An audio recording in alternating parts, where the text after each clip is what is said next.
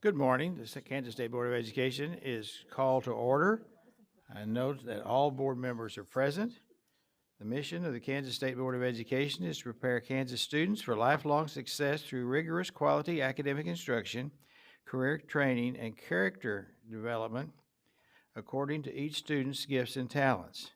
Our vision is for Kansas to lead the world in the success of each student. As we have our moment of silence, I would like to recognize the fact that we lost a member of the House of Representatives, Gail Finney, who was a strong supporter of public education. And as we have our moment of silence, please think of Gail and the family.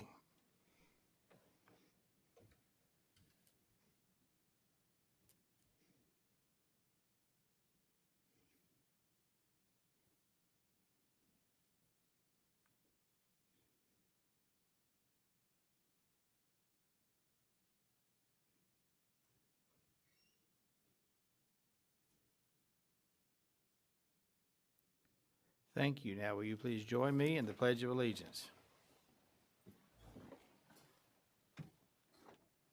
I pledge allegiance to the flag of the United States of America and to the republic for which it stands, one nation under God, indivisible, with liberty and justice for all.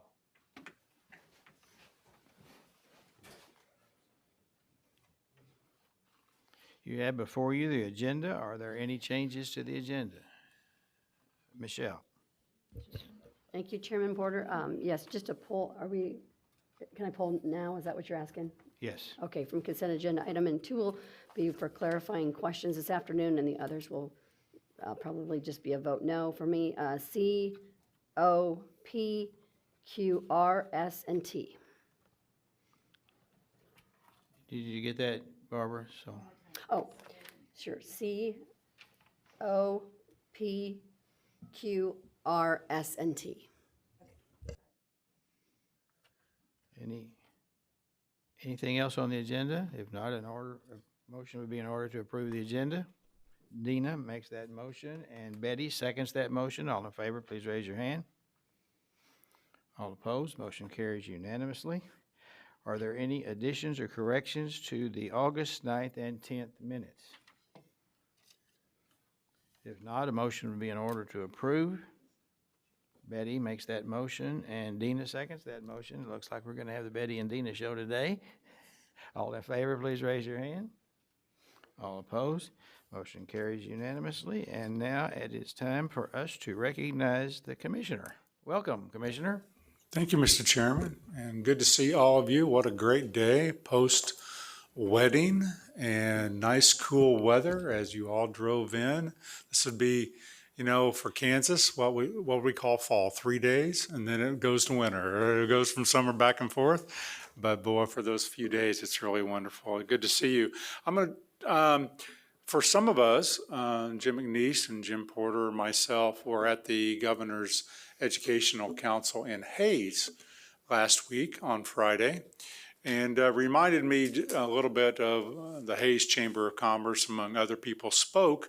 And I'm going to share with you a little bit of data, a little bit walk down memory lane about why do we do what we do. And we're in this pursuit of what does it take to help kids and families be more successful.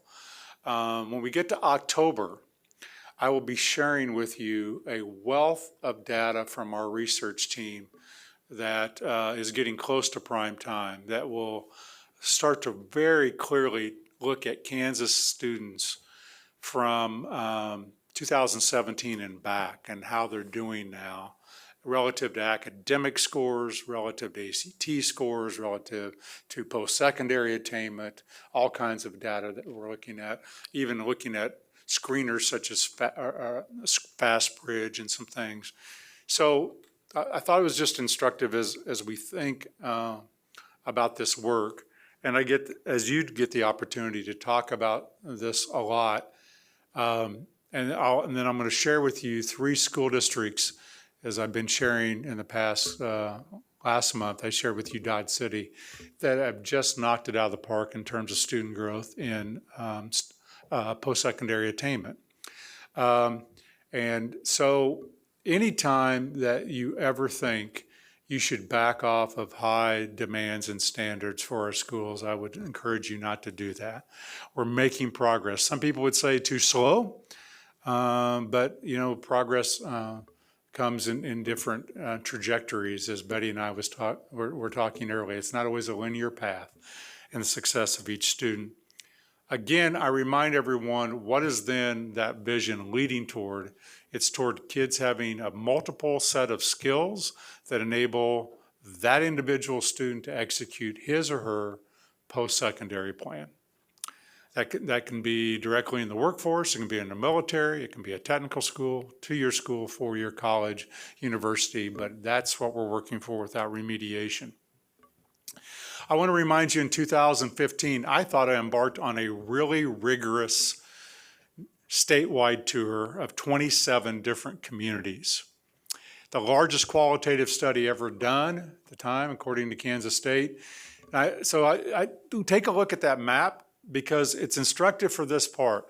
We tried to go around Kansas and we tried to get a lot of different voices in that, over 2,100 voices. And we ask, as you know, the question, what makes up success? And 70% of the respondents said 70% of the responses of the people that attended said what make up success are things not measured on a test. And business leaders told us that in the same level. Now, when we then jump forward and said, well, then what are those competencies? We have called those the Kansas CAN competencies. And we know at an early age, the ability to self-regulate is one of the most important things in pre-K and kindergarten. It's the ability, if you remember, there's an old study that has been replicated several times, and it was done with kindergartners, and this has now been done with pre-K, where they call them in and they give them the opportunity to have some marshmallows.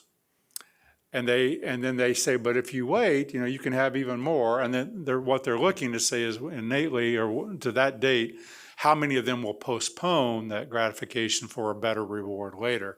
And that's the early stages of trying to see where they are in terms of self-regulation. But all of these skills in combination are what we're trying to do. So as you know, a year ago, said 27 is not enough, let's go to 50. And again, I have you look at the map, because I think sometimes people say, well, where did you get the information? But look at how many different locations that Brad and I traveled to on the border, west, east, south, north, metro, suburban, urban, all inclusive, where we put those Kansas CAN competencies in front of people and said, is this the skill sets, are these the skill sets young people should have when they leave us?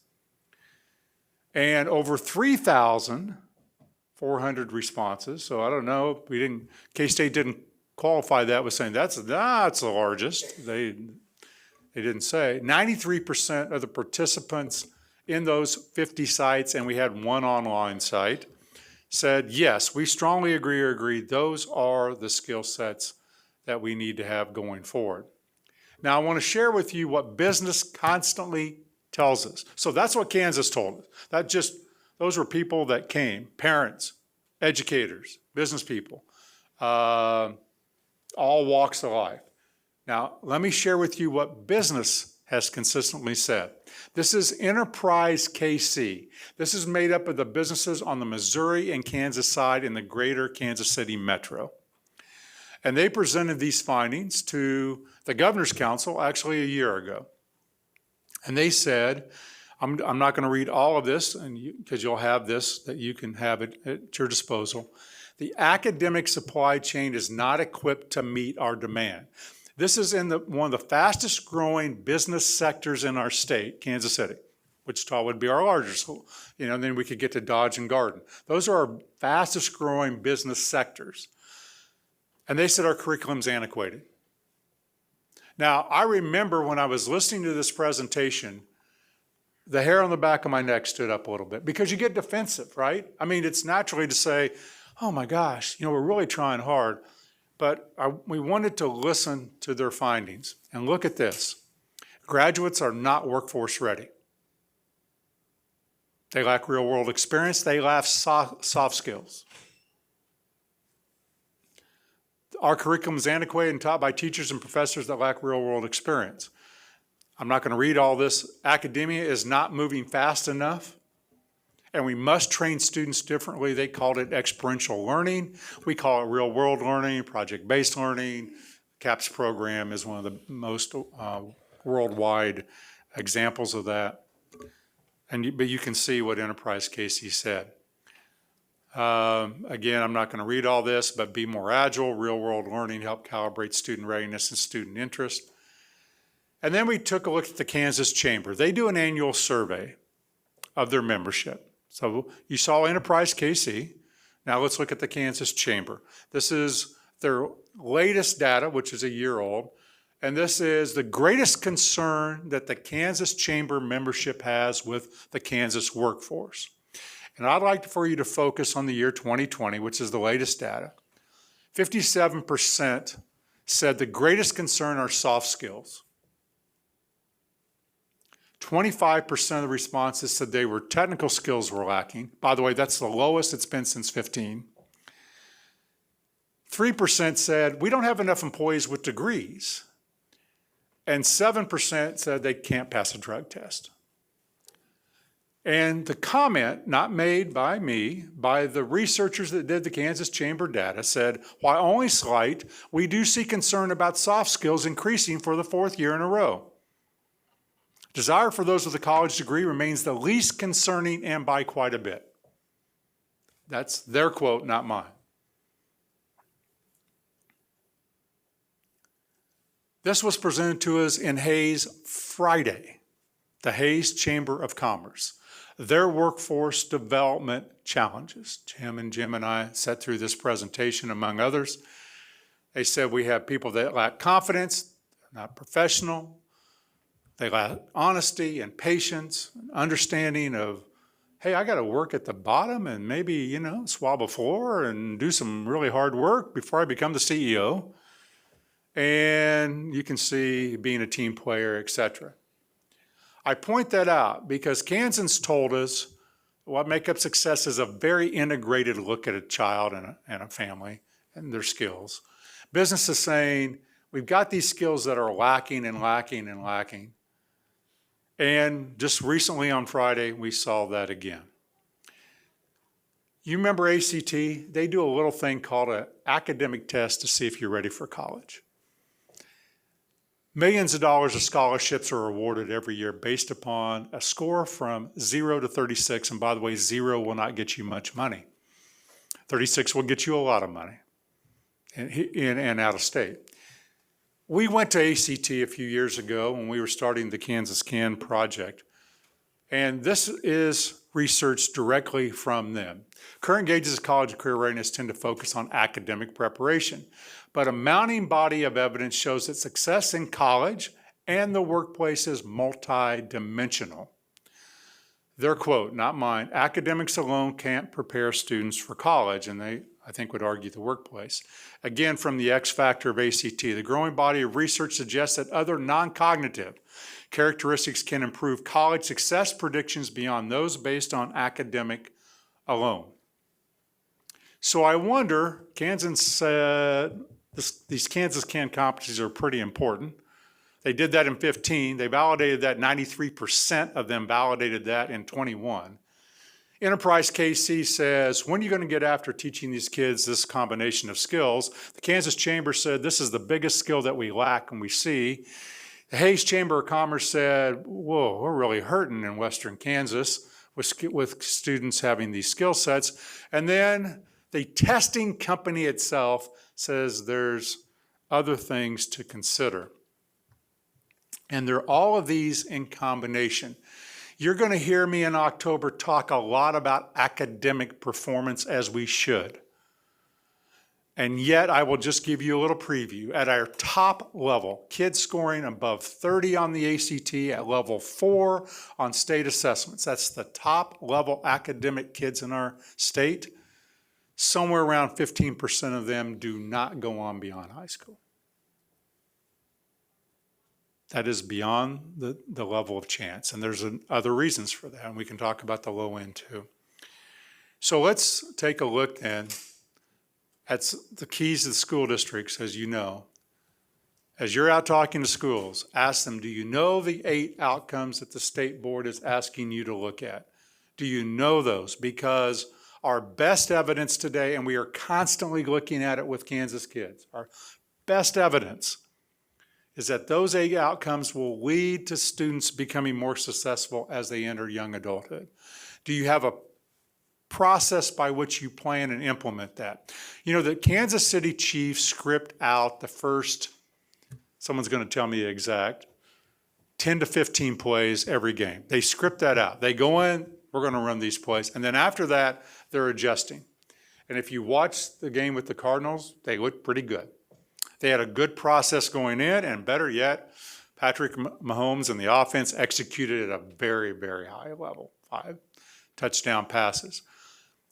The ability to know your outcomes and the ability to have a plan called a needs assessment, and then execute that plan.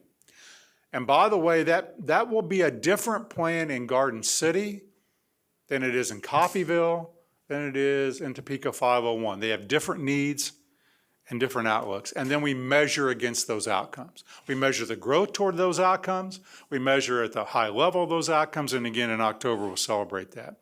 But let's take a look at 3 school districts that I just think, you know, this is, maybe it's the little things in life as you get older, but it makes me just want to kind of just jump up and down and do the happy dance about these school districts and the remarkable job they're doing. I mentioned Dodge City last time. Chase County. All of you know where Chase County is. Cottonwood Falls, strong city. You taught there, look at that. A connection, right, to Chase County. A lot of cattle in Chase County. All right, not as many people. Beautiful Flint Hills. Remarkable school district. We're going to take you back to 2015. Their post-secondary effective rate was 40. And look at it as they've worked to improve. That doesn't happen by accident. It happens by having a process and then executing that process. And Glenn has done a great job at Chase County, and they were doing some remarkable things. They've got a lot of great farm to school programs. They've got chickens, and they're doing cattle, and they raise some crops that they actually use in their school lunch, and they do all kinds of other things. It's a remarkable smaller school, but not the smallest, more of a medium-sized school. Let's take a look, though, at a little bit larger school district. How about a suburban school district? You may know this one, name of Goddard, the Goddard School District. They start out pretty high, 52. Now remember, we're looking at 5-year averages each of these years, so it's really hard to move the needle. And now you're talking about a large number of students. And look at what Justin Henry and the Goddard parents and district have done. From 52 to 61.6 in 2022. And the number of kids earning a credential, certificate, or headed toward a 4-year degree. And finally, I won't say in the middle, Gene, but certainly one of the areas in your district is the District of Tri-Plains. Our good friend Lamar, who is the elementary principal, the high school principal, the junior and senior class sponsor, the superintendent, probably drives the bus on most days. And I'll just tell you a little story. He grew up in Wamego, Kansas, went to Kansas State and went out to Tri-Plains for a year or two, and he never left. And I just want to share it. Now, this is a school district that has fewer than 90 students. So it's one of the smallest that we have. And it's one of the most rural places. So if you're in Winona, the town where the school is located, that's not where most of the kids live. You can look on his board where they bus, and they're spread out all over the county. They started at 10% post-secondary effective rate. And watch what happens. In the smallest of the school districts that we have, from 10% to 64.7, with class sizes of 10 or less. So Chase County for Kansas, kind of a mid-range, Goddard, suburban, large, Tri-Plain small, central or eastern, suburban, Wichita, out west, tremendous gains. I again want to say, I pick up a lot of media around education. I get, like you probably do on your electronic education stories, every morning. And so I read many of those this morning.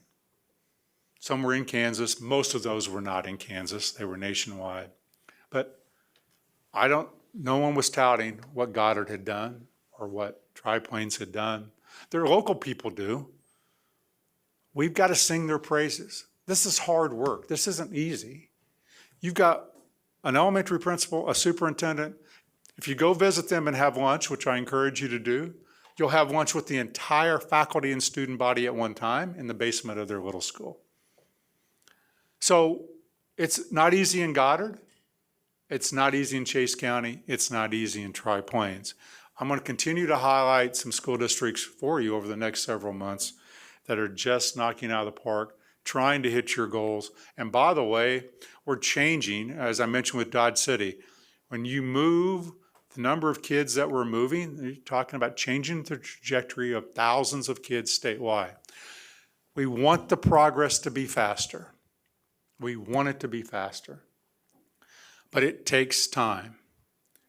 And that's why I say don't lower the standard. Don't lower the expectation. Encourage those that are doing the work. Encourage those that are just starting to make the progress toward the work. Encourage all of them as we go forward. And with that, Mr. Chairman, I'd be happy to answer any questions.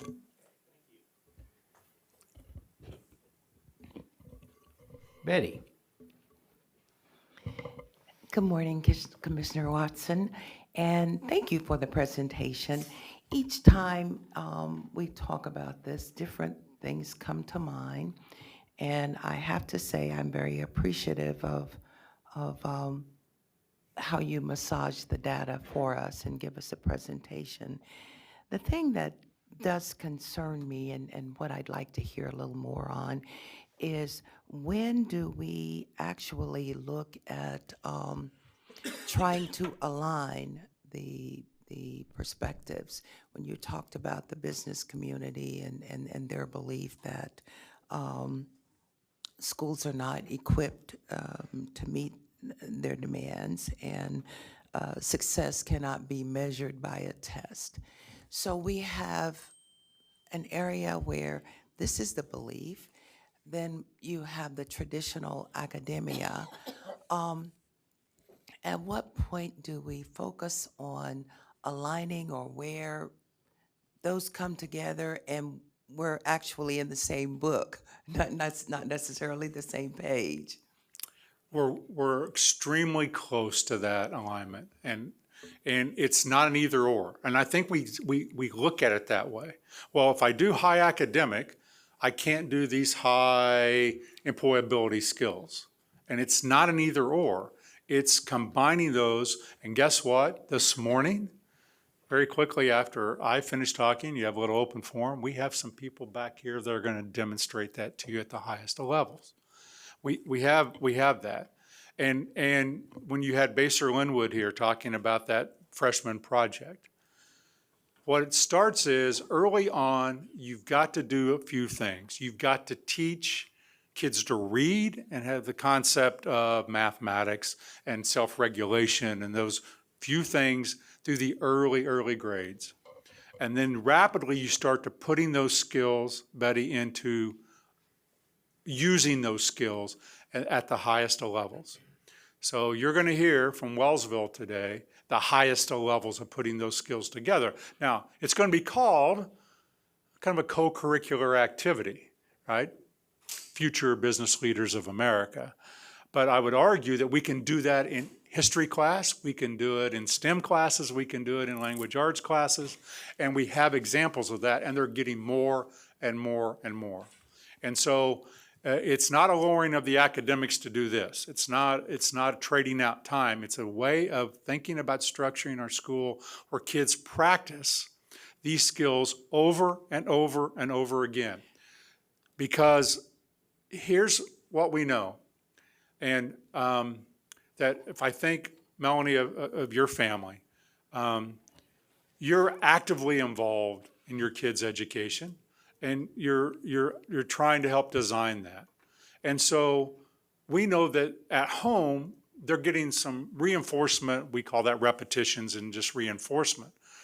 So when you look at a situation like that, Betty, what we would say is then an academic content with some extracurricular things built in may give enough repetition for a family that's heavily engaged to do that.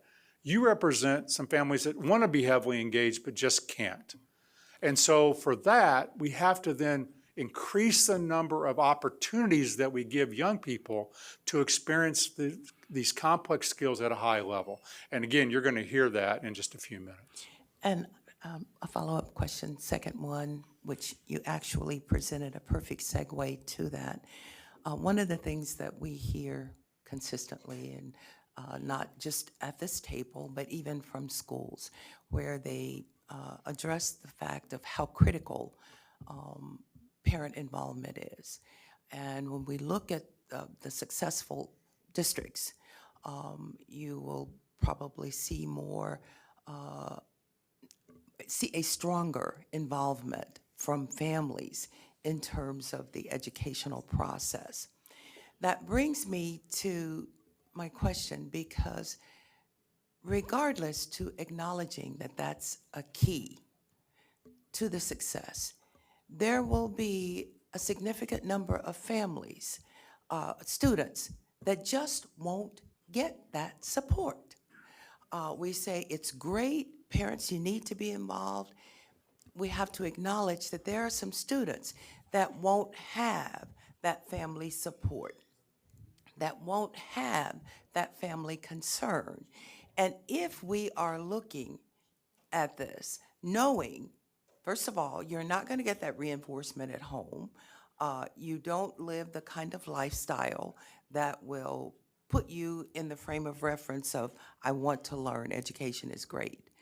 Then we need to accept that and look at what kinds of things, interventions, family engagement kinds of things for those kids that don't have that. And I guess you would see it more in urban districts. So how do we address that, or are we going to? I think you also see it in rural, but you see larger numbers, right, proportionally. I think what you want to do is provide opportunities. So I'll use elementary. We know this, that if you're exposed and if you learn music at a young age, it pays dividends. So the piano, a guitar, but you're learning, it wires the brain really well. Who gets to do piano lessons? Engaged families that kind of plan for that. We could do that in after-school programs. We can invite the community in. Boy Scouts, Girl Scouts, 4-H. These are examples of getting young people involved in things. Athletics, we tend to get a fair number of young people involved in athletics. So we've got to help families make it easier on some families to allow students to become involved in that. Would you go back to the Hayes Chamber of Commerce? We had this discussion Friday. If you look at those things, everything up there is somewhat related to the fact that we need to have people that are physically and mentally healthy, which relates to our efforts to deal with social emotional learning, so that a student can learn to be responsible, a student can learn to have confidence, a student can learn enthusiasm. Everything up there is important. Everything up there has some relationship to social emotional learning. There's not a thing up there that can be measured on an academic test. But there's a second part to that. whenever we talk about social emotional learning or when we talk about soft skills, there are those people who think that we're doing that as an alternative to academics. But also, Randy told us several times about it's multifaceted. So I think it's real important for us to understand that. It's also real important because most people do not understand what we are talking about when we say social emotional learning. So if you'll recall, I got on my soapbox at the last meeting about the fact that we need to do a better job at messaging what we actually mean. And I would want to continue on that soapbox because I think that's going to be critically important if we are going to meet the needs of each Kansas student. I see nothing else, Commissioner, so thank you, unless you want to Well, respond. I'd say this as I end. So think in your mind, because you'll get into the specifics. We're going to, hear some remarkable teachers and students today. And you're going to get to hear in just a few minutes from Wellsville. I want you to think about this. What academic skills are they learning, and at what level are they learning them at? What employability skills or those skills are they learning, and at what level are they exhibiting those?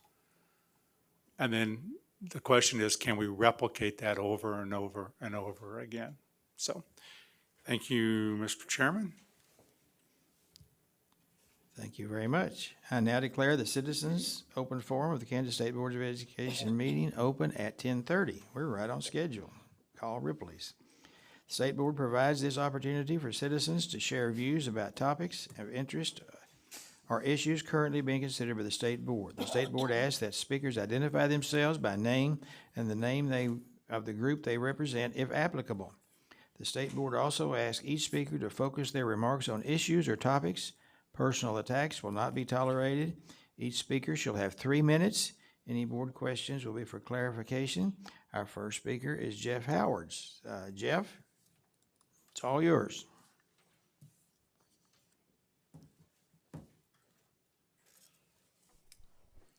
Mr. Chairman, board members, I've been intruding on you for the last 3 months, so I thought it's time I finally introduced myself. I'm Jeff Howards. I'm the Democratic candidate for District 1. I'm an old Marine, retired from 2 careers, one military, 1 civil service. Between the 2 of them, I've got about 25 years' experience as a teacher and instructor. I'm a progressive educator. I believe that there is no one word, one subject, one idea that is so controversial that can't be discussed in an age-appropriate classroom with a skilled and qualified instructor leading the discussion.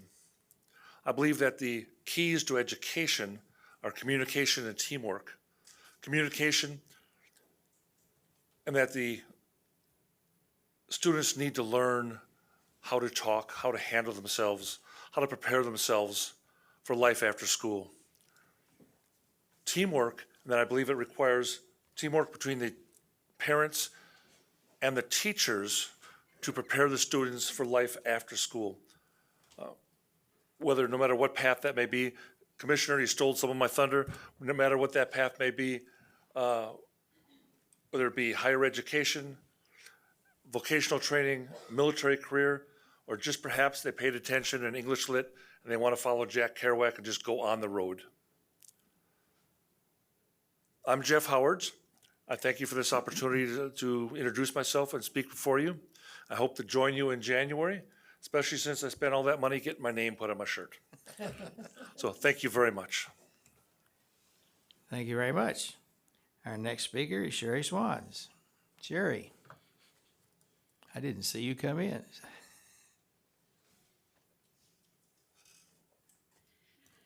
Good morning, Board and Commissioner. On behalf of the members and educators represented by Kansas NEA, I'd like to thank you for the opportunity to provide some feedback on a few topics included in the September Board of Education agenda. First, as we continue to recover from the pandemic, we have been working to make it known that our members, that ESSER 3 funds are available and that all educator stakeholders have a seat at the table when determining priorities that will benefit students and the teachers and their communities. One concern we have is that it continues to be the lack of involvement that our classroom educators have when discussing the priorities that these funds can address. It is our hope that the Department of Education will help drive home the message that classroom teachers and support professionals should have an equal voice in determining the priorities within a district.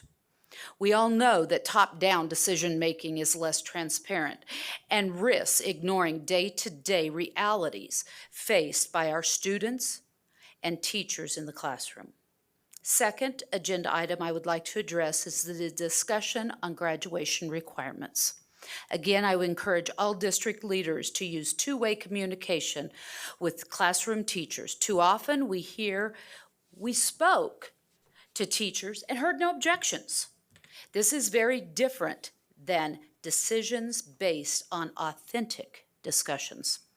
But it is the authentic discussions at the local district level that spurs innovative solutions for our students. Regarding graduation requirements, we support local decision-making where innovative solutions for students to gain real-world experience are an opportunity that all students can reach for. Many such programs already exist, as Commissioner Watson has talked about, and it might be internships within the community or independent studies during the school day. We believe that certified educators should lead the development of these programs and help facilitate them. Finally, I would like to offer feedback on continuing proposed changes and modifications need to address the substitute teaching crisis. Teaching is a science and an art. We believe that all students deserve a highly qualified and credentialed educator, but at the same time, we understand that we are facing a critical shortage of substitute teachers and on a broader scale, classroom educators. We hope that while we have to focus on solving the crisis in short term, we also look for long-term solutions to attract and retain the highest quality educators for Kansas students. We believe that our students deserve the best educators we can provide, and that the solution to shortages to make teaching, including substitute teaching, more attractive. Thank you so much, and I stand for questions. Thank you very much. Are there questions? Thank you. I'd like to thank our speakers for sharing their views today, and the State Board Open Forum is closed at 10:37. Several of us had the opportunity to visit the Wellsville School several months ago, and I think I saw some of the same students that we got to visit with there. Is that right, Ryan? Are you making the introductions, Randy? We're very excited to have this opportunity today. Well, Ryan, I'm gonna introduce you, and then I'm gonna let you introduce everyone that's here, and let you take it. We've just, spent some time talking about what makes up success. And Wellsville Future Business Leaders of America, the FBLA chapter, has certainly done that. I'll let them talk about their recent success, but I want you to think about this. Since 1997, 42 of their team members have placed nationally. 42. In a school district, we were talking about Goddard, and I don't think you're quite as big as Goddard. So we put that in perspective. And again, when we talk about these successes, they don't happen by chance. They happen on purpose. And so, Ryan, it's my distinct pleasure to introduce you and the Wellsville team, and I'll let you guys take it from there.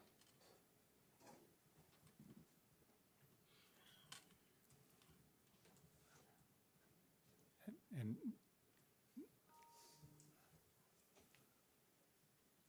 we're going to have to pull, oh, there she is. We're going to have to pull Dawn up here, aren't we? Because she'll be behind the squad. State Board of Education members and Commissioner Watson, we greatly appreciate the opportunity to be here today to showcase our FBLA program and some of our students and the things that they've accomplished. Let me just start by saying that the Wellsville FBLA program has had a long and storied tradition in Wellsville, and we've been very fortunate to have our longtime sponsor, Mrs. Dawn Rottinghouse, who I'll bring up here in just a second. And her work, along with our students, has been extremely impactful and very exciting for our school and the students and their accomplishments. I don't want to take up too much time because I want you to hear from them. So at this time, I'll introduce Mrs. Dawn Rottinghouse, who will tell us a little bit about the program, some of the things that they've accomplished recently, and introduce our students as well. Good morning, I'm Dawn Rottinghouse, and I'd like to thank you very much for allowing my kids to come showcase the wonderful things they've been doing at Wellsville. I've been at Wellsville for 30 years. I've taught for 33. I'm a business and technology instructor, and I have been doing FBLA for the last 30. Of these 30 years, as Dr. Watson said, we have had 42 national qualifiers national placers since I've been the sponsor. I had to write this down because my numbers were pretty high here. I've had 2 national officers. I've had 9 students serve on national councils for FBLA. And of the 30 years, at least 25 of them, we've had approximately 100 or more kids, which is almost half of our school involved in FBLA. The one thing that I'd like to mention more than anything that I'm so proud of is, yes, I am very proud, very, very proud of these kids, but I'm also proud of the kids that I don't take to nationals, that do not qualify for nationals, because without having those kids and the activities they participate in, not everybody's going to be top of the line, not everybody's going to want to speak, but everybody wants to feel important in somehow, some way. Our chapter, we do so many things throughout the year that I feel good about, knowing that those kids that may not be at the top can still be involved in everything. They learn community service, they learn school service. If they're on a committee, they learn leadership, they learn social skills, they learn networking, and they learn to present. Even in my classroom, if they're not in FBLA, they're still gonna learn to present, because that's a tool, a soft skill that will take them way beyond the classroom doors. And everything I teach these kids is what I am preparing them for beyond the classroom doors. They can tell you more than anything. We talked about it on the way up here. What kind of things does it take to be a national qualifier, let alone a national winner? I expect a lot from the kids. I expect those kids to come in and practice. I adjust to their schedules though, because these kids here, when you're in a small school, we're looking at kids who are on every ball team. We're looking at kids who are cheerleaders, art club, student councils, mentors. We can't run without all of the kids in a small school. And with that being said, I'm going to go ahead and let the kids take over from here, and you can ask them all the questions you want. Thank you. We'll start with introductions. My name is Kendra Kemp. I am a senior. I am our local president. I am also the state treasurer. Hi, I'm Mason Lytle. I'm a sophomore at Wellsville High School. I'm the middle school liaison. My name is Jake Richards, and I'm a senior. I serve as a senior assistant on our officer team. My name is Lola Klein. I'm a junior at Wellsville High School. I serve as editor on our local officer team, and I was on both presentations at Nationals. So this summer at Nationals, we had 2 teams place first. We had e-business, which consisted of Lola Klein, Jake Richards, and Mason Lytle, and we also had local chapter annual business report place first, which is basically just what our chapter does throughout the year, which consisted of me, Lola Klein, and Scott Hain, who graduated last year, so he cannot be with us today.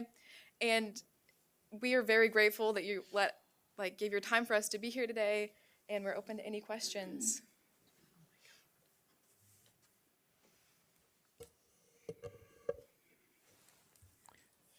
I always ask the same question. Basically, probably I asked you this whenever we were there. Where do you see yourself?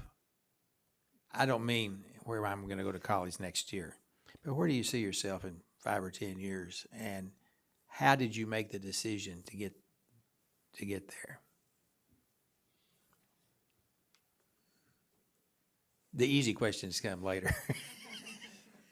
Like 5 or 10 years down the road, I see myself being a dentist somewhere, or possibly owning my own practice at some point.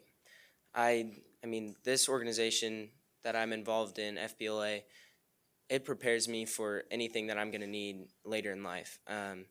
We do so many community service events the entire year round, which prepares us for our social skills, speaking with the community, just so many things. In 5 to 10 years, I plan to be an event coordinator / marketer for a professional sports team. Mrs. Rottinghouse's class, I took sports and entertainment marketing, has really prepared me well for that. I've always been interested in marketing, and I play every single sport you can think of. So it always combines the two things that I love. So she's really prepared me for that. In 5 to 10 years, I see myself having my master's in art history and working as a curator in a museum somewhere. Miss Rottinghouse has really perfected my communication skills, and I feel confident enough to handle positions like that. And I'm also a good presenter. I'm a little nervous today, but I usually am a good presenter when I'm more prepared, and so I really feel I could be a good curator. Oh, this is the easiest group you'll have to present to because we're in your corner. Go ahead.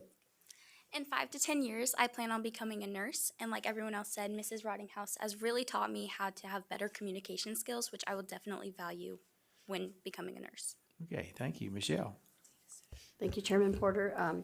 So some of the things, well, thank you again. It's nice meeting you. We were at your school. We were able to hear you and hear your presentation, and so it's nice meeting you again. I hear some things I hear today are, leadership coming from you, strong leadership, consistency. There's 30-some years, you said, teaching, and so I hear consistency, long-term commitment, discipline. And then you said you're still proud of those that don't make it to nationals, but what I see from that, and maybe correct me if I'm wrong, but it pushes you to do better. If you have other people around you, you're going to want to do the best because there are people, waiting to take that spot and go to nationals. So I think this is very encouraging. I think it's good to have you here today, just to show that experience, good leadership, the smaller schools and what you can do with all those kids in the school. It's amazing, and I appreciate you being here today. So thank you so much. Thank you. Jim? Thank you, Chairman Porter. Congratulations again. Great job. What did you do to win this? Did I miss that? What did you do? I mean, I got the initials. You worked hard. You got a great leader, but what'd you do? We worked very hard. So actually, we're starting our projects for the following. Okay, well, don't tell me about what you're starting. What did you do? All right. What did you do to get here? So we You created, won it, but what did you do? we created a website of a fictitious business that we made completely from scratch. And then we created a presentation on it. We ran social media accounts. We created fictitious social media accounts. We made a commercial. And we just made a website and then made a presentation on it. Others? So, as Jake was saying, we were on the same team. We made the website. We did all that stuff. But that's just one certain event that you can compete in during FBLA. There's all these presentation teams, which are what we're from, but we also had a person that placed 5th in accounting too. And that's a personal test. So there are events where you can take tests, come up with scenarios, or take tests, and if you place well enough, they'll give you a scenario, and you have to make a presentation in 10 minutes, 15 minutes, whatever time limit you get, and they judge you off your presentation and the amount of time that you can do that. But we prepared for this project all the way from September of last year all the way through July of this year, which was nationals. So I think by about Christmas break, we had our presentation plan, we had everything done, and then we could just practice our presentation and make sure we had it down pat. Even Mrs. Rottinghouse, she comes up with practice questions for us, which is part of your score whenever you're presenting. They ask you questions about your presentation, and they ask you questions about what you've done, and she prepares like questions that we may get from the judges, which really helps us. What was your biggest challenge? I think the biggest challenge was really the dedication and making time for all of this, for all the practicing we do. It was nice because me, Mason, and Will were all in the same class during school, so we could kind of work on it during then if we had free time, which was nice. But like, I would be at football practice, Mason would be at football practice, she'd be doing some other project for FBLA, and it was just really hard to make time. But once we did make time, we had to make the most of it. So I'd say that was the most challenging part. The most challenging part for me was just the mental part of it when we got to nationals. For graphic design, we were competing against at least other 90 teams. And so like hearing that before you go and presenting is kind of nerve-wracking because you realize you really do have to be the best because they only take the best 12 out of each section. And so if we weren't the best to our ability, or the top 2, excuse me, not the top 12, that would be a lot. But if you aren't the best, you don't make it. And so just the mental game of having to compete and always do your best no matter what.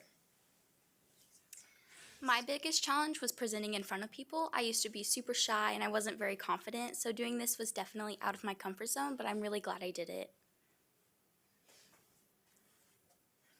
Like Kendra said, I'd say that the most challenging part was just getting over the mental mountain of presenting and thinking, man, I'm here with 12,000 other kids, and there's over 90 other teams that I'm competing against from all 50 states and other countries.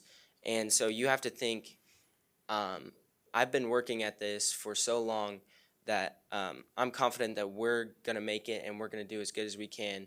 And we're lucky that it worked out. Where were the national competition held? The national competition was held in Chicago, Illinois this year. This upcoming year, it'll be in Atlanta. So it moves around and it's really fun. Did you have a good time? We had a great time. There you go.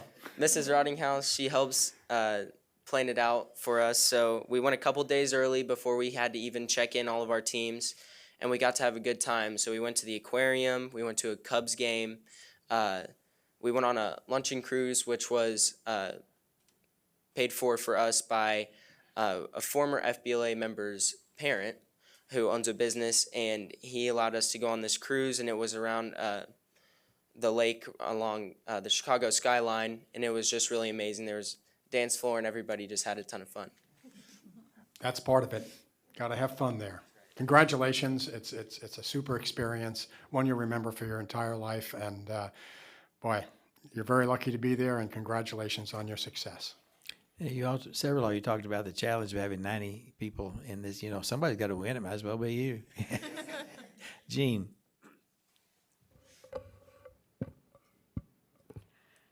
I just wanted to offer my congratulations to all of you. That's an amazing feat, and I know it took a lot of hard work. I was wondering if you could talk a little bit about the amount of time that you invested in this, and how it may have impacted the other classes that you took, whether it helped or improved your ability in other classes. And also whether you received any credit towards graduation for all of your work in this.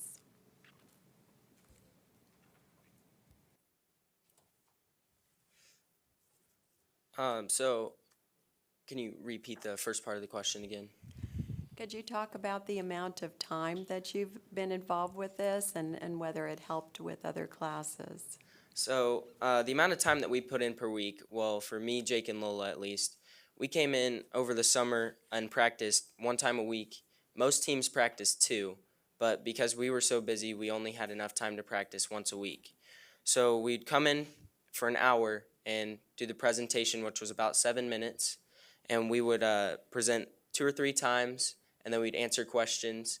During the school year, we put in a lot of time into just making the project. We had to come up with, just building the website, finding pictures of all the food, and coming up with the calendar schedule, where we were going to be located.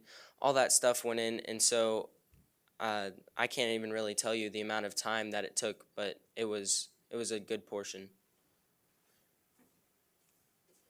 And to answer the second part of your question, it is like out of school, but that doesn't distract us from doing our schoolwork. This is completely on our own, and we take that challenge on ourselves, knowing that we have to do all of these things and still get our schoolwork done as well.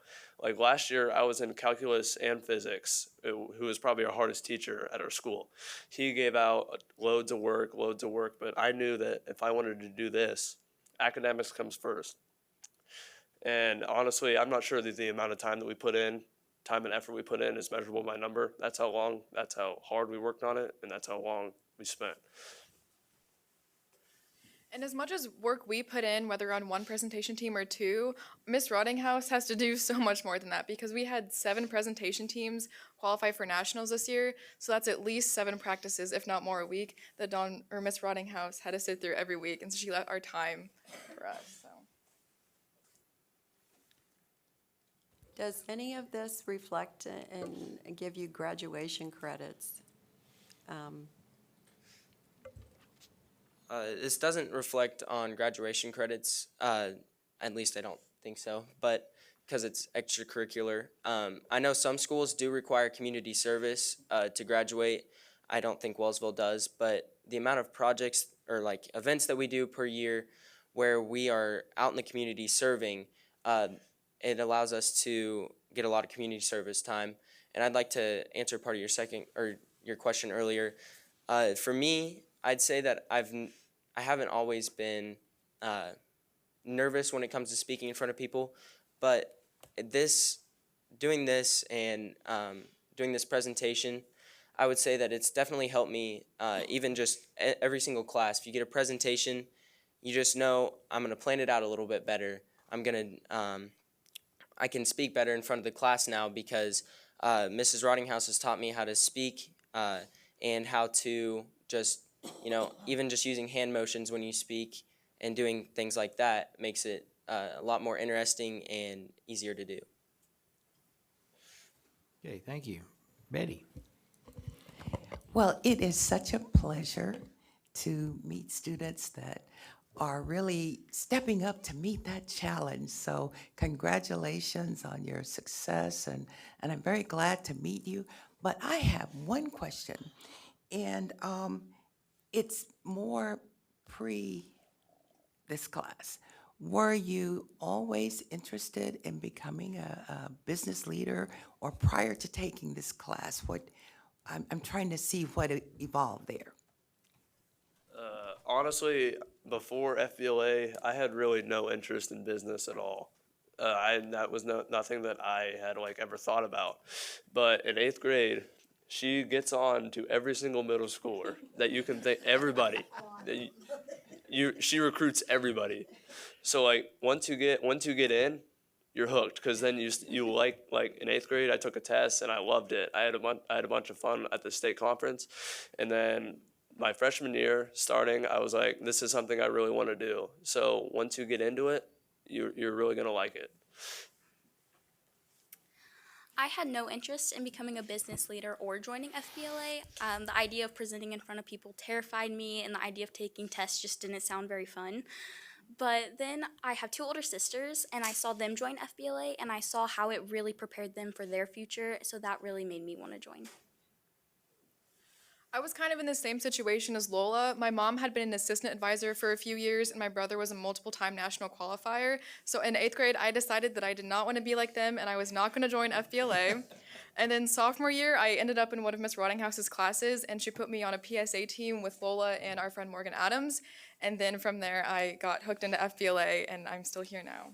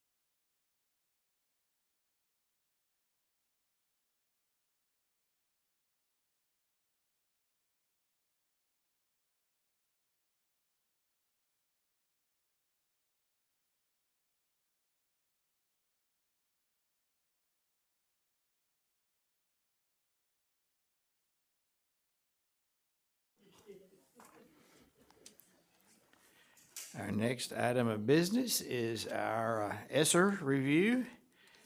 And we have a new face today. Brian Dipsey is making that presentation. Welcome, Brian. Thank you, Chairman Porter, Commissioner Watson, board members.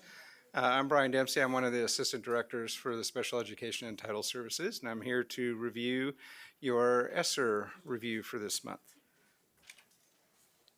So we'll start off with the Esser 2 changes. There were 10 change plans submitted to us, and for 63,000 students, approximately in $86 million. And just an overview, as you know, all the plans have been submitted and approved, and we're just reviewing the 10 change requests. This is a breakdown of the change requests by district. The parenthetical red numbers just indicate that allocated budgeted items came in less than what they expected. And the others show what they're for. So Prairie Hills was for salaries, Piper was for salaries, and Pittsburgh was for premium pay and supplies. And some more salaries. Wichita is the most of the change requests you'll see for the Esser 2 changes this month. And then more curriculum and salaries as well for Ellsworth. Again, Royal Valley had some items come in less than what they had allocated. And then the 0 for Arc City just reflects that everything's been allocated. They're just shifting some resources around to free up some funds for premium pay. And Baxter. So at this point, there's really less than 1% or about 1% that's outstanding. Everything else has been allocated, and then the 18.4 reflects about 5% of the Esser 2 funds that you're looking at. And as I know Doug likes to point out, most of the funds are being used for teaching and learning, and that remains the case for the Esser 2 change requests. Any questions related to Esser 2? If Ben. Well, when I was looking at that, there were some schools that were listed on there that I didn't see on there. Maybe I opened up the wrong document that was sent to us last night. Well, we've got a whole lot of Esser 3 coming up. Well, I have the Esser 2 change, and like Arc City and that stuff wasn't on this. It was. I'm looking at the stuff that we got. Oh, okay. And the pre-read stuff. I just, not that I'm necessarily arguing any of these, but it is, the material that I've got doesn't match up with the presentation. Does that make sense? Mm-hmm. So that's my only, I don't know if I'm looking at the wrong thing, but I'm looking at what we got yesterday, so.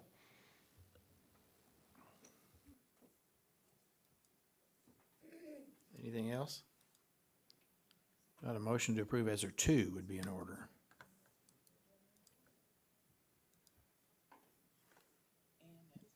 Dina?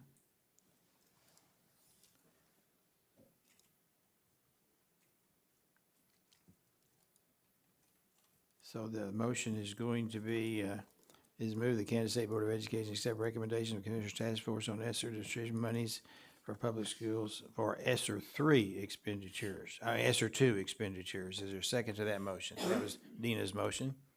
Just exactly the way you said it, right, Dina? And Betty seconds that motion. Any further discussion? Ben? So I want to clarify, I found the right attachment, but when I opened up my email, the stuff from the previous, it was attached to another email, so that's what opened up. Thank you, sir. All in favor, please raise your hand. All opposed? Abstain? 901. And now Esser 3.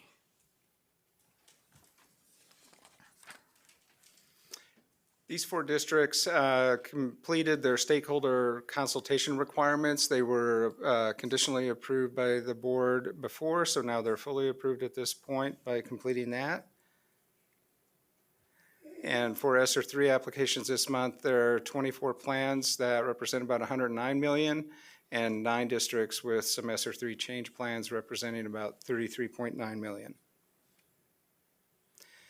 So at this point, there are still 115 plans that need to be submitted. Otherwise, all plans have been submitted, approved, or are being reviewed by KSDE. So we're over the halfway mark at this point.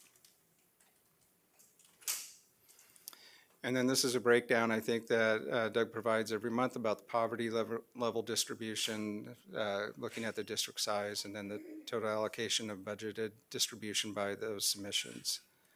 As you see, most are submitting budgets greater than half of what they're allocated.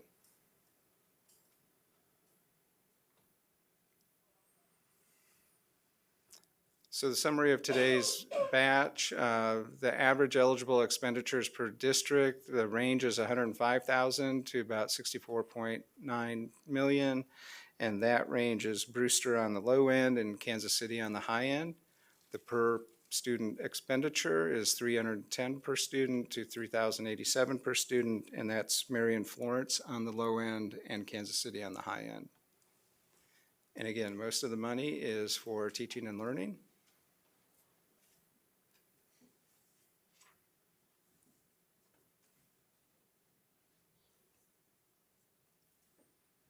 And this shows where we're at, about, if my math is right, about 46%, including the new eligible items within this batch of the total allocation of Esser 3. And again, a vast majority for teaching and learning. Okay, questions? Ann? Thank you, Mr. Chair, and thank you.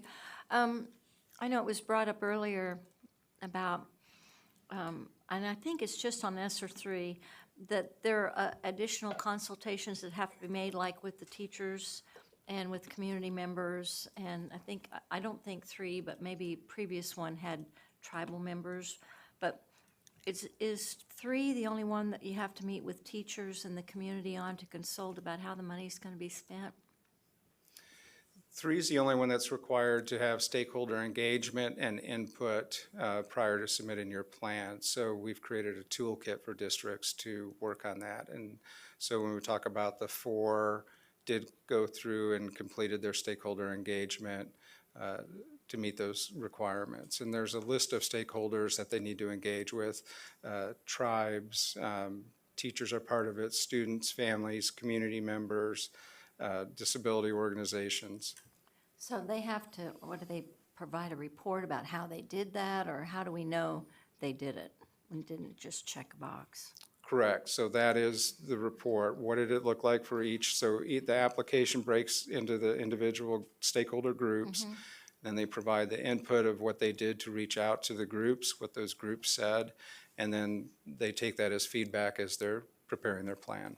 Okay, thank you. Thank you, Mr. Chair. And each time we receive, the Esser committee receives their report on every one of those groups each time before we, you know, as said earlier, there's disagreement in some circles about the quality of the teacher engagement. And so, you know, we heard that comment during the open session. That's something that we talk about regularly, and so there's some disagreement about what that is. And so we have one member that always votes against it because of that, and her concern is legitimate, and she's representing the group that she represents. And so we actually asked for, this last time around, we asked for some follow-up because she also she consults different schools, and we asked for some follow-up about who those schools were and how we can help them do that better. Any other questions? I lost my glasses earlier, so I went and grabbed another pair. So Melanie. Moving on to the ESSER 3 change. Melanie has a question. Thank you, Chairman Porter. I just want to dig into that a little bit because I've been watching those meetings where the same person does keep asking questions. Could someone elaborate on what's being done to get more stakeholder engagement? Well, And I think that's what we're working with the districts on and what the toolkit is about. So for example, it's not just districts that may have had native land in their district that have to reach out to Native Americans. Every district needs to make an effort. So what we've tried to do is work with districts on providing what those groups, what are contacts that you can make, and then what's the conversation and what does that look like, and then taking that information and incorporating that into your plan and addressing it. And it doesn't mean that a stakeholder group that might have input, that's exactly what, that you have to follow it, but you have to listen, engage, and then address it in your plan. And that's what we're looking for in the narrative when they submit their plans. Does that help? It helps. So is the challenge, well, it's really loud. Is the challenge that the request is going out and stakeholders aren't engaging? Or what exactly is happening as part of those stakeholder conversations? Is it that the numbers are low on the engagement side, or is it that the information's not making it to the right people who want and need to engage? You know, I think the challenge is when you get into smaller districts, maybe trying to find specific stakeholder groups and what that might look like in a frontier area in northwest Kansas, for example, or southwest where I'm from. So who do we really reach out to make sure we're receiving meaningful engagement? And I think that's the struggle is the districts are interested in receiving that meaningful engagement, so they don't want to just reach out to somebody and ask a question just to have that and check that box, as Member Ma pointed out. But who can we really talk to and receive that feedback? So I think some districts that I'm aware of have identified populations and sent that out, and sometimes they don't get the feedback back. So I think it's once they've identified, they're good about sending out the request for that information and engagement, and then it's up to the groups whether they want to engage or not. And sometimes it is the groups just not engaging. Thank you. Randy's going to follow up. I think also the term, as we talk about this a lot, communication versus engagement. And so I know that they're working hard. Engagement, we really like to engage. So don't just survey people, but maybe really ask. In some cases, that's really hard if you don't have a civil rights organization, you know, in a small rural community. But you certainly could engage teachers in what they would like to see, where they would like to see the learning loss. And I think that's where sometimes it's hard as they're processing the applications, what meets the letter of the law versus what meets what could really be done well. And I think we would hope that, especially with staff, with all stakeholders, that we would really try our best to engage them and what would they like to see. Again, sometimes you can make those phone calls and they go, well, I don't know, disability support maybe. I don't know what your needs are. Probably the first grade teacher or the 11th grade English teacher does have some input on that. Michelle. Thank you, Chairman Porter. So how are the parents and students, what type of a forum would that be as far as reaching out to parents and students? I know the teachers it's very important because we're needing resource teachers and some reading specialists. We're hearing a lot of that. As far as parents and students, you did mention that. What type of a outreach would that look like? Would it be email? Would it be from the district? Would it be an open forum? Would it be a hearing? Do you have any idea how that would? I've seen, and maybe the commissioner wants to address this as well, but I think it's what he's getting to, it's about the communication versus the engagement. And what I think they're doing is reaching out to leadership groups, so student leadership, and pulling them in and engaging in that communication to try to get the feedback. Some of it has been surveys, but then I think those are the ones we've asked them to follow up on as well. So I think some of the parent leader groups as well, and then maybe some communication out to parents to solicit that feedback. Looking at local school board meetings as well as an opportunity for engagement and putting it on the agenda. Those are some examples that I recall when I reviewed some of these applications. Do you know the time frame on that, as far as like how quickly or it's already happening? Are we saying this is already happening? It has to happen prior to the application being submitted. So it has to have already happened, or the application is not approved, is not approvable. Okay, thank you. Go ahead, Brian. Thank you. So the change request for ESSER 3, again, this is the same format you saw in 2. Blue Valley was just shifting around some money to address these changes. Same with Chanute, and I think there's one more. Most of it's for salaries or salaries and software.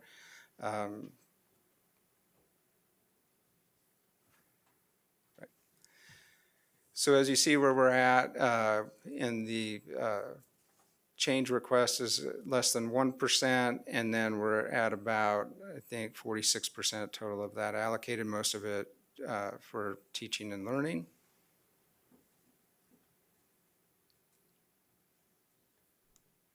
I went through those pretty quickly. Any further questions?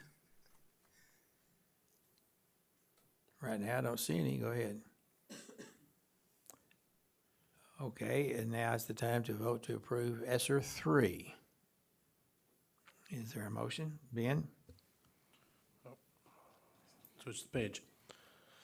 I move that the Kansas State Board of Education accept the recommendations of the Commissioners' Task Force on ESSER distribution of money and approve the Public School District ESSER 3 expenditure plans as presented for use for federal COVID-19 relief funds, as well as the change request. Is there a second to that motion? Jim McNeese seconds that motion. Any further discussion? Not all in favor, please raise your hand. All opposed? Abstain. 9-0-1, the motion passes. Thank you much. One of the things that, another thing that's going to come up in relation to this, in ESSER 1 and ESSER 2, there was a time frame for having spent all the money, and there was a time frame for submitting your application. For ESSER 3, there's still a time frame where you have to have the money spent, but there is no time frame for when the application has to be submitted. And so we have tasked the department to give us recommendations on when the submission deadline could be. Right now, there's 115 school districts that have not submitted. If they wait till the last minute and there's no indication that the federal government is going to extend the last deadline. As a matter of fact, we have been told consistently that they are not. So if a district does not get their application in earlier enough, it would be difficult, if not impossible, to expend the funds by that period of time. So we have asked the department to recommend to the ESSER task force a deadline for submission. And that is going to be part of the report that we will be considering at our October board meeting. So be expecting that to come. Thank you, Brian. Appreciate it. Thank you, Chairman. And now I believe graduation recommendations from the graduation task force are in order. And apparently that's going to be done by the commissioner. I'm going to start, but my guess is lots of people are going to join in, including Mr. McNeese here, as we go through this, but all of you. So a lot of segues in today, and I know Gene asked the question about credit, and we're going to talk some about that, about what you saw today. So this is some recommendations coming from the task force, but there's lots of discussion that still needs to happen and a time frame that you all need to set as to how you want to go forward. So as we think about, again, our vision statement and the work that was done, Jim and Jared Furman co-chaired this work. You can see Christy Meyer, Ed, Kelly, Trish were all leadership. Two of those leaders have moved on. One's gone into private business, and one has retired. And so we're presenting their work and a little bit of what the agency has taken about what they've said and trying to highlight this for you. Here's the members of the Go back task. and tell us who those two are. Okay. So Jared Furman no longer is the principal at Basel Linwood High School. He has gone to work for private industry in the greater Kansas City area. and Kelly Nesser is retired, but he's still pinch hitting. No one ever gets to really retire, but he did retire this past year. Members of the task force are here, and many members of the state board also sat on that. I can tell you that, and Jim would say this, that the level of participation was high and low, depending on various people on the task force, but these were the people that at least initially signed up and at least to some extent were part of that. So the charge that I ask and Chairman Porter asked is take a look at our graduation requirements. Last time that was done was over 20 years ago, and has the world changed and has our expectations changed? And by the way, that task force that was convened over those many years ago ended up coming up with no recommendations. Said this is too hard. There's just too many moving parts and it's really hard. And you're seeing that, right? It's really, really hard when you're thinking about doing something for a state. So that was the challenge. What has happened is there were a lot of stakeholder, so you heard from higher ed institutions, including KBOR. What did they ask you to do? More math, more science, FAFSA. Come on, scale this up. Let's get going with that. The Kansas legislature wasn't shy on giving you lots of feedback as to what they saw, usually not in the form of the committee, but usually in their own way. We had KSDE school administrators. Jim met with countless times, as I did, with council superintendents and groups of principals and superintendents, special ed, and you can see the list. Here's what they did. So identify courses, which seems to be always the hardest part of this. What courses should you add or delete or get rid of, and how many credits? And that seems to be the most difficult, and I think they would tell you, right, Jim, that it was again this time. Review ways in which to demonstrate mastery. You just saw a great presentation from the national champions that received 0 credit in speech, but could. And how do we help? I mean, not that they have to, but they could. They also could have gotten credit in other things, community service and other things. So how do we do that? Study the need for value assets. This really comes out of the work that Cindy Lane started in KCK, which then Kaufman kind of took over. They call it market value assets. We'll call it post-secondary assets. And then ensure that all students have access. So Melanie can tell you a lot about this because she put this, but they did engage in stakeholder survey. You can see the results of that.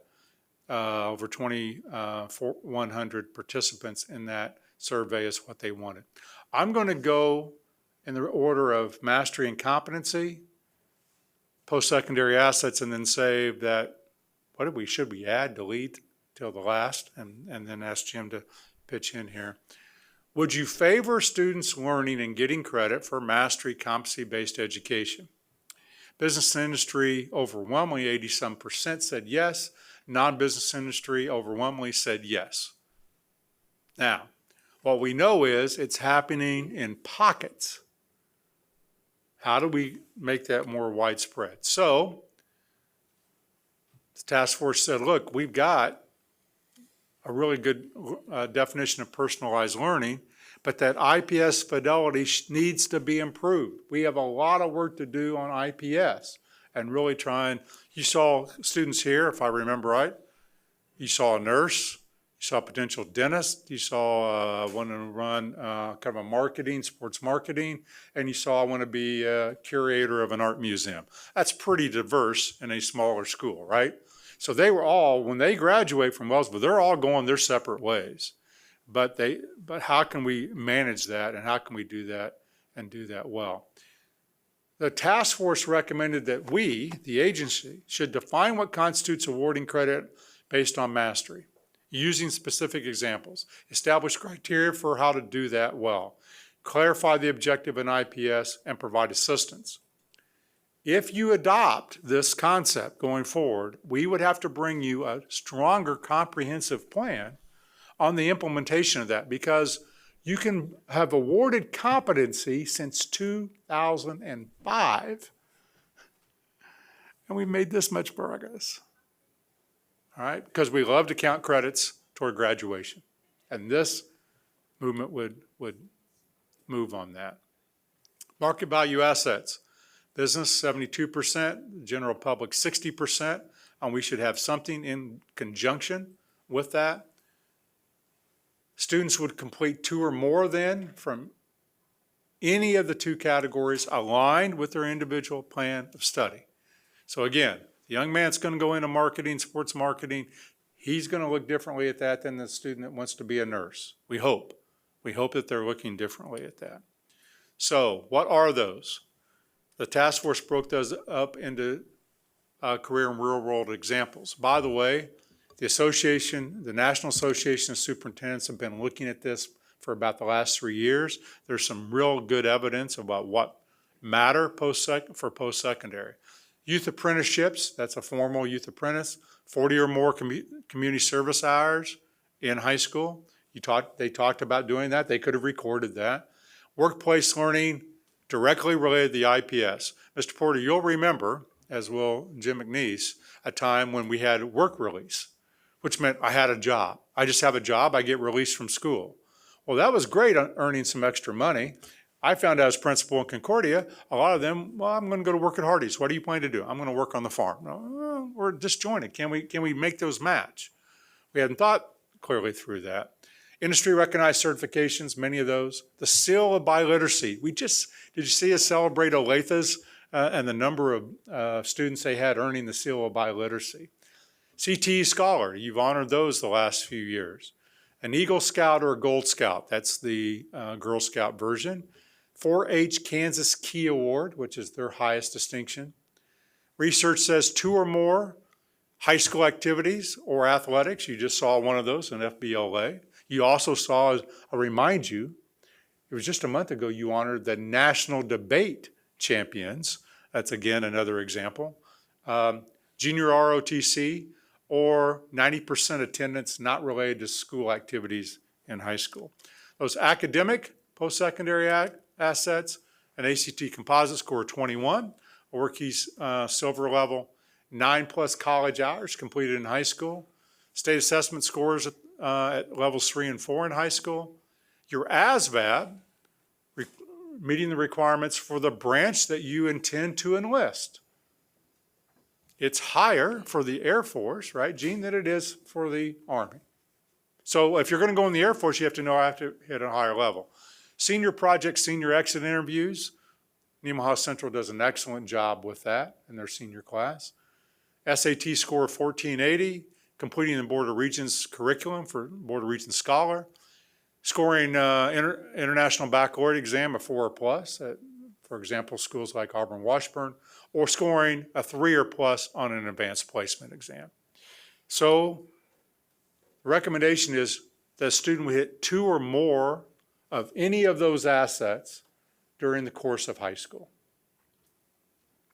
And finally, and then I'll turn it over to Jim, course selection. And as I go through this, I think the task force was trying to hit a sweet spot, and you can determine whether they did that, which was meet the needs of an expanding economy and what's happening, demands of other people asking them to do certain things, and allowing parents and students more choice.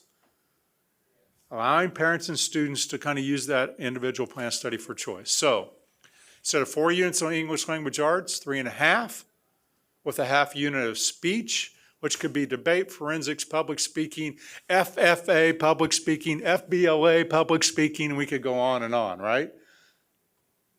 The teacher there, along with an English teacher, could have easily verified, have these kids learned the skills that we would learn in communication? That's the difference. Still total of 4.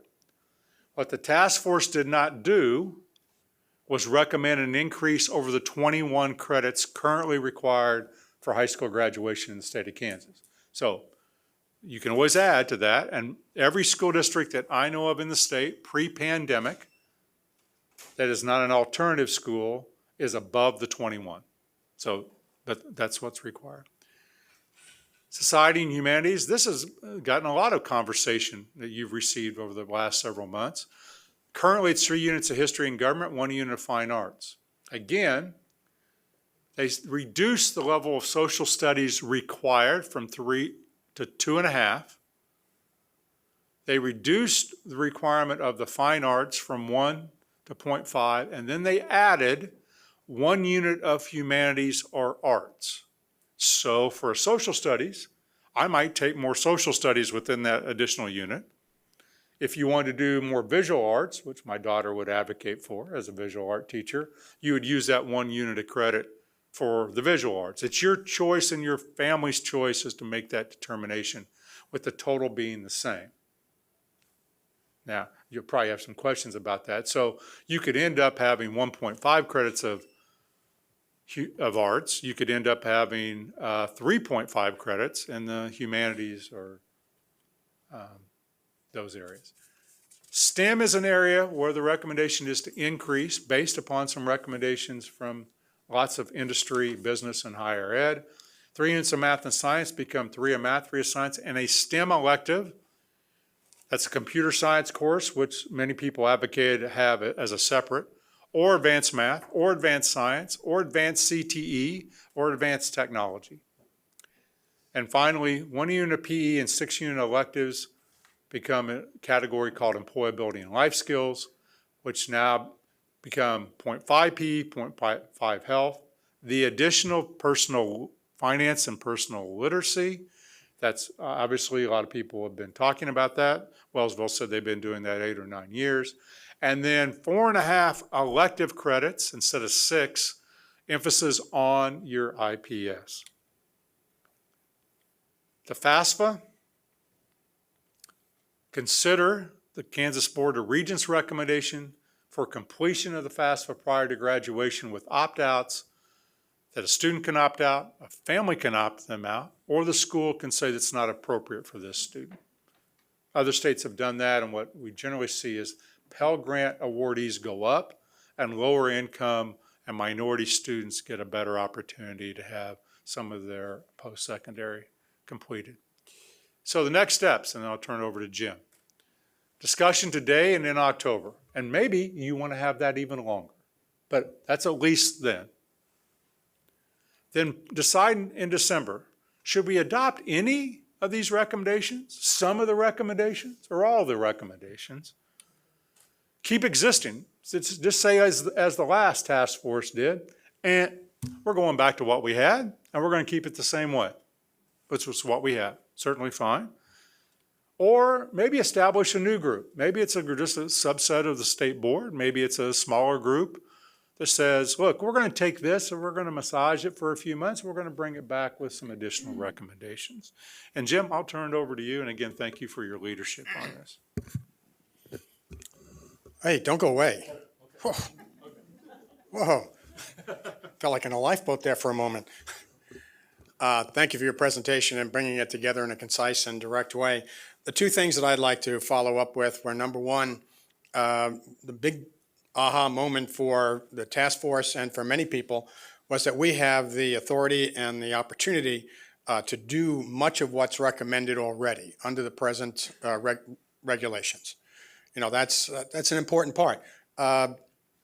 Quite frankly, as a high school principal, for many years, under these rules that we presently have, not ones that came later, but I did do a little flexibility in what I did as a principal. And I knew that right then that a lot of principals didn't know they could do that. A lot of people who are teaching people how to be principals don't know they have the flexibility. So one of the really good things about what happened in this as we went around and spoke with various groups, individuals, and organizations was that we alerted them to the fact that they could, in fact, intervene with students in terms of mastery, intervene in terms of creating new classes, and quite frankly, helping students reach their goals through the IPS in a whole different way than we've been structured to date. And in recent weeks, I've been visiting with superintendents and principals of the schools in my district, and they're having those conversations. Are they actually moving in a way that they're deliberately changing overnight? No, because they know it's part of their district responsibility to do this and head in possibly a new direction in a slow and precise way that creates a sense of confidence and a framework of success as they move forward in terms of high school graduation. And graduation is indeed different. You know, in my travels recently, I've been to Conway Springs and talked to Clay Murphy about graduation and what they're doing, as well as Alicia Thompson in Wichita and what they're doing. And they're coming about it in different ways, but headed in the same direction. And that's really good to hear. So probably the biggest thing that we got out of this, or the most successful part of this, is starting that conversation across the state on graduation, what it means, where you're going, and how you're getting there. You know, at the administrative level, the community level, and the board level, and the local boards. Because ultimately, the local board, the one we didn't talk about, has the opportunity to add extra courses. And they've done that. You know, so Randy and I are here for conversation, questions, thoughts, concerns. I just would say this. If you decide to do anything in the future, now or in the future, the earliest that any changes to graduation requirements could take effect would be this year's 8th grade class. That would be the earliest. You could make it later, but you couldn't make it earlier. So that would be the earliest any changes that you might make now, or at least this year, could go into effect. And that would have to be done prior to exiting this school year for this grade 8th year class. Otherwise, you're looking at the 7th grade class if you delay it into next year. So, Mark, not to put you on the spot again, but you gave us a presentation last year on the political ramifications or the legislative ramifications of going into new graduation requirements and the legislature's role in this as well. Can I put you on the spot? Because if I say it, it says one thing. If you say it, it means another. So if we were to change graduation requirements, alter them or modify them, are there others that would also have a stake in this or a voice in this or an opportunity to engage us in that process? Certainly others can make changes, legislative changes to the graduation rates. But I would argue on behalf of the board that that's something that's most closely aligned with the board's constitutional authority. And be happy during executive session, we're going to talk about some of those things tomorrow, but I think that those are probably coexistent type topics that can be modified by others, but certainly fall within, as I've described, really within the bullseye of what is constitutionally prescribed as the courts have interpreted that. And so I think it's clearly within your power.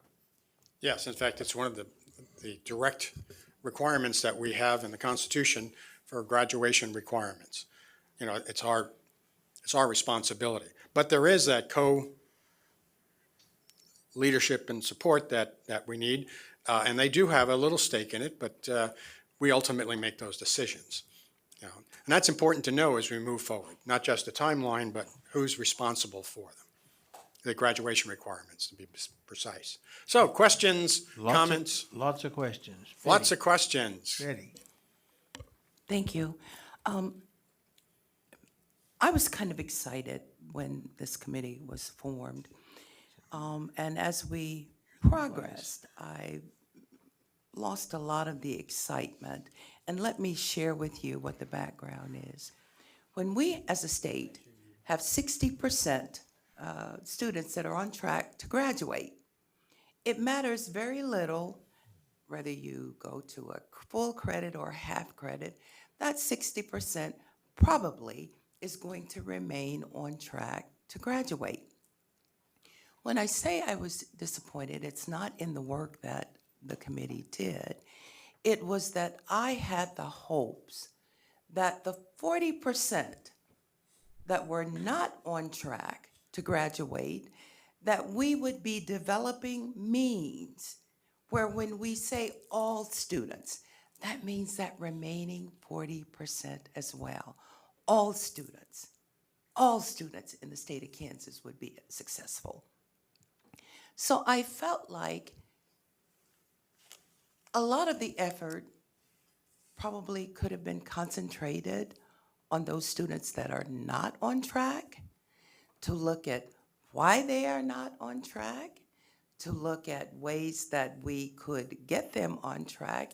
And the one thing that came to mind, which you frequently refer to, Commissioner, and we hear a lot about schools being, or classes are antiquated. What does that mean? To whom?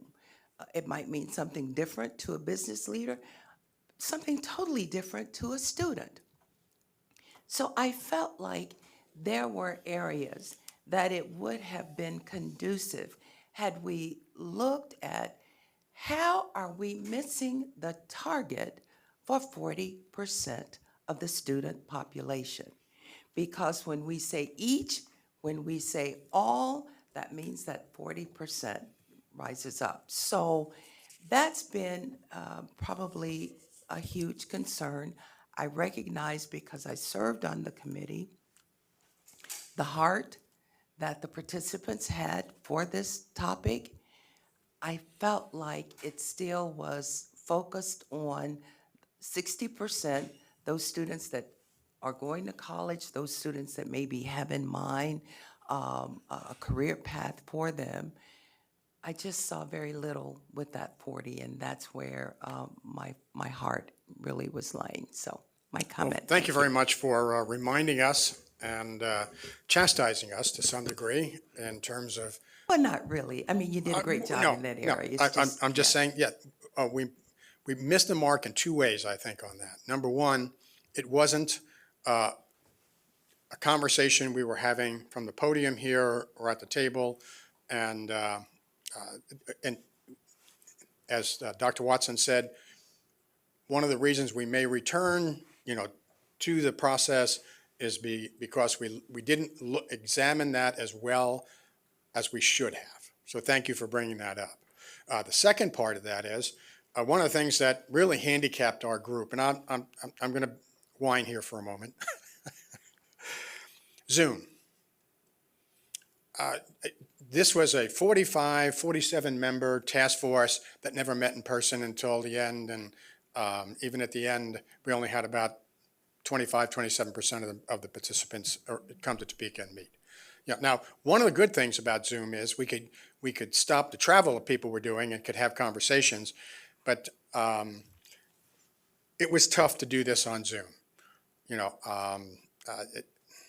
And that's my whine, and probably my lack of leadership in terms of utilizing Zoom and the different levels you can do. I won't go through all of that, but we started this, and I think it would have been a better process if it had been in person. Maybe some of those kinds of questions that you have and issues that should have been addressed might have percolated up at a quicker time. But yes. That's one of the things we need to look at more. On the other hand, okay, I'm going to go here. We're giving schools, high school principals, superintendents, local boards, the opportunity to be more precise in how they address those students who are challenged with graduation. In terms of mastery and competency, in terms of courses that they need or don't need and using the IPS, just to name a few, they need to look at graduation requirements not as a hurdle necessarily, but a door.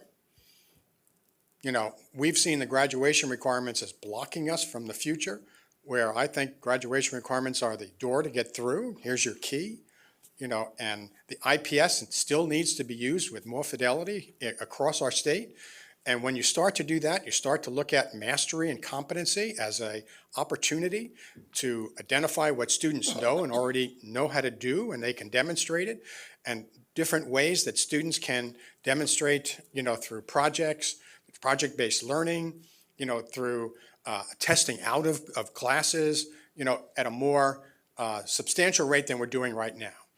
So we look at the IPS, and then we look at how that journey on the IPS can be enhanced and improved rather than just 40 minutes a day, 5 days a week for 36 weeks.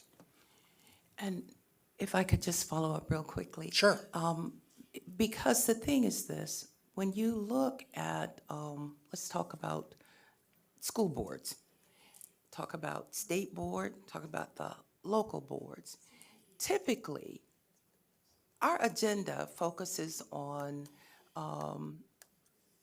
what we do good. We hear from our success stories, the presentations that come before the state board are in areas where we've been successful. Rarely, at least since I've been on the board, have we heard from those districts that are still facing challenges, what it is they need, what it is that could be provided, and then let's scale that down to local boards, which tend to mirror in terms of the agenda.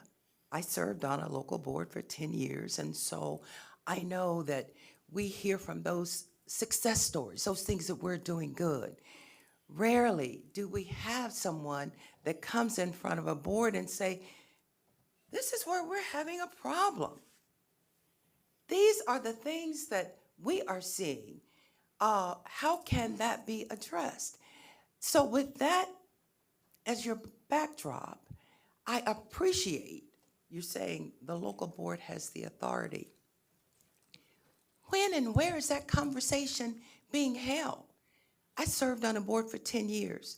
We didn't have that conversation.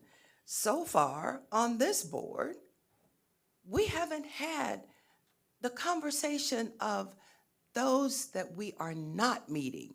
It's always focused on what we're doing good. And I'm not one that would like to come forward and say, you know what, guys, I'm failing here. Nobody likes to admit that. But if you're going to make a change that's going to impact something, then you got to recognize there is an elephant in the room. That's not a criticism of you. It's not a criticism of the committee. It is just saying overall, when and where does that real conversation start to take place? It's not at a board meeting. And I'm done. Thank you. Well, your point is well taken. Thank you. I'm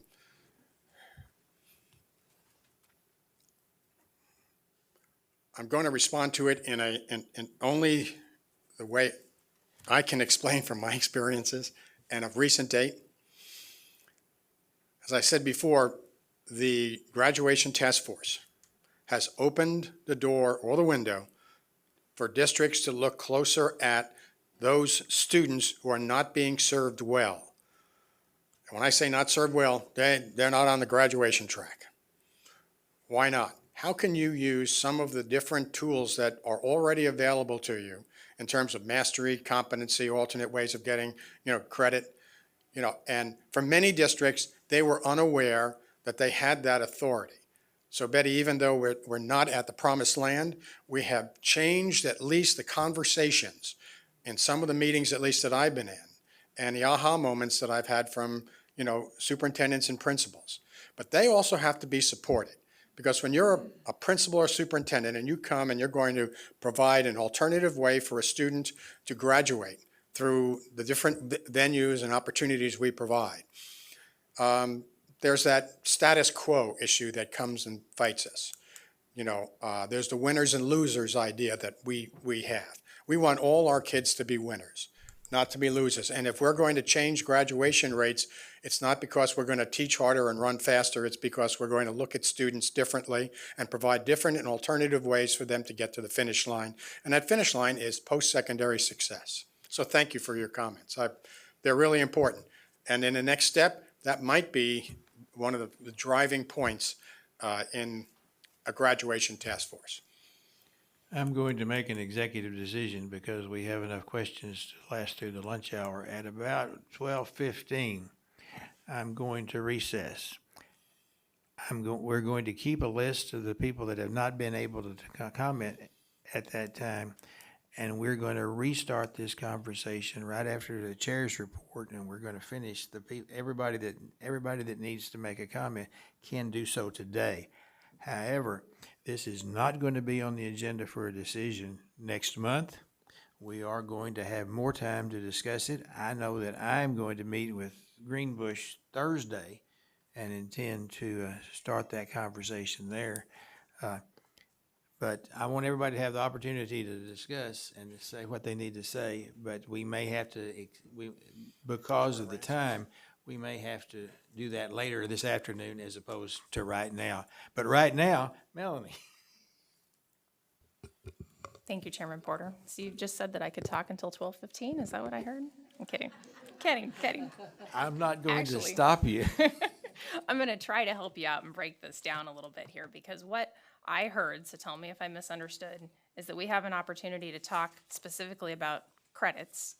Separately, we have an opportunity to talk about IPS, or whatever your district may call it. Because one of the things that I learned as a member of the task force and as a parent with kids in some of these schools is that they may have a different name for it, therefore they may not know that they're doing IPS, but it does appear that every district is doing something, and there is an opportunity for better fidelity there. There's also an opportunity to talk about Fafsa, and so, Mr. McNeese, you just mentioned success. How do we measure that post-secondary success, and how does that relate to filling out that Fafsa? Because what I see as I look across the landscape of this conversation is a lot of data gaps. There are a lot of gaps in the data that we have, and so I have questions about how many art teachers are we going to lose if we cut back to a half a credit as required at the high school level? Or how many districts are no longer going to offer art? Is it going to go online? What does that look like? That's information that I don't have. If we're asking, if we're going to put forth the mandate that everyone fill out the FAFSA, then what can we expect? Show me the data. I'd like to see what can we expect to get back from that process. Does that mean that we have more kids going off, they leave high school, they go to college because they filled out that FAFSA and now they've got a loan? And how many of them are leaving college after 1 year? Those are some of the numbers I'd like to start digging into. So I will pause there because I've seen the list and there are a lot of questions and I'm gonna have So more. tomorrow, you're going to spend some time at the Board of Regents, and they have the data from other states on FAFSA, Louisiana, Illinois, and some other around that. I think the data that you're asking about what happens if you make any changes to the credit system. So you could ask the same thing. What happens to social studies teachers if you go from 3 to 2.5? Or what happens to language arts teachers if you move some of that to communication? And I think that's a piece of data that's going to be really hard to get until you make a change. Because I don't think you know what happens until you actually make the change. So you could predict, and I don't know how accurate that would be, you go from 1 unit of PE to half a unit of PE and half a unit of health. That impacts too. So I think it's a great question, Melanie. I don't know how accurate our data will be in predicting that, but I certainly think there's an impact anytime you make a change in what type of credit gets offered or isn't offered. That may be true of the STEM too, where you're at, possibility adding. Sorry, one follow-up. 4 or 5. It's the only one for now. Commissioner Watson, you mentioned prior to exiting this school year, can you be very specific on when we have to have a decision that would apply to this year's 8th graders? Is that the end of May? Is that the end of June 2023? What does that look like? So first, you don't have to change anything. This board could decide to change nothing in the current graduation requirements. And again, I'll point out 20 years ago, that's the stage in which they got. They did a lot of work. You can go back and read that report and nothing changed. But if you want to make any changes to the graduation requirement, you should have those done by June 1 of 2023. And then that would go into effect for, and Melanie, it could go into effect as early as the 8th grade class. You could decide we're going to make a change. It's not going to go into effect till the 6th grade class. The earliest would be 8th grade, and then that would give school districts 4 years in order to make those changes prior to that class graduating. You would not change it for any class currently in school. Okay, we're going to, Ann is next, and then we're gonna, I'll make, Barbara, would you list Michelle, Dina, and Janet. And we'll start there at the end of the day. Ann? Thank you, Mr. Chair. How did you guys define humanities? I might want to go back to that slide. I don't.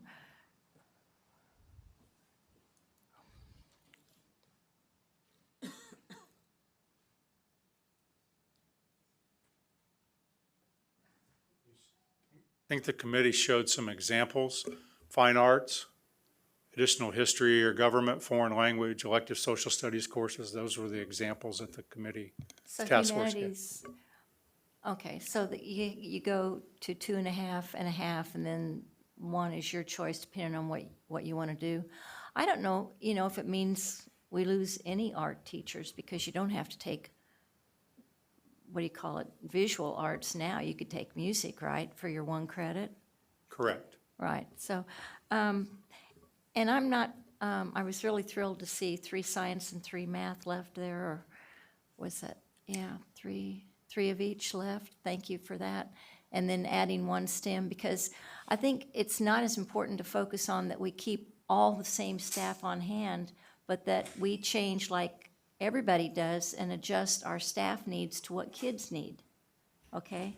Maybe kids need more computer science teachers in there and fewer of something else according to what we're learning, from business, if that makes sense. I was curious though about why you had the market added, and then you had academic.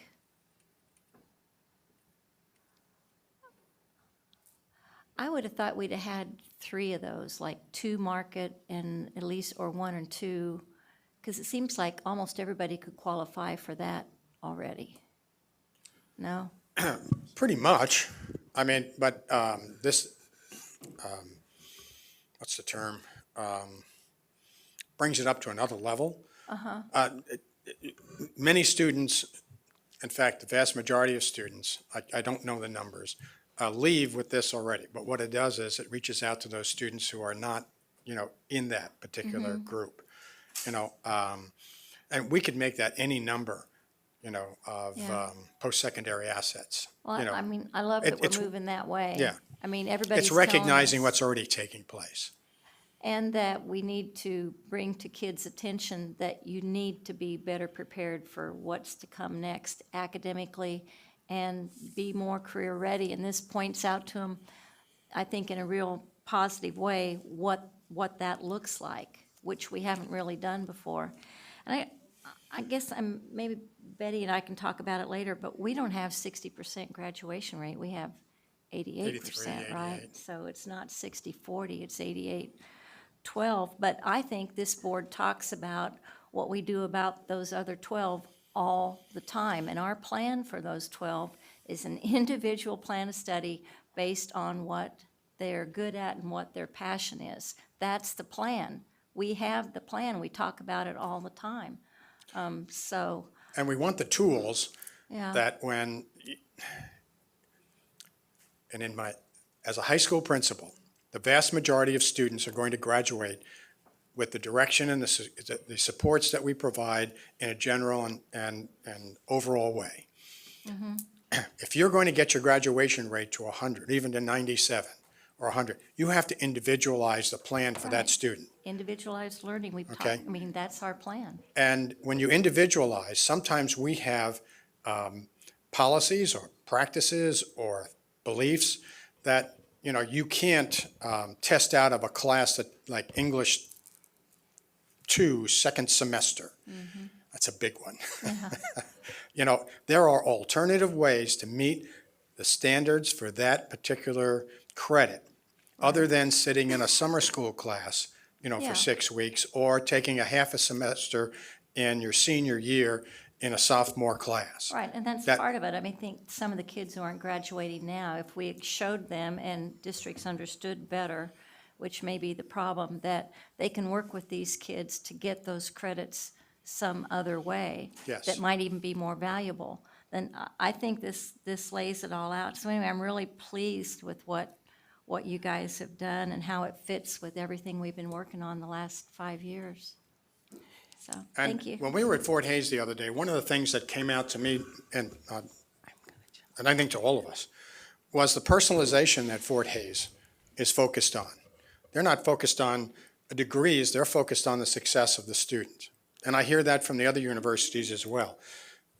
So what I think our graduation requirements recommendations do is they put the focus back on the student and think of the administrators and the school boards, the local, to think outside the box typically for those students who are not going to meet it in a typical or matriculate through to graduation.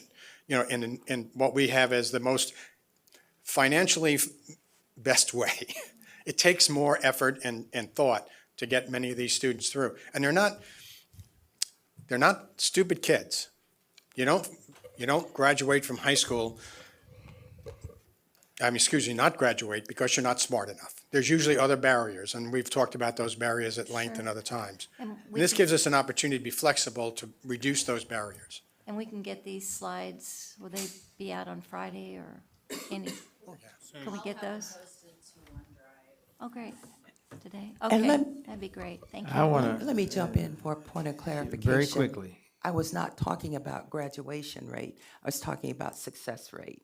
So that's how you're, Okay. I want that clarified. I was not talking about how many students graduate. I didn't say graduation. I was speaking to being successful. Thank you. And that needs to rise as well. Thank you. And there's a cultural thing that I want to talk about, and I'm going to be very brief because I want to start this conversation that'll offend them. If that student is sophomore English, second semester, that makes 58%, he or she is 2 points away from graduating. I mean, passing that class. Why don't we figure out a way to get them 2 more points and give them credit for it? Instead of having them, because if they're going to sit in that class that they hate, they're much more likely to, let's find some alternatives to that, too. Now, that's not part of your thing, but I think if we're going to have the discussion, if we need to have this discussion, we need to talk about alternative ways to meet the needs of students, and it may not be in that student's best interest to read or not read Great Expectations again. It may be we need to figure out how they can get to a passing grade so they can go on to do something that is meaningful to them. Okay, the discussion is over for right now. We will start this discussion again at 6 or 7 or 8 this afternoon. Mr. Chairman, as the board exits, and I know that your stomach is growling, but I saw in the lobby, we have a distinguished guest recently born with us in the presence. So as you go out, you may want to say hello and say hi to Michaela. In on that your- case, on your we're way going out. to recess immediately. Be back at 1:30.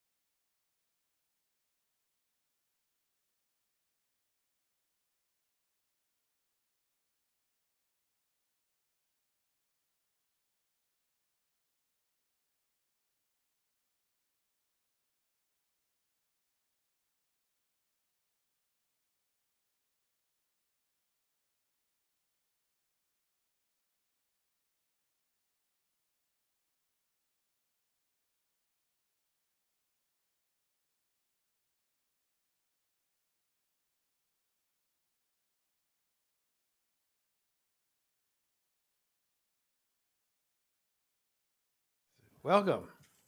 Thank you. Good afternoon, Chairman Porter, Commissioner Watson, and members of the board.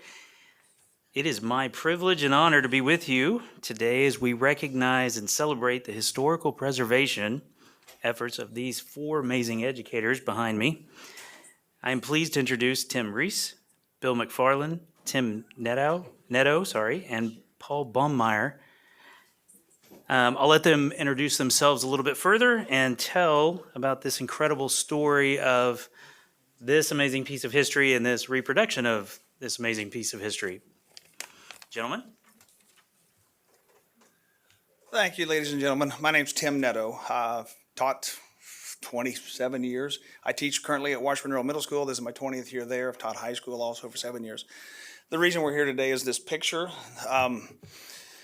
I collect military antiques, and I went to an auction in Strong City area in the country, and I saw this picture there, and something just kept drawing me back to it.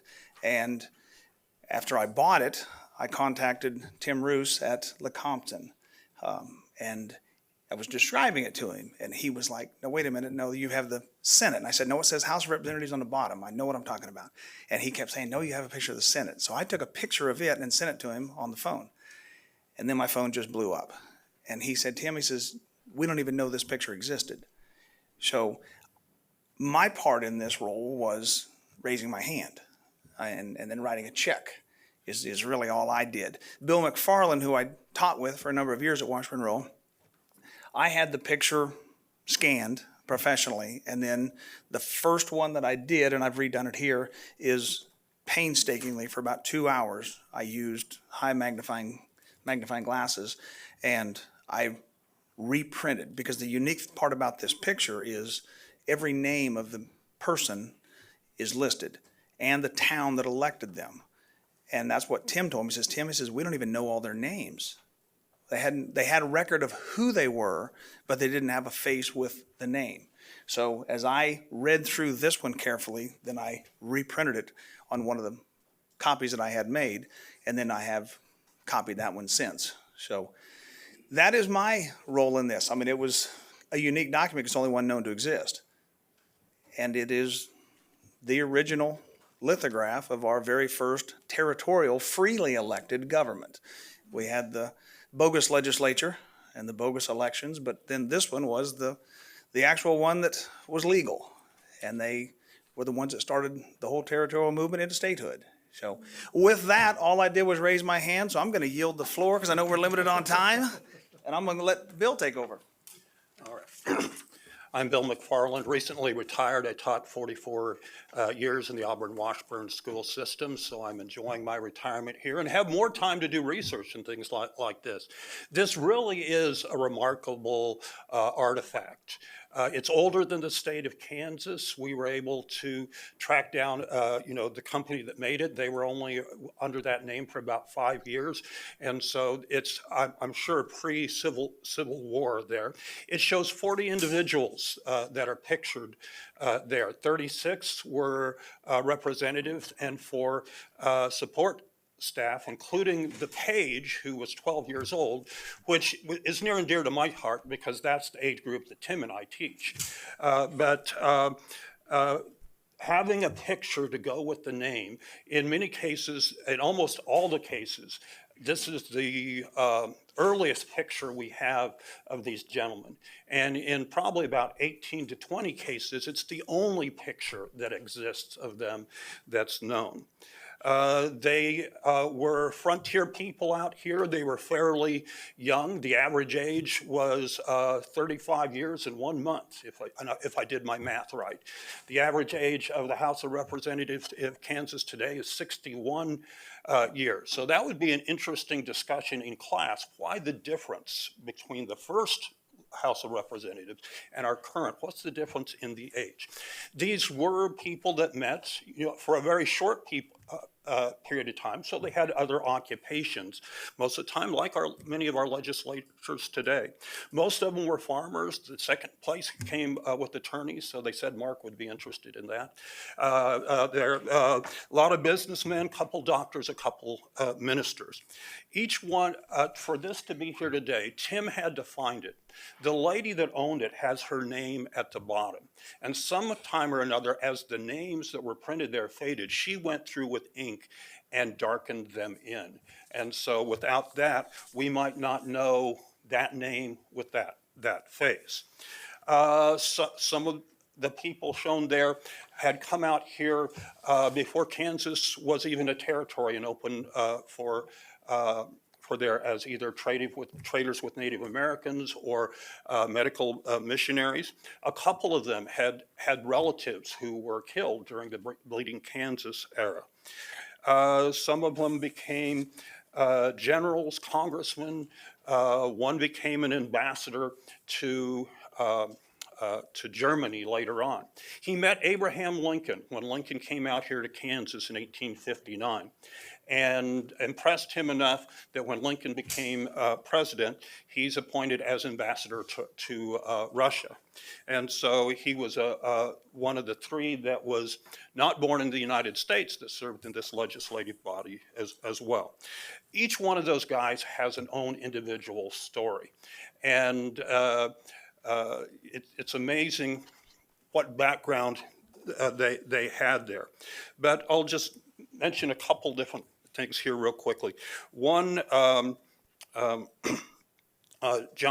Hatterscheit, this German gentleman that I mentioned, but the Spear family was a newspaper family from Lawrence. They were in the printing business. And John Spear, the father, was a representative. His son, Robert, or Robbie Spear, was the 12-year-old page. 5 years later, when William Quantrell comes to town, there are 5 people that are shown here that were in Lawrence that day. 4 of them survived, but Robert did not. At that time, he was 18 years old. His body was never found. And so his mother, he had another brother that was killed by Quantrell that day. His father was able to hide in a cornfield and survive. But there are tragedies that took place there. They mentioned this lithograph when they were searching for his body. They said the lithograph of the first Free State legislature that is in many of the towns here in Kansas has his picture to try to help identify him, but they never did find any remains of him. One gentleman who was on there is a guy by the name of Andrew Still. His family faced tragedy as well during the Civil War. He had 4 children that died of illness, even though they received medical care. That caused him to begin to look at other possible treatments, and he becomes the father of osteopathic medicine and started a college over in Missouri that's still around today. There was a gentleman by the name of Miles Moore that was born in New York, but moved to Louisiana and owned slaves there. And so when he came to Kansas in 1854, he would have been on the pro-slavery side. But when he saw what was going on here in the state, he saw the injustice of it, and he changed sides and becomes a Free State leader. So at the time here, he's a Free Stater. So it kind of goes to show when you're thinking about history, how do we judge people in history? Do we judge them by one particular thing? Do we their worst act or their best act, or a culmination of all the things they did there? Each one has a story. There are 40 of them. Do you want to hear all 40? We do not have time. So I'll step back now. But again, it took the lady darkening in these things. It took somebody saving this. It took Tim discovering it. And the folks at Lecompton that have a physical building that is connected with these guys that met right in that building, put all these things together. So it is a remarkable artifact to have here. Thank you. Well, I'm Paul Bonmeyer, and I was involved in education for 38 years, mostly at Shawnee Heights, earlier in Olathe. And I just want to begin by saying, I don't know who nominates Teachers of the Year. And I realize that Bill is retired. Tim is not. And what they have done for the state of Kansas and for the United States is unbelievable. Because this is not only Kansas history, it's United States history. Because let me tell you, the Civil War started in Kansas. It did not start in South Carolina. And we are pushing that because we changed our tagline, and it's going to say, birthplace of the Civil War in Kansas, and not, with not capitalized, South Carolina. And that is very true, and don't think it's not, because there were only 10 people killed at Fort Sumter and over 100 killed in Kansas. And as we told Bridget Job, Nebraska this summer received a lot of attention because of their tagline that said, Nebraska not for everyone. It was on national news. So I think Kansas can do the same thing with this. And education is looking for economic development, and tourism is economic development. And so I will stop with that, but keep that in mind. But I don't know who nominates Teacher of the Year, but these two gentlemen should be nominated. And what Bill did, if that's lost, it'll be lost forever. Because I can't imagine anybody else is going to take the time to produce this document, because it had to take a lot of his time. And Tim donated a lot of money to save it. So they are certainly should be recognized for what they accomplished and did. I do want to say that you have a flyer there, and that is the House floor in Washington, where they got into a fight over the Lecompton Constitution. It didn't end until the congressman from Wisconsin pulled the wig off of the congressman from Mississippi, held it up in the air and yelled out, "Look, I scalped him." But as a result of this fight, it split the National Democratic Party. So in 1860, when Lincoln ran for president, there were 4 candidates. Stephen Douglas is a Northern Democrat, John Breckinridge is a Southern Democrat, John Bell is a conservative Whig, and Lincoln won with just 39%. So it can very easily be said, without the fight in Washington over the Lecompton Constitution that was written in Constitution Hall, Lincoln might not have been elected president. And if you turn it over, the New York Times came out and did a story, and it circled. And they stopped at KU and talked to Jonathan Earl, who was a history professor, and he says Lincoln would not be president except for the Lecompton Constitution. And I might add that Jonathan Earl is going to be the first speaker on Kansas Day at Tim Ruth's program that's called Bleeding Kansas. So that'll be 29. He is coming from LSU to do that program. And then we have been in contact with the historian at the Lincoln Library, and he wants to come to Kansas sometime between December 1 and December 7th. And so again, they are recognizing the importance of Kansas to United States history. And I will say it over and over and over. The birthplace of the Civil War is right here in Kansas, and there's a tremendous amount of economic development can be generated by promoting our tourism. Bridget Job does a great job, but they need more money, just like education needs more money. So I will end with, again, saying these two gentlemen need to be recognized, and I'm going to turn it over to Tim Russ, because Tim Russ is the curator at Constitution Hall, which is a national landmark. And he is an unbelievable historian. He's an unbelievable dedicated to preserving that building. He saves the state a considerable amount of money because he mows the yard. He climbs a ladder to clean out the gutters. He cleans the sidewalks. So the state of Kansas is very, very, very fortunate to have someone like him. So thank you for your time.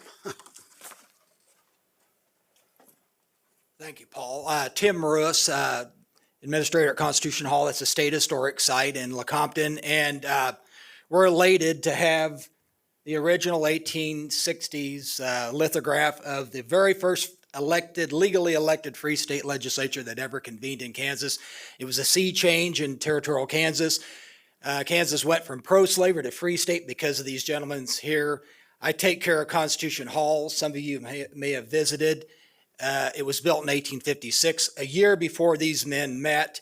The building, remarkably, is still there. It's the oldest wood frame building in the state of Kansas, 166 years old, and we're elated to have it back home in Lecompton, to have descendants, grandchildren, 3, 4, 5, 6, 7 generations removed, to be able to come into the building where their grandfather met, and that's Constitution Hall, wood frame building, cottonwood, black walnut, and it goes nicely along also with visits by grandchildren of delegates to the Lecompton Constitutional Convention that met there in 1857. So Constitution Hall, Lecompton, remarkable building.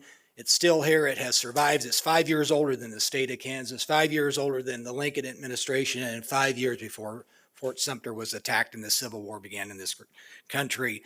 So come to Lecompton, historic Lecompton, see Constitution Hall, the territorial capital, and the 1857 lithograph of these free state legislators. And I'd just like to recognize Tim and Bill and Paul, all three public educators. I think they're great examples of the public educators that we have in this great state of Kansas. And it was my pleasure to work with these gentlemen on this project. Thank you.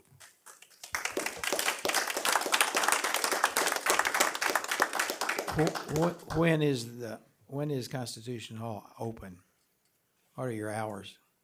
We're open every day. That's why I'm here. We're closed Monday and Tuesday, but we're here Wednesday through Saturday, 9 to 5, and then Sunday, 1 to 5. And the Territorial Capitol Lane Museum open the same days. They open an hour later and close an hour earlier. So and if you'd like to come over, just give us a call. We'll set something up for you. Thank you. Questions, comments? This is not being a native Kansan, I think most of the people here are. I find this just to be fascinating. I've been to the first capital of a lot of states. I'm going to make sure that I make it to the first capital of Kansas pretty soon. Thank you, Chairman. Thank you, board members. Are there questions for these extraordinary educators? Well, it appears that your presentation was extremely thorough, but okay, Melanie. Thank you, Chairman Porter. I'll be quick. I'm just curious if somebody's watching this on the live stream, how do they get this information? How do they learn more? Do they have to come and see you? You can say yes. I think that would be part of it, but I'll let them answer. Like, how do we get this in front of Kansas students?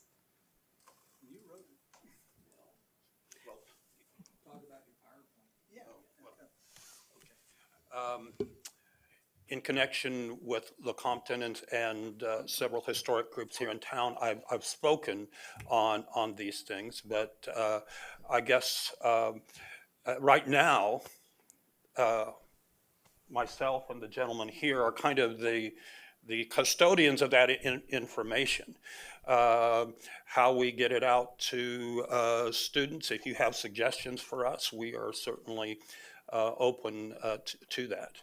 But some of the things there do, I was thinking, and I was talking to Nathan before, looking at individuals and the town names that are no longer around and other things, when we see things like that, we kind of automatically think, okay, if I had something like this in my class, how would I use it? And some of them would be, the questions about what are some of the differences, what are some of the similarities between legislators today, legislators of the past, what role does civics and government play in our lives today, certainly, and how is that similar and different than then. But the actual things is we're still kind of at the beginning stage, and so the information that I have is kind of in rough draft form, but it's available from me to anybody that wants it. It's always neat when we learn new things about things that we thought we already knew everything about. Something real quick that Bill didn't hit on is, this is in its infancy. Bill did so much research to compile this. But now we're hoping that this is out there. There's family members that are going to say, hey, that was my great-great-grandfather. I know extra information, and they're going to present it when they visit Lecompton Hall. You know, that's, as a teacher, you don't just rely on what you know. You PLC or steal from other people, I guess. So we're asking for more information. And just to echo what Tim and Bill have said, these are educational opportunities as well, putting this in front of students and having them do the research. Where is the town of Palmyra, and where did it go, and what has happened to these gentlemen, and telling their story and really replicating what Bill has done and getting into the hands of teachers. We have been here at the department, have used our social media influence to try to get this out to teachers and put it on our website as well.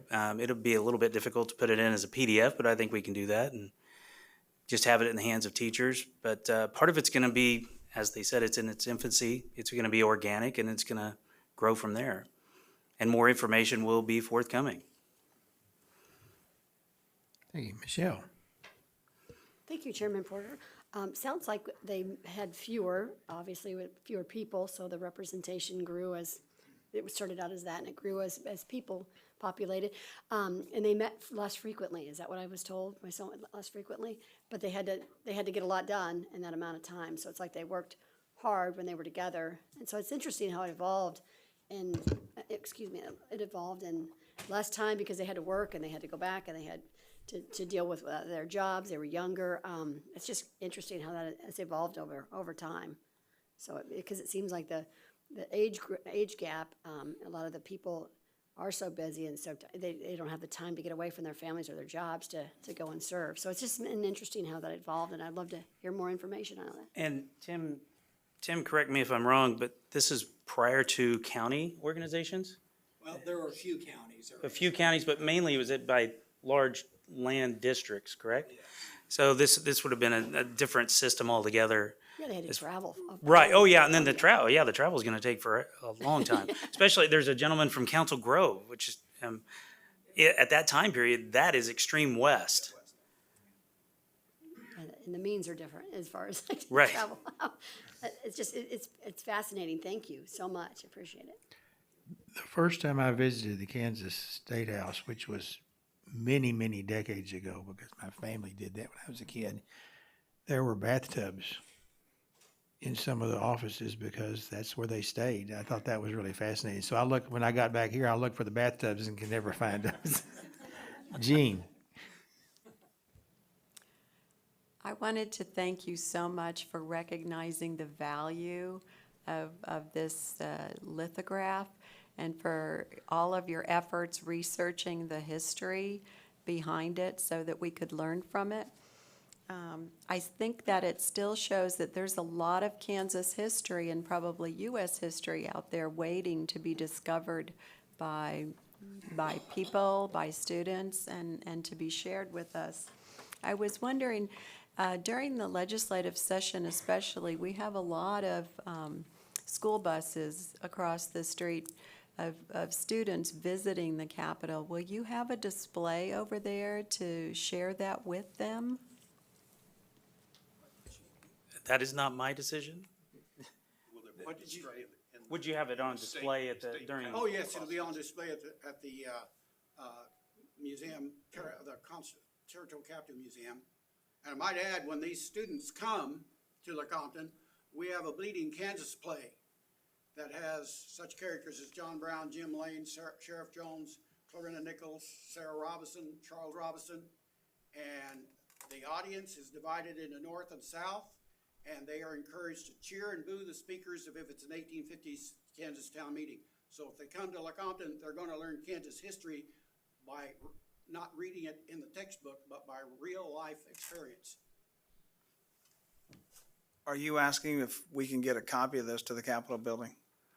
I was wondering if you could get some sort of a display about this over at the Capitol, because I know we have a lot of student visitors over there.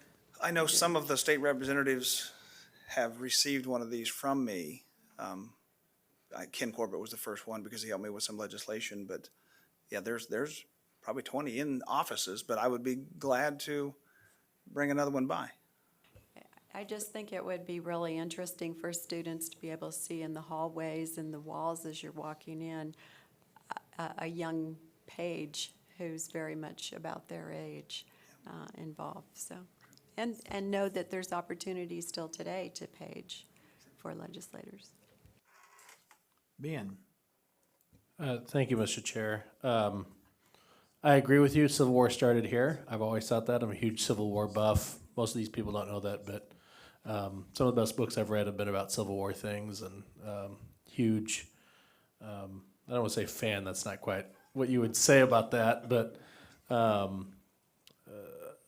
very much a devotee to the characters. And one of the best books I ever read was a book called Midnight Uprising, which is about John Brown and a lot of the time in Kansas leading up to Harper's Ferry, Virginia, and if you don't know the story at Harper's Ferry, there's a lot of interesting people at Harper's Ferry over the John Brown thing, a lot of people, and it blows your mind for people that will later have big roles later on in the Civil War with that. But kind of talk about how we get this message out and how do we talk about our state, and that question was asked. But when I look at several parts, like when you go to St. Francis, or some of the corners where it is a trip to go to Lecompton and to haul kids that way, that makes it very difficult from Ceremony State to access this. Is there something that we can do? I know it takes volunteers, and people to travel the state, taking this out on the road and presenting some of the stuff and traveling. Unfortunately, we're not a small state area-wise, so that's kind of the question, and maybe something to think about is how do we get this message out? I know some kids just can't get here and schools don't have the transportation. Every district I know is looking for bus drivers. That makes field trips have to be pretty local for travel time and school time and stuff like that. So that is something that I'm concerned about. Well, and with the permission of Tim, if we could get one of the reproduction prints, we could certainly use our PLC network to go out to Western Kansas. We go out to Oakley and Sublette and present the information. And as I said, we could certainly put a PDF on our website and access through that as well. Freedom's Frontier has a new executive director, and in the past, and it was discontinued, they had a Bus on Us, where they would pay the school district for the transportation costs. And she has indicated that they are going to start this Bus on Us again, which would make it a lot more accessible for school districts to send their students to wherever.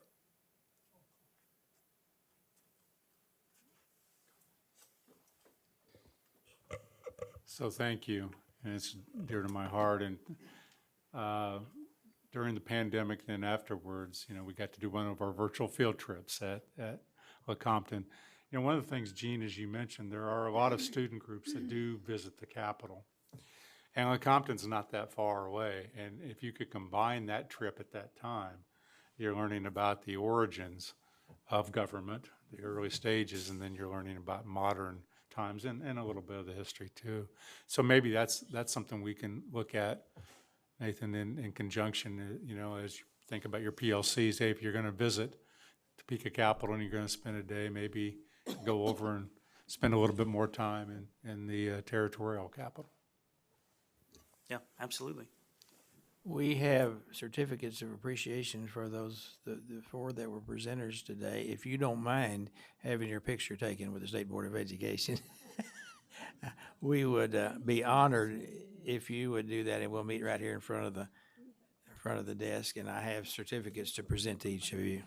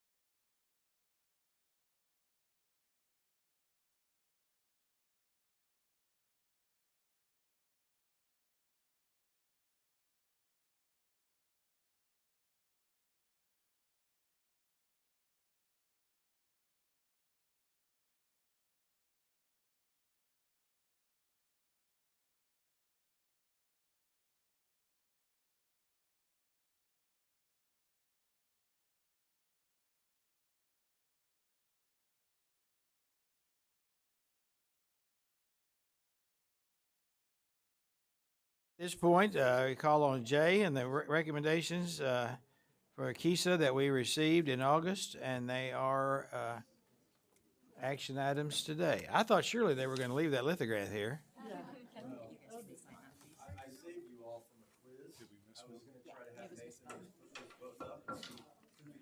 Reprint and who could spot the original. So just so you know, Chair Porter nailed it. So he got the daily point for that. So from a long history back to ARC recommendations for systems that have been on their KISA journey for 5 years. So thank you, Chair Porter. Thanks to the board. Good afternoon, everyone. Dr. Watson. I'm here to present the ARC's recommendations for system accreditation for September. Hate to disappoint you, I only have 4 systems today that we're bringing to you. 2 that they just completed their year 5 last year, and then 2 that are redeterminations from a previous recommendation and status. So I'll just jump right into the process. Currently it's a 5-year growth process to work towards improving the state board outcomes through a continuous improvement process. In years 1 through 4, what that looks like is really that outside visitation team coming in with the system, a yearly visit, and then the yearly reports that done by both the system and the OVT. So years 1 through 4, that's really what that looks like at a big picture level. Year 5, the accreditation year, the ARC reviews the documentation. They make a recommendation to the full ARC, who then votes on that, and then those recommendations come from the full ARC in front of you, the board. The ARC writes an executive summary and then recommends that accreditation status. So here are the definitions of accreditation in Kansas. Accredited means you have evidence of both process and growth, and you're also in compliance. You're in good standing with the board and in all compliance areas. Conditionally accredited means that there is insufficient evidence of either process or growth, but you also have to remain in compliance to be conditionally accredited. And then not accredited is insufficient evidence of both process and growth, or you're not in compliance with the state board. So those are the definitions for accreditation in Kansas as we move forward. So these are the focus areas for accreditation, and I've linked the resources that we generally point people towards in each of these factors. So the growth in student performance piece, and I know last month before the board, we pulled up the yearly accountability report. That's really where the evaluation of evidence in growth in student performance, that's where that begins with that yearly accountability report that the ARC takes a look at. There's a process side to this. Obviously, there has to be evidence of a quality growth process. And we have some resources on our webpage for that. And then the compliance link will take you to all of the compliance areas that systems must account for as they go through accreditation. So these 4 systems were receive items at the August board meeting. And the systems for action today, and these are the systems that these 2 just completed their year 5 experience. And we have Derby in the house today. So I tried to get Heather to do the fight song, but she declined. But USD 260. Maybe that will be contingent on how we vote. That's right. That's a good point. That's a really good point. USD 260 Derby, the recommendation is full accreditation. And then Sacred Heart Elementary out of Emporia also being recommended for accreditation.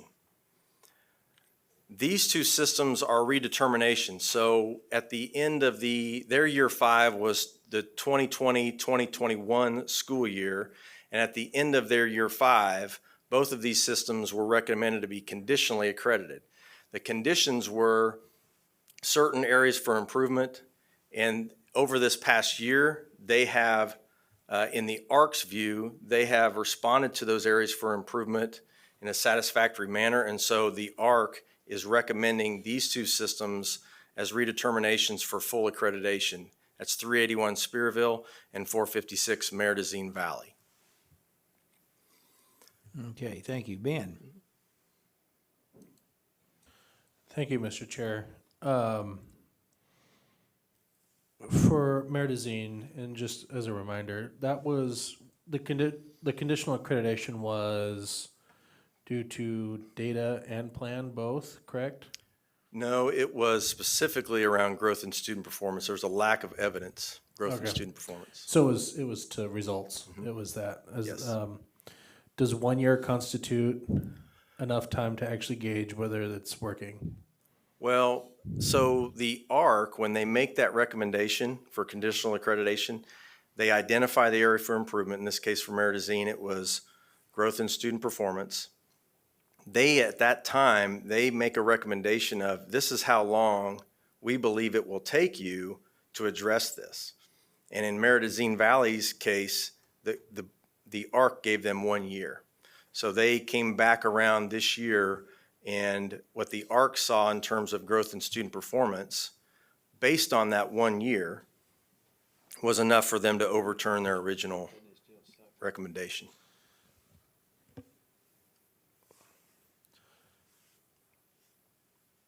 So it's hard to deny that there was improvement made in 1 year from when they were here. It did. However, it's way below where it should be. And I'm a little bit concerned about the message that gets out. Is that, oh, hey, if you're conditionally credit 1 year, you just get a little bit better, and then, oh, you're good to go for 5 years. Whereas seeing a track record, I don't want to necessarily make them wait a whole 5 year cycle either, but to see that consistency, because anybody can bump their numbers for a year and then go back to whatever for 5. And I know we have that review process, but we haven't seen that in action yet. And now that we've gone through this entire cycle at least once, we don't have any more districts. Yeah, we do have some more districts coming this year, don't we? Yes, we have 5 more. One's a redetermination, and 4 just new. completed their year 5. So, as we're wrapping up this first cycle, and as we see some of those districts, now those districts that will coming up for their renewal for accreditation after a 5 year cycle, those are typically our better performing districts because they were our guinea pigs 5 years ago. That is a concern that I have, and the message it sends out there, for sure. And again, I can't deny that their numbers are improved, but is 1 year really a good measure that, hey, we are actually doing this, or is it just, hey, we're just going to get through this hoop and then who cares? I'm not saying that's what they're at, but that's I think you're hitting it on the nail, because I think it's something that we are really internally looking at. The amount of subjectivity in this determination of growth in student performance is broad. There's a lot of subjectivity.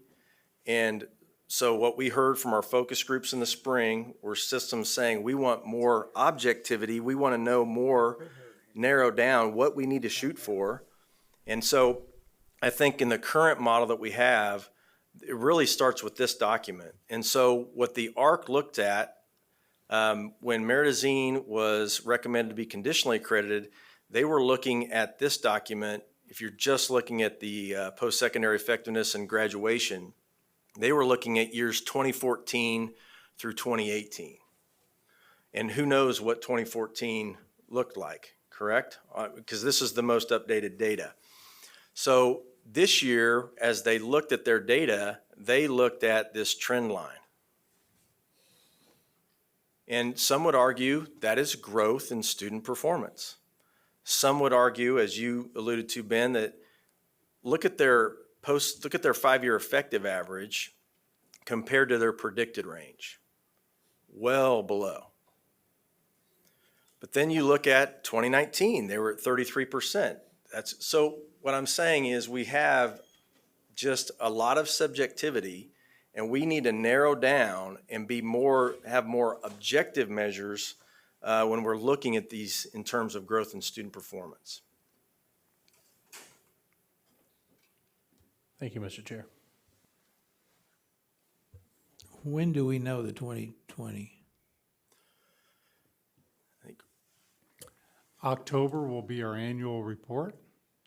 And at that time, you will learn the 2022 data from state assessments, post-secondary effectiveness, and you'll earn the 2021 graduation rates. So next month, we would know what this year, how that affected. Okay, just don't draw any conclusions by the question. I just need to know that. Betty, twice.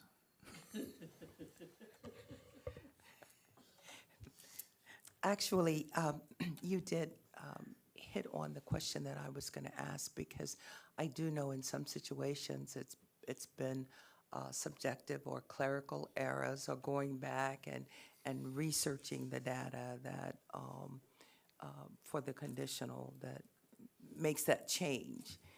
It's not as though they've done anything exceptional, but just go back and review. And you did answer that before I put my name on the list, so. Mark that down. Is that it, Betty? That was it. My goodness. Question Michelle. number 2. I didn't hear him say it. Thank you, Chairman Porter. I'd just be curious, are you getting feedback from the community on that, or in that school, in that town? Are we getting feedback from, as far as people are satisfied or happy? I mean, are they? No, we haven't heard anything. I haven't personally. Nothing negative then, as far as Well, like. I mean, we wouldn't, I guess, be privy to the reaction from the community, because that's going to happen at a local board meeting. We haven't, to my knowledge, again, I've just started this spring in this role, heard anything, had any calls from the community, anything like Any that. So I concerns wouldn't or- know. Okay, so it could be that they're fine, they're happy with it, or Could be. I suppose their legislator might hear, but other than that, it seemed like they're happy with the success rate and the graduation rate and all that.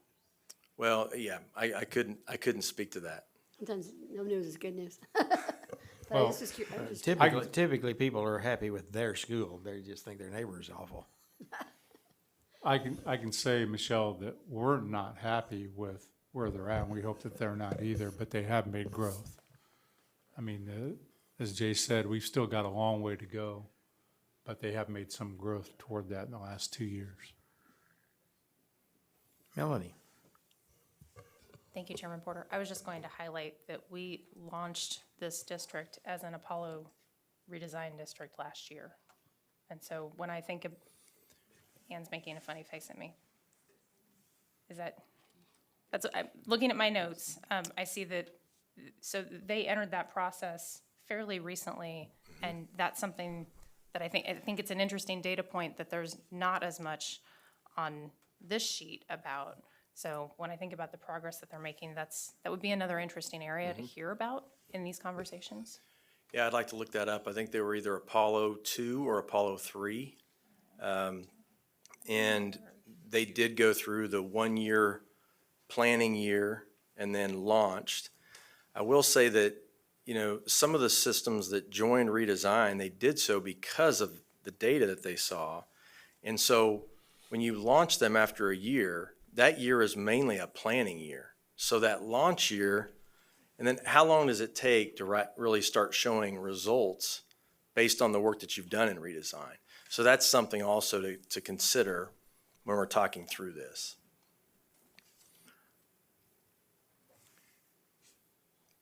Anything That's else? a good question.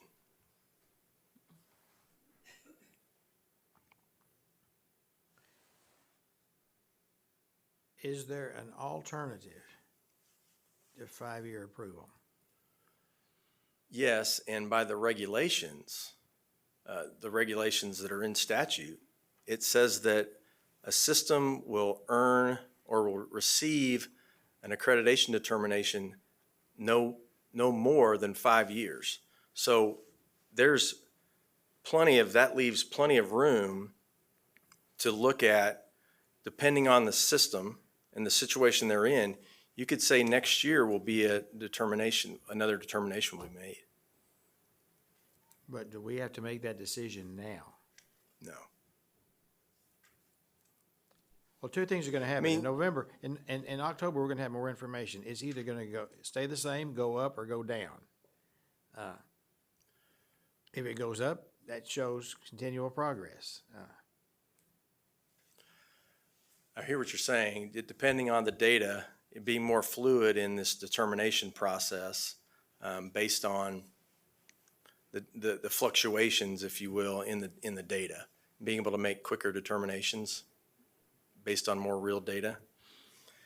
Just asking questions. Yep. So one of the things you could do, I'm not saying you should or should not, is you could adopt the ARC recommendations, but ask them to review in January or December or whenever you'd want them to review that based upon the current data. That's an option. Okay, Ann. Thank you. Well, I think a thing to keep in mind too is we knew when we gave them conditional accreditation, we'd already seen the results and we knew the results were going to go up. So, you know, let's let the results go up, then we'll give them their full accreditation. But I don't want to just pick on Meridazine. I can think of another district where he said, man, your results are really bad, but we see process, and then 2 years later, we don't see the results go up, and they haven't been back. You know, so I'm looking for consistency here too, and not just picking on these guys. I mean, I think we ought to have more second looks, because some of these go by and they're not stellar performers, and we go ahead and approve them because we see some progress, but maybe we ought to have a 1-year follow-up on a whole lot more districts. So if I could comment on that, because I think that's a really good point. This summer, some of you know, we started these KISA summer check-ins. So there, for years, you all know this, USDs in the summertime, they bring their budgets up to be reviewed. Well, we thought, well, why wouldn't you bring your KISA documentation up to be reviewed at KSDE? So we piloted a KISA summer check-in this summer with about 25 year 5 systems. And they were, according to the people who participated, the schools who participated, very helpful. And so moving forward, we want to scale that up to where we have yearly accountability visits with KSDE staff. And I think, Ann, that could be a piece where that conversation could happen. We could sit down with Meridazine next summer and say, look at what your data did at this point, now where it is, what's the plan moving forward? And have those kinds of conversations. Because right now, years 1 through 4, really the accountability comes from your outside visitation team. And then all of a sudden, year 5, there's this issue. So we're really working hard on thinking through how can we increase the accountability on a yearly basis as opposed to a 5-year cycle. So to follow up on what Ann said, is there a way that we can look at the school she's talking about and this one and others that may, based on their predicted level, underperforming, even though they may be making some progress, on a more frequent basis than every 5 years? Mm-hmm.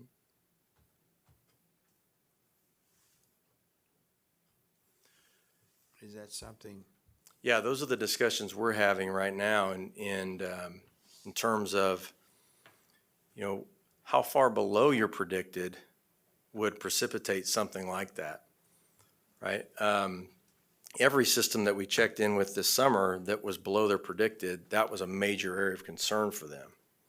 Yeah, the thing you have to keep in mind too is I'm thinking here, what do they have, maybe 10 graduates a year? Maybe, you know, so if 2 or 3 decide they're not going to go on to college, you're sunk. So a lot of things in play. Yeah, and It's also industry recognized credentials, isn't it, though? It's not just college. Well, I just think about the data that Dr. Watson shared earlier today.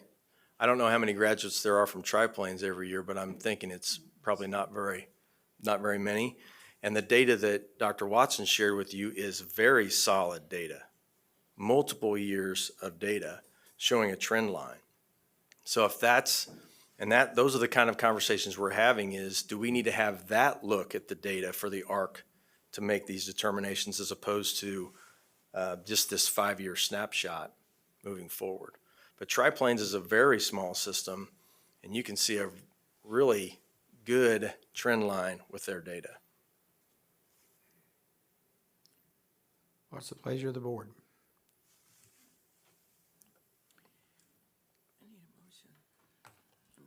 We'll get to you, Heather.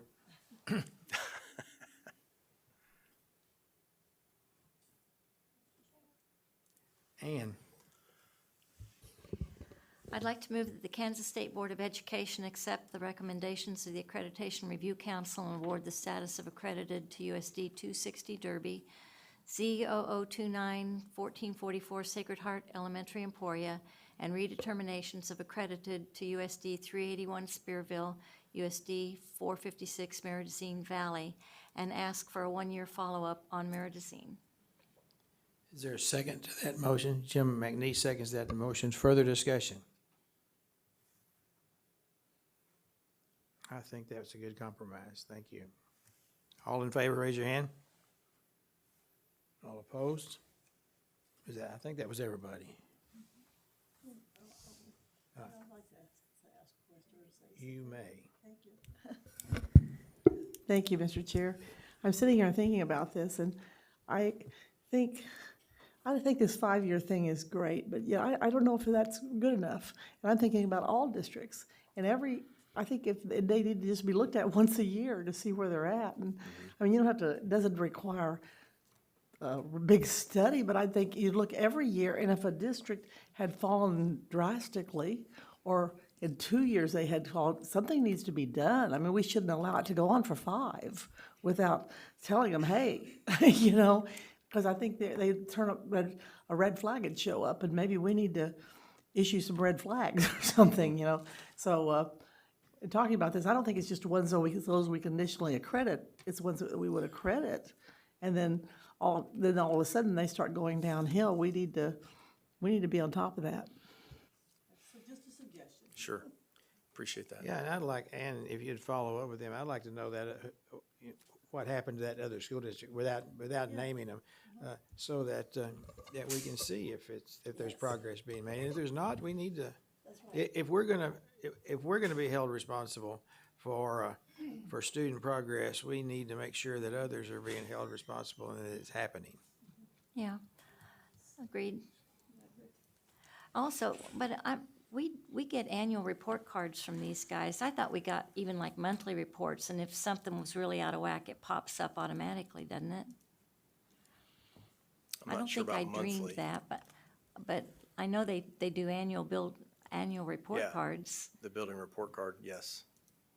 You could see that. What's that? Does someone review it?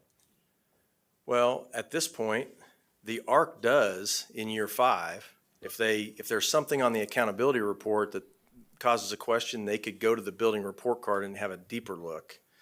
But really, that's during year 5. So we are not checking those. I know Brad told us one time that we got reports that when some things were out of whack, it automatically popped up for somebody to take a look. I don't know, maybe you can ask around about that, because if that doesn't happen, like I said, we can't just wait 5 years. But I was under the impression that there were reports that were automatically generated from things the school submitted.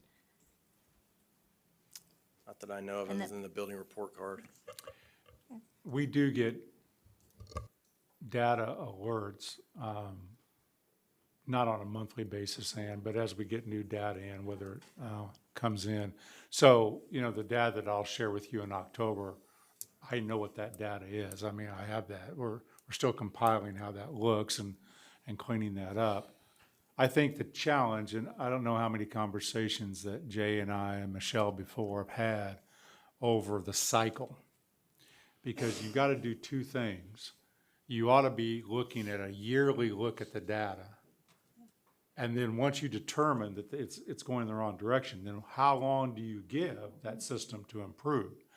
Well, 3 to 5 years is probably a good time to look at improvement. But that doesn't mean you shouldn't look at what any school district's looking like in year 1 and 2, because you don't want to wait. So I know that Jay and Myron and others are looking as they enter this next cycle, which, by the way, will be even more important than the first cycle, which was get your process in place and let's get this thing going, is what results are you now showing? Remember that chart I talked about, the 8 outcomes? Right now, the ARC's looking at that. Did you get a process in place, and is it starting to work? In the second cycle, there's an assumption you've got a process. it goes to the middle of that, which is, do you have that process, and are you executing that process, and are we starting to see results? So, and I think it's a combination. You've got to look every year, and then once you determine whatever, District ABC, then how long do you want to give them in the cycle to show those results? So, and I know that it's a huge part of what you're looking at in the next cycle. And another thing I'd be interested in knowing is that, we have somewhat of a diversity of implementation of individual plans of study. Would that be a correct statement? Yes. And so fidelity to the individual plan of study, in my view, is critical to meeting our vision for each student. And so I think that that's something else that we need to look at regularly, because I think that, again, and I'm repeating myself, I think that's critical to success. Yeah, I think, we've talked a lot about the quantitative side, but bringing up the qualitative side and looking at those. And to our system's credit, I just met with a group this morning from Northwest Kansas, and there were probably 4 or 5 districts. And we were talking about the narrative, they're all in year 5. We were talking about the narrative around the state board outcomes, where they're actually putting in, this is what we're doing with individual plans of study, this is what we're doing with social emotional growth. And I said, does anybody ever use the STAR recognition, the rubrics for individual plans of study? The rubric for social emotional growth? All of them use that. I don't know if they apply or not for STAR recognition, but they use the rubric as a tool. And so that's a way that I think if we're having systems go through that rubric, and they're saying, this is where we think we're at a 3, right, in this part of the individual plan of study, and really using it as a learning tool, I think we'll start to get more of that where we want to be with individual plans of study. Great. Anything else? I guess you're done. You guys have a great rest of your day. Thank you. Craig, you're going to talk to us about purple recognition.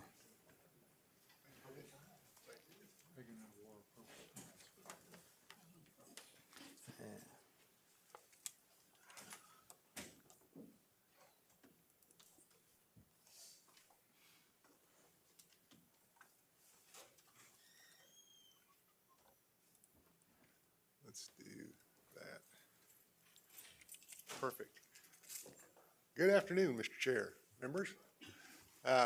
Appreciate the opportunity to spend a little time with you. We have what we think is a positive proposal that will help the students of Kansas. And my job is to kind of set the table a little bit, and the 3 individuals you see behind me will tell you the important pieces that you'll want to know about. Purple Star Schools is a program that is being implemented in states across the country. It's not in all states yet, but it is moving that way. The intent is to recognize and support those schools who are committed to supporting military-connected families and their students. And since it's a national program, and we're talking about it here in Kansas, I feel the need to put that out right up front. The choice of purple is not a representation of a preference for one university over another in this state. Purple comes from the military, combination of all the colors from the different branches of the military. So when you're dealing with the military, they use purple a lot to represent all the branches involved. So Purple Star Schools are those that deal with military students and support them and their families and the different processes that they can put in place career. And many times it's more than that, but that's more or less an average. And those transitions don't always happen in the summer, so they're not starting in a new school at the beginning of the school year. They may move in at the beginning of the year, or they may move in the middle of the year. And they're moving from different states, sometimes from different countries. Every school district has different expectations, different requirements, different policies. Every state has different expectations and requirements. So those all create issues and hurdles that students and the families have to deal with. The MIC3 logo that you see up there, the Military Interstate Children's Compact Commission, is a compact that was specifically created to help address some of the challenges of transition faced by those students. Not to provide advantages for the student, but to smooth out some of the disadvantages. And so issues like enrollment, placement in classes. If you're in high school and you had AP courses in the last school and this school doesn't have it. If you've taken one course here and the next school doesn't have it, or they have something similar. Graduation requirements that are different. IEPs, moving from one district to another. In Kansas, gifted students require an IEP. That's not the case in every state. Even something as basic as the age of entrance. You have to be 5 to enroll in kindergarten. We're pretty consistent with that across the country. But 5 on what date? Well, in Kansas, it's September 1st. Other states have a different date. When families move in and they're expecting their 5-year-old to be able to go to kindergarten and that is or is not the case, that creates issues. So the purpose of the Military Interstate Children's Compact Commission is to help students, families, and school districts deal with some of those transition issues that arise. You see up there, a compact is adopted by all 50 states. And that means the exact same statute was passed by every legislature in 50 different states. You can imagine how difficult that is to accomplish. There are not a lot of compacts nationally, but this is one of them. And I'm always quick to point out Kansas was the first. So when we say we are on the ground floor of helping our military students through the Military Interstate Children's Compact Commission, that's absolutely true. Our legislature adopted this in 2008, and I also like to point out we beat Kentucky by 1 day. So that's the basketball fan of me coming through. So we have a history of supporting their students, and the individuals on the Kansas Military Child Education Council, you see the positions listed there. Those are defined in statute, those positions. The individuals change, but there will always be a KSDE representative. There will always be a Department of Defense liaison and so forth.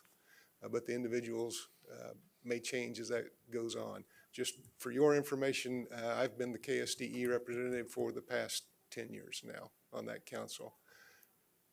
Members of that council will tell you, and we've had the discussion, in Kansas, helping military children with the transition is not a big issue.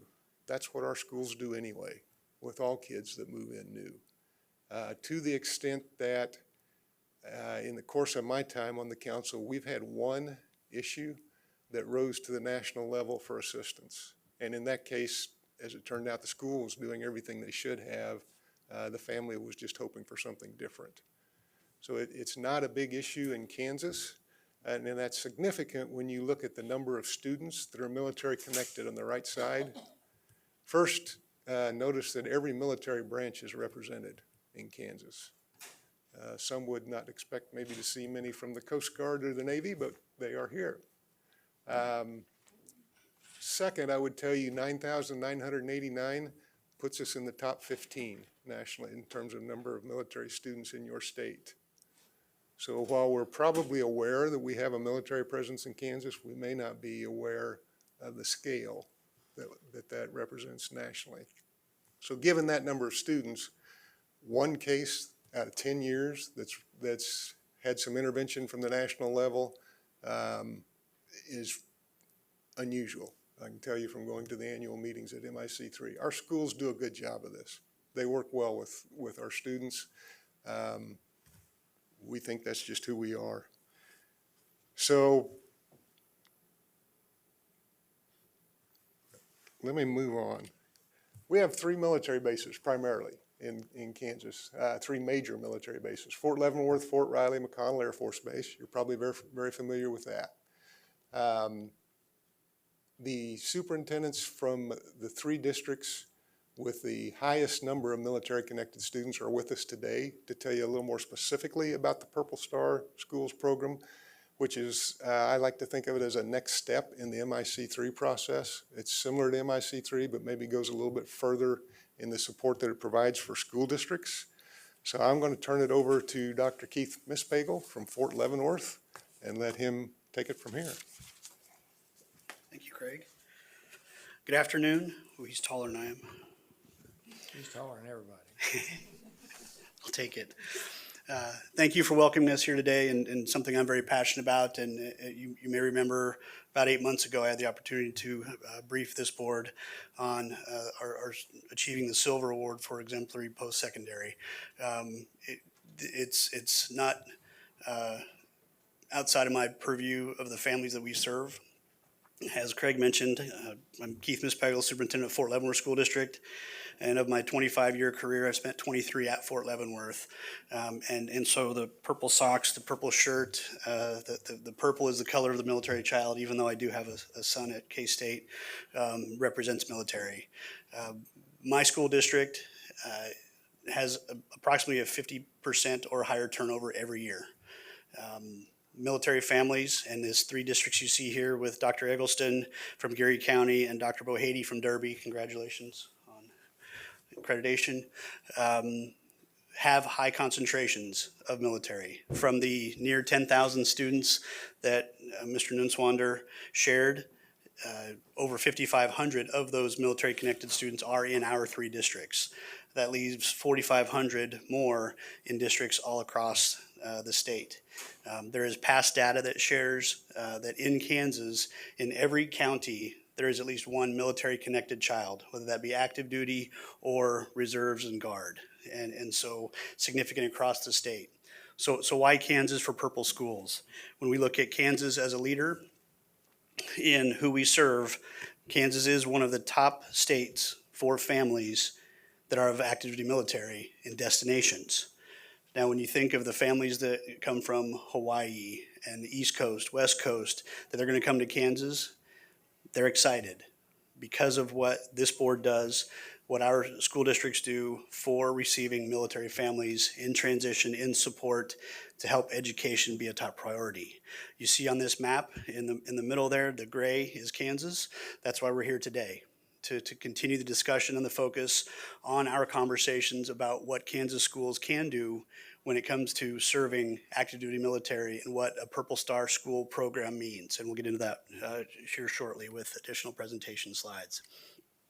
The designation for Purple Star is really for a school and school district to show what they do for a military family. As I mentioned, over 50% of my families are new every year. When a family gets orders, typically in January or February, that they are moving from somewhere and going somewhere else. In Kansas, the first thing that those spouses do, because I did my dissertation on it, is they look at the schools. The soldier, sure, you've got to go do your job. I'm taking care of the kids. Where's the schools? That's where our house is going to be. That's where we're going to look. Purple Star designation recognizes schools that offer support to military families. That's what families are looking for across the country. And I'll jump back again to the slide. When families are moving to these gray states, then they're reaching out to see what school districts have in place. They're all interstate compact schools, which Kansas was the first. We make note of that all the time. But what do they have to say, when I move to Kansas, I'm going to have the assurance that military are supported. And so as we continue forward with our discussions about Kansas as a possible Purple Star designated program and state, it's another opportunity for Kansas to show our families and our students that we continue to be one of the top states, if not the top state, for supporting military families. And with that, I'll turn over to Dr. Eggleston from Geary County. Welcome, sir. Well, good afternoon, everyone. Thank you for allowing us to be here with you. I'm Reginald Eggleston, Superintendent of Geary County Schools. And so we have 7,000 students. 50% of our students are connected to the military. And so we're honored to be able to serve men and women who serve our great country. We have students who have attended schools here in the United States, in Europe, and the Pacific. So when I look at the three of our districts, I really look at us as international schools, because we serve students who come from everywhere. And when they arrive with us, they want to be guaranteed that they're going to receive the supports as well as a second to none when it comes to an academic experience. And so we want to ensure them by having a program that aligns with those goals. In our school district, when we talk about the Purple Star program, it actually aligns to three of the four goals within our strategic plan. Improved academic achievement on an annual basis, social emotional learning supports, and parent engagement. All three are critical for students regardless if they're in the military or not, but specifically for our students who transition a great deal. And so for the past 2 years, Geary County Schools has been piloting this program. We have 18 schools, and all schools within our district have received the designation of Purple Star. And so what I'd like to do for the next few minutes is actually walk you through the process that we implemented and share that with you. And if you have some questions, of course, we'd be more than happy to answer those. But I just want to give you an idea of what we did in order for that designation to be provided to our schools. So in August 2020, our Board of Education passed a resolution publicizing the district and each of its schools' support for military children and families. Next, within that resolution, we made some commitments. We basically said that we would develop and sustain high-performing schools centered around innovation, collaboration, and continuous improvement. In other words, we look at our data and we'll let our data drive our actions. And then the next item is a continuous focus on student achievement. So when we look at our test scores, when we look at discipline, we look at attendance, we take all of that in consideration and have those conversations with our partners on Fort Riley because, again, we want to ensure their success and ensure we're providing them all the resources that they need. The Purple Star, as I stated, aligns with our strategic plan goals, which reinforce the tenets of the plan of the program as well. So what happens at an individual school? First, a school must designate someone as a liaison. So on Fort Riley, we have someone whose sole responsibility is to serve as a liaison representing the members on post. We have a liaison in each one of our schools, and so on a monthly and quarterly basis, we provide training. We talk about things such as deployments. This past year, we had 3,500 soldiers who were deployed. You can imagine how that impacts children when their mother, father is being deployed, and they are deployed for a minimum of 9 months. So we try to put in any resources we can, supports, counselors, social workers, et cetera, in order to assist them throughout that transition and during that term. We had, for example, another example is the deployment was actually extended. When you look at everything that has happened in Poland with Ukraine, our soldiers were directly impacted by that, and they were extending an additional 3 to 6 months. So you can imagine how those students felt. I actually attended the town hall meeting and had to share different things that we would do in the school system to support them. Now, just to kind of give you a little bit of some of a bearing, we have 5 schools on Fort Riley, 4 elementary schools and 1 middle school, roughly about 2,000 students on post. And throughout the remaining 13 schools in the surrounding area, anywhere between 12% to about 45% of the student population are military dependent students. So it's all throughout our school district, and it impacts each and every one of our schools.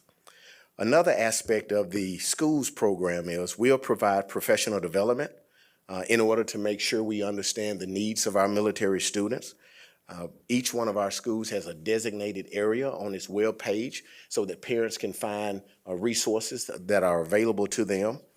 We also recognize days such as Memorial Day, Veterans Day, 9/11. These are just some of the things that schools do every day. So it really the program fit us very well because we live and breathe this on a daily basis. When we also look at some additional activities that schools may implement, we look at our ROTC program that we have at our high school. We have this Friday actually a military appreciation night, so we will actually sign an agreement with certain units on post who will adopt our schools and provide supports to them. We have a military appreciation night, again, that's this Friday, and then just additional supports where we recognize families. For example, if you walk in our schools, we have bulletin boards that have pictures of students and their parents in uniform. So we do everything we possibly can to create a safe space and a safe place for all of our students. Again, this has been taking place for the past 2 years, and we're very proud of the success that we've experienced and the supports that we've been able to provide our students. At this time, I'm going to turn it over to Heather, and she'll close us out. Thank you very much. Excellent. Good afternoon. Next, I'm going to touch on the proposed application process for Purple Star designation. With that, looking at it really focuses on 4 different areas on the application process. So we took a look at what are current states doing for the application process, and we gathered various information to look at our standards that we would be proposing here in Kansas. So the areas, looking at those 4 I'll step through, is looking at district-wide activities, and you heard Reginald share a little bit about some of those activities, just making sure with professional development, as he said, having a board adopt that and have a resolution, and making sure that we have a point of contact as students and families come in, having that warm welcome for them. So those would be required things as part of the process. Next, looking at the dedicating military support and family support web pages. Many people are looking at web pages for sources of information today, and making sure that here in Kansas and schools that are designated as Purple Star have certain things that people can depend on finding on those web pages. Those could include things such as just how do you enroll? As said was earlier about what ages. It could be our looking at our graduation requirements, course offerings that we have. Things vary. Common question we get in when we have our military family, what activities and extracurricular activities are offered here in Kansas at Derby High School or at our middle schools. So making sure those are all accessible via the web page. The next one is looking at our school-wide activities. It was mentioned making sure we have that transition, and something you may have heard like student to student and having kids get involved, and it may look different at different schools, but one idea could be getting that student leadership and having students elected to help with that process, greeting kids as they come in. We do Green Fridays on for our school spirit on Fridays, but as a military student coming in, do they also have a green shirt, and maybe giving them a green shirt so they fit in right away? Those types of things, and just making sure that that's a smooth transition and a good transition, and they have someone to have lunch with if it's an elementary or middle school or high school student and feel a part of it coming in. So making sure we have those things in place. The last one is looking at military support activities, and underneath there, it could be a military appreciation night. Reginald also mentioned that. It could be music programs. It could be a luncheon that's special for our military families coming in. So those are just a few items. It could be a military display. So when you walk in schools, that students and our families make sure they feel a part and appreciated in our buildings.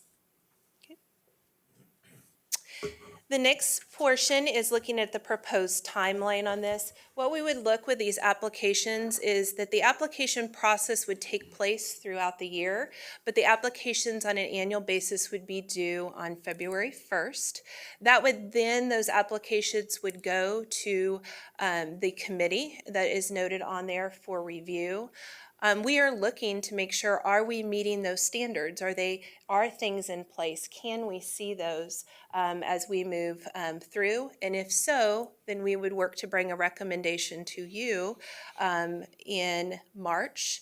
And then what we would be looking at for those schools that are approved, that then renewal, we want to make sure we stay up with that standard, how those things refreshing and making sure we're current with everything, renewing every 3 years is what we would be looking at, proposing to look at.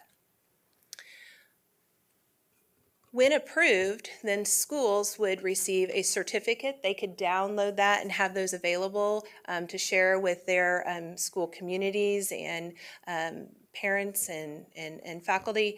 Then they'd receive a letter of approval, and then also posting on the Kansas State Department of Education, the military and family webpage, the school districts that have been have reached the Purple Star status. And we next will stand for any questions that you may So have. are there current schools in Kansas that have the Purple Star? Or do we have to approve something first? And the third question, Craig, I noticed that Kentucky was not purple, so how do we beat them? So at this present moment, we have been piloting the program for the past 2 years, since August of 2020. And we've gone through this exact process, and we have assigned the designation to all of our schools. This actual diagram or emblem that you're looking at, one of my media and marketing members created that for the state of Kansas. And we've created a plaque that all of our schools have actually placed in this front office so that when military members come in, they see it, and it automatically signals to them what resources are available to them. So yes, sir, we've actually been piloting that, and my Board of Education has passed the resolution, and again, we've been doing it for the past 2 years.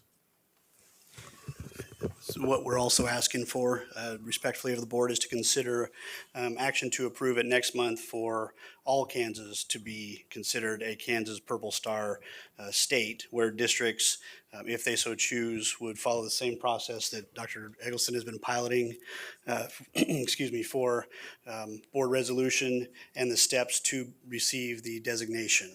The members of the review, I'll let Craig talk about also, so that it wouldn't fall on completely on the state board to say, okay, how do we designate these schools? That is part of the process.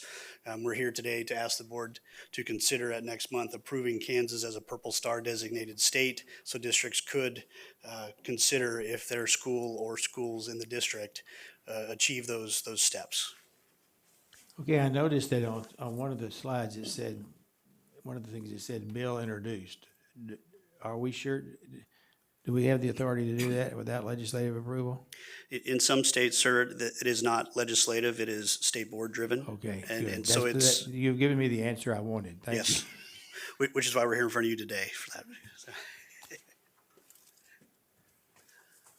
So Dr. Eggleston mentioned they're already in the Purple Star program. There is a national organization, the Military Child Education Council, that supports Purple Star and will help individual school districts start.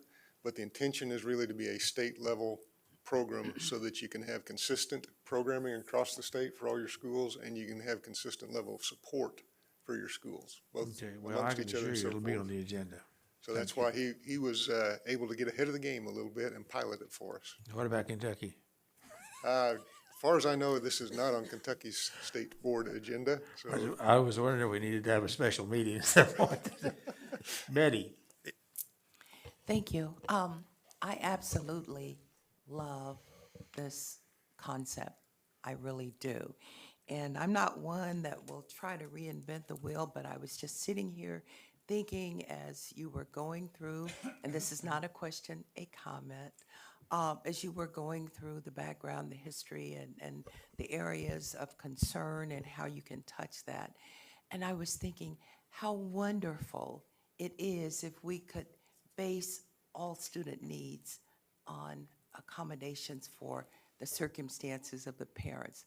I just think it could be mirrored in so many other ways, and I love the concept. Thank you. Thank you. Ben? Thank you, Mr. Chair.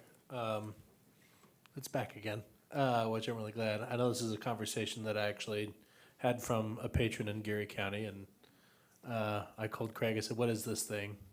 And I thought it was a good idea. I still think it's a great idea. Now, will this be applicable to more districts other than the three of you? Because I know we have kids attending districts like Manhattan has some military families. I'm sure Leavenworth does, since you don't have a high school, Keith. And some of the area high schools in your area. I mean, this is applicable to other districts, not just you three, correct? Correct. It would be available to all 286 school districts. And do we, and the Purple Star designation is district specific, or is it building specific? Is it all the above? All the above. There are some districts and there are some schools that would be more heavily military connected and others that would not. So it might be separate, a full district. So my full district do it because I'm entirely military. Other districts may just do individual schools. Okay. And then, so the Purple Star designation as a state would be that we recognize the program and we adjudicate the program to the standards, not necessarily that all of our schools meet the standard, but we utilize these standards for those specific districts, kind of like we do the Kansas Star recognition. It's another star. We have the Kansas Star and the Purple Star, right? Sir. Okay. I'm making sure I get the concept right. Thank you. Dina? Thank you. This is excellent to see that it's being extended to other schools as well is really fantastic. And I'm wondering, is there a limit of what percentage of their students, or if they have one? So, and if it's not yearly, do they qualify when they have a student that is military? It would be an ongoing, so it could be So a they district with could- zero. They could continue even though they don't specifically have an active parent that's in the military. Correct. It could be a district that has zero military-connected students that applies, goes through the steps to receive a Purple Star designation. When a military family moves to that area, what they'll look for on their website is this a Purple Star designated school or school district. That could be then their first military-connected child because they already know they're going to a system or a school that has these things in place that are on a national level. And that's what I was assuming, that it could be kind of a, hey, we'd love to have you. Yep, absolutely. Okay, thank you very much. Janet? And this is a great idea, so thank you for bringing it to us. Janet? Thank you, Mr. Chair. Well, you kind of answered my questions because I wanted to know if any other schools could, because I know in my question, I think you answered this too. I think, Keith, you did, that just like Leavenworth might just choose the high school. Correct, and they could choose all their schools Right. as well. So the steps, and so we didn't have time to go deep into detail of the application process or the requirements. The requirements are activities, opportunities that are successful for mobile students, namely in this case, mobile military students. So a district or a school that's interested in applying for and achieving this, it is very possible and achievable. Well, I can see this working wonders in some of our districts that have a lot of mobility, particularly our low socioeconomic districts, so I think this would be amazing.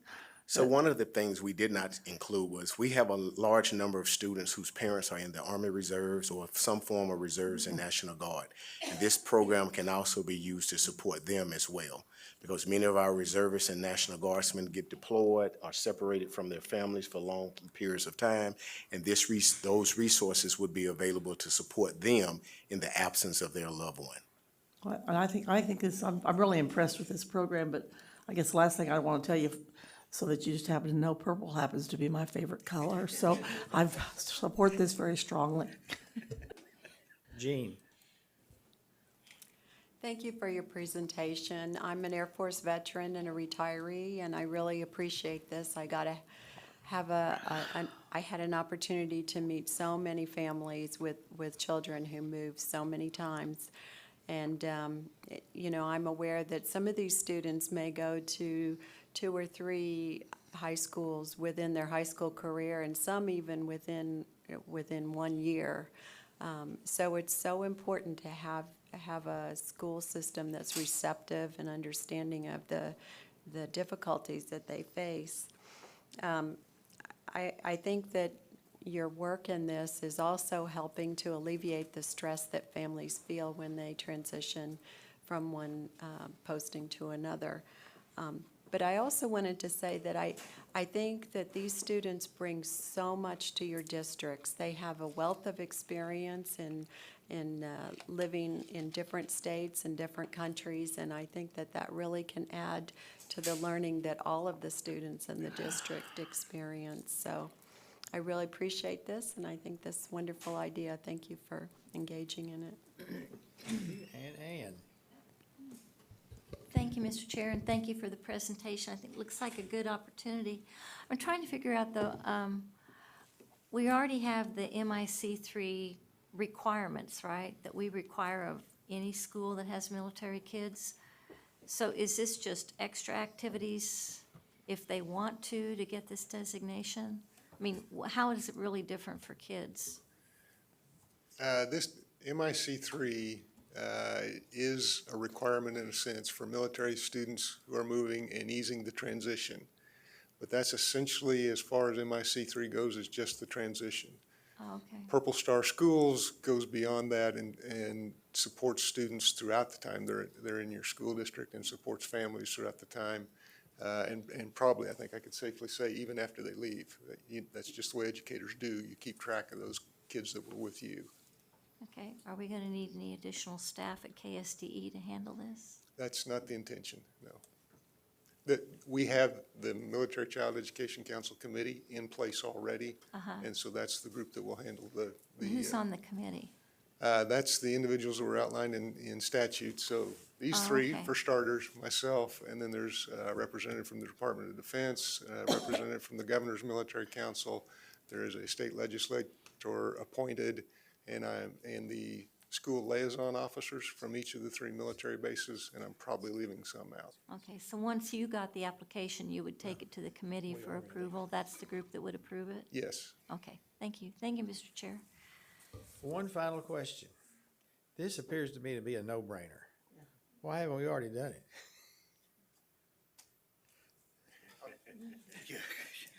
Keith would have echoed that, bro. I'm here at the agency, so I'll say because I haven't gotten it to you before now. Okay, well, we'll put it on the agenda and have lots of time for serious discussion during our October meeting. But this just fits, this fits our vision because it helps us meet the needs of each student. And so this just, I'm really surprised that we haven't heard about it before, because this is brand new to me. And I was in your position forever, and so I just kind of excited about the opportunity. Somewhat maybe in my defense. You saw a lot of purple states on that. It is not an old program. It's relatively new, within the last 3 or 4 years. Yeah, it's very new. Okay, So obviously it's very popular. just make sure we beat Kentucky. There was also ongoing debate on whether it was going to be required to be legislative or state board driven or either or. I will say in Craig's defense, this is the process that I think is the right process to go through with the state board. Well, thank you. We do too. Thank you very much. I see no other questions. We will reconvene at 3:20.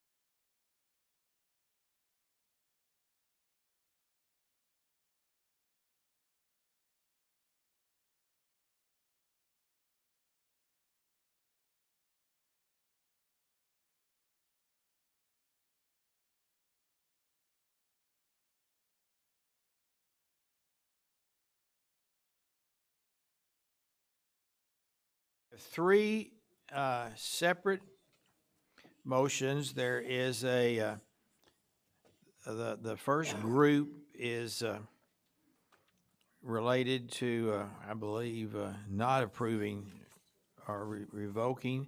The second group is approvals, and I have been asked by a board member that we vote on these individually, and we will. And then the last ones are censures. So let's start with the first group, PPC 02, 09, and 010. And these are for revocation and denial. Welcome. Do you have anything to say? I don't. I'm here for any questions you might have on any of these. Are there questions on the first group of three? Ben? Thank you, Mr. Chair. I guess just kind of a general, do we pull in like misdemeanors as well in the background checks? I guess I was under the impression that we worked on like felonies. I'm looking at F. I'm not gonna lie. I'm looking at F, where it was misdemeanor possession of marijuana. Now, I know they didn't challenge it, so I'm not gonna upend the recommendation, but it's kind of one of those, this is, yeah. So, if I may, Mr. Chair. You may do whatever, and since you put your bow tie on, you may do. Thank you, whatever sir. So the board did authorize my office to clear certain misdemeanors, but at my discretion, not all of the misdemeanors, especially if there's a pattern or if they are recent or if the person was licensed at the time that it occurred. Sometimes those still come before the state board. But your regulation has always indicated any crime, which would include a misdemeanor, theft, drugs, or children. Okay, yeah, I mean, since the person didn't challenge it, I'm not gonna upend the recommendation, because I feel like that onus should have been there, but, yeah, that one's kind of a tough one, but I get it, thanks. Any other questions? Melanie? Thank you, Chairman Porter. I just want to call out on PPC 22-PPC-10, applicant applied to renew an emergency substitute teaching license, and I called ahead and asked this question, but for good of the board, I'll ask again. Have we been missing anything in background checks was the concern that I had when I first read through these. And by we, I guess I mean not we, but KBI. Right. Who does the background checks. And you indicated 22 PPC 10. There was a case that you and I had discussed, and it was not PPC 10. It was 21 PPC 25. That particular case, and I apologize, I probably didn't write the summary very well. The question came up as to whether or not a license had been issued, and we did not catch part of the criminal history at the time that we issued it. Looking, and Mr. Chair, I'm kind of jumping to the next agenda item. Don't know if you want me to discuss this now or then. Go ahead. Okay. So if you'll look on PPC 20 or 21 PPC 25, and this is under the agenda item, the recommendation is to grant the license. You'll see that the applicant applied for a license in 2019. At that time, most of the information had been disclosed to us. Very shortly before a hearing was going to take place, there was information that came to my office. We stopped the PPC. We didn't go through the PPC hearing. We asked for more information. She did not provide any more information, pretty much went away until 2021 when she reapplied for a new license. Long story short, there was no reason for her to have disclosed additional information to us in 2019 because something had been expunged. Had I known that, if she just provided the expungement paperwork at the time, we would have proceeded to a PPC hearing in 2019. I didn't know it until we actually filed the complaint 2 years later. So in 2019, when the person applied for a license, that license was never issued. So it was not a matter of us missing anything in the background check.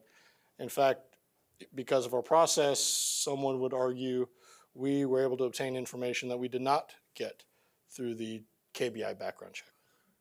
So the shorter version of this is no, I think the KBI system works just fine. Thank you.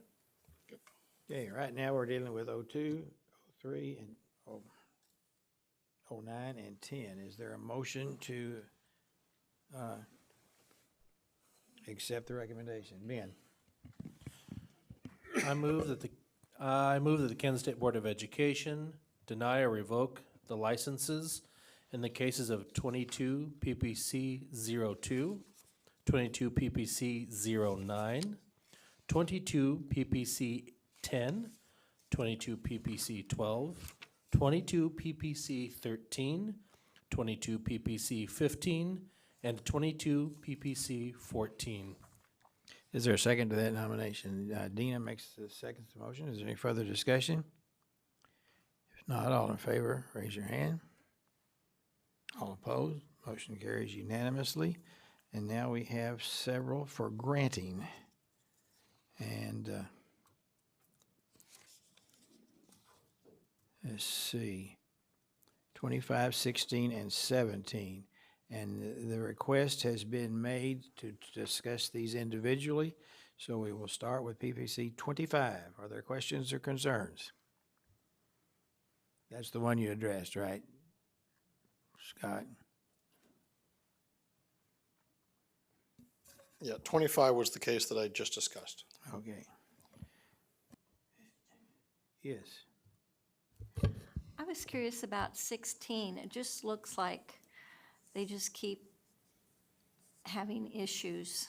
Okay, since we're doing these individually, let's. Oh, we're going to vote on one at a time? The Okay, request has I'm been sorry. I'll to wait. vote on one at a time. So let's deal with 25 first, and then we'll move to 16. Are there?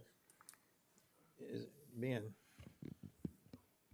And this is just me not knowing the system, but when a person has an expungement, what does that look like? I guess I just don't know the system. Okay. I don't even know the right question to ask about it. So an expungement essentially says you get to ignore or pretend that either the conviction, diversion, or the arrest, whatever you have expunged, did not exist. So if an expungement occurs prior to someone applying for a license, then they are not required by law to disclose that to us, but sometimes it does happen. We find out about it one way or the other, or it shows up in the background check, even though it shouldn't. When that occurs, even though we find out about the offense, if it was expunged prior to us finding out about it, we still treat it as though we didn't know anything about it. If an expungement occurs after we find out about it, either from a prior hearing or they apply for their teaching license, we find out from the background check that they had a conviction or a diversion for something, then they try to have it expunged, or they have it expunged.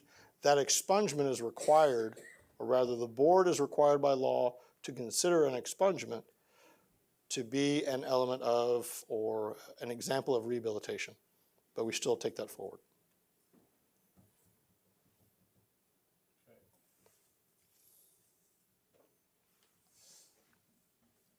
A motion is in order for 2025.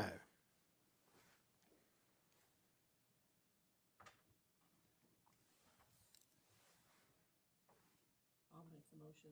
I just can't read it to you because I had. Okay, so Janet moves that the Kansas State Board of Education adopt the findings and facts and conclusions of Law Professional Practice Commission following the recommendations for issues of license 21 PBC 25. Is there a second to that motion? That's what I said. Betty seconds that motion. Any further discussion? All in favor, please raise your hand. All opposed? Motion carries. It appears to be unanimous. PBC 16. Ann? Yeah, I was just curious. It just seems to be a recurring issues with 16. Did you guys just decide it wasn't that bad, or? And Jen, I think that's a question for you. Sure. In cases like this, we consider a lot of, are they acknowledging the wrongfulness? And are they growing from that and bringing that forward into the profession? So these were all from previous conduct and before they were applying for a license. So it's pretty far back. And what they were able to show to us showed that, hey, yeah, I recognize this is terrible. I got on a wrong path. Here's all the things I've done to get on the right path. And here's how I'm going to use that to help my students not make the same mistakes. And it was a unanimous vote in support. We felt like that was a pretty rare perspective that a lot of educators, I mean, most educators are pretty strong rule followers. So to have somebody who's really gone off the path and then genuinely gotten back on the path could be a strong asset to helping reach some of our harder to reach students. Thank you, Mr. Chair. Any Thank other you. questions? Motion is in order.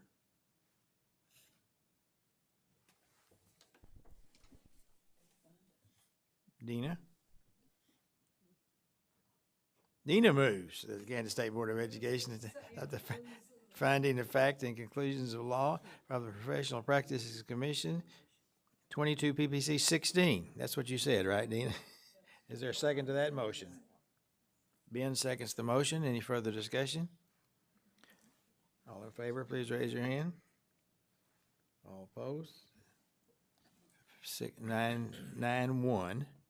Thank you. PPC 17. Questions or concerns?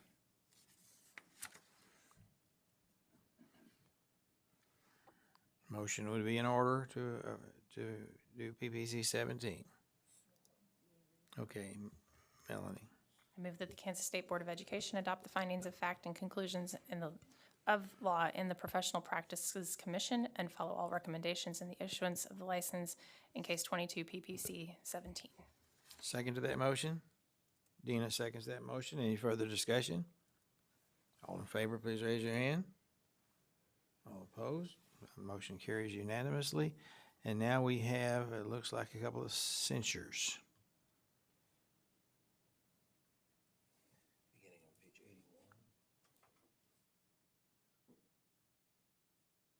Okay. The motion that I have here is for PCO 04, then I see an 07. We've already done that? I'm getting confused here.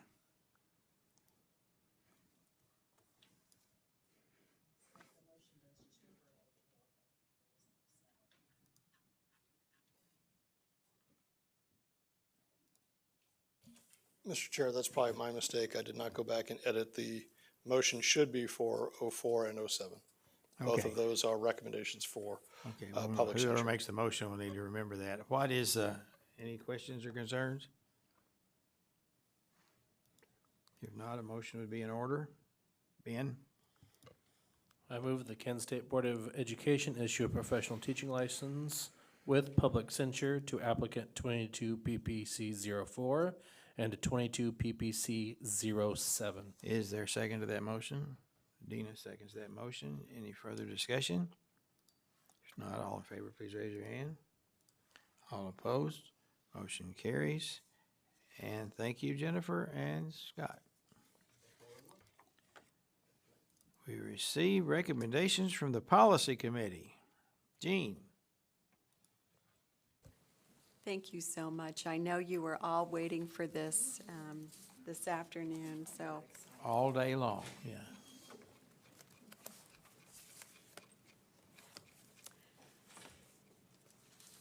I wanted to let you know that the Policy Committee met a number of times and went over the entire policy and guidelines very thoroughly. And even where we didn't have a recommendation, we reviewed it and tried to determine whether it was consistent with what we actually do and whether it needed to be brought up to date or have any changes. So we've gone over every part of the policy and guidelines. And we do have some changes to propose to you. And I can generally speak, many of them are meant to just clarify what was meant in the policy and to maybe change the language so that it was updated or reflected what we actually do in practice, or is updated in terms of the type of technology that we would use currently compared to what we might have used 10 or 15 years ago. And we tried to make it more in the positive as opposed to saying you can't do this, talking about what you can do. So what I plan to do is just to go through and point out some of the changes are repetitive because they occur in a lot of different areas of the policy, but they're very minor. They're almost just clerical types of improvements to make it easier to find things. And make it a little easier for us in the future in the conduct of our meetings and in accessing new board members and that types of things. So.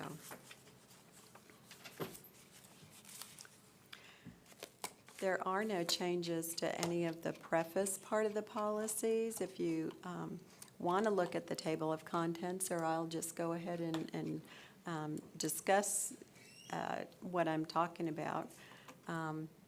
The first changes were on page 1 on the policy review, and we just included that we basically stated what is actually what we practice, that a 3-member policy committee, along with the attorney, state board attorney, will conduct a review, and that we would keep track of those reviews by having a record of the timelines beginning for this past review.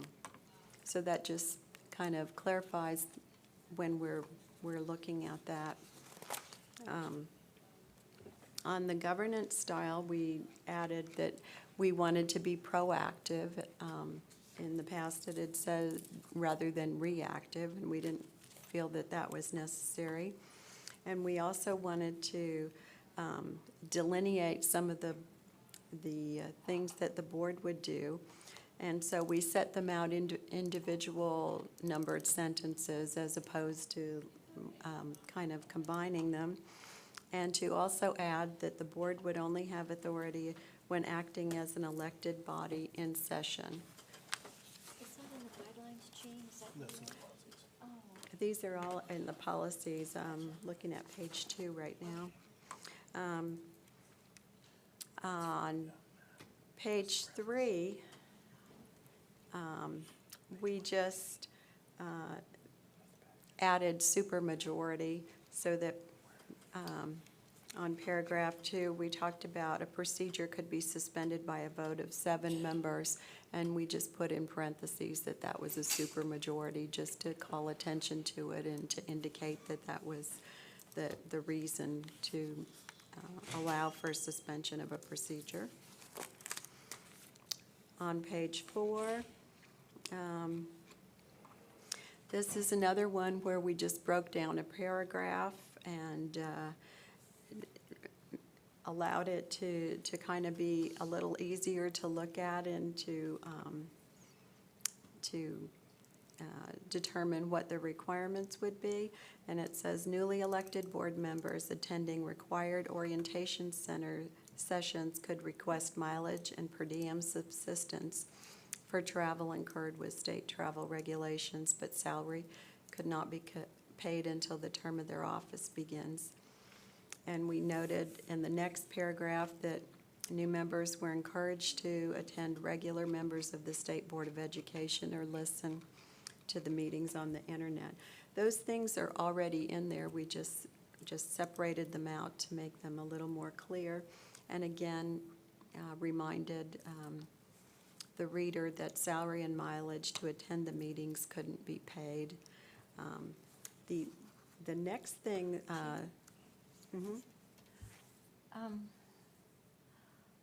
was thinking we got paid like the legislature, and I was thinking they did pay salary. like in This December, would be before. before you come in? Well, it was When our you- understanding that we are not allowed to pay the salary and Okay. mileage before. I think that's consistent with the way, that is consistent with the way we've Right. operated. Well, Dark Ages, they didn't, still given script. Well, this is just to really clarify that so that people don't have an expectation that something might be paid and it isn't. Then, one of the things that we did throughout the document is on the bottom where it says, for more information, see Procedure A of the guidelines, we just added the name of that procedure so it would call to mind what you're looking for. It's the same thing, it's just we set out the name of it. On page 5, on governance process, we indicated that on the first line that the state board was responsible for its own professional development. The prior one just said development, and carried that over to the second sentence that the professional development could take part through membership in organizations. And again, we added the name of guideline 1 there, which was approval of meeting attendance for board member travel. On page 6, we took this is the list of board member expectations, and we kept all of those expectations, and we added, between 7 and 8 of the old one, we added 8, a new 8 and a new 9. New 8 just says not represent or imply that an individual or minority position on issues is that of the full board, and holds all executive session discussions in confidence and not discuss them outside of the executive session. Those are just standard customary rules that we would follow, but we inserted them in there and then kept the other information. On the next page, which is 7, we also added that under perceived violations of boardmanship expectations, we added that the chair would rule on the alleged violation. That was what was there before. But that if a member was dissatisfied with the ruling, the member could appeal to the entire board, and the board would make the decision on that.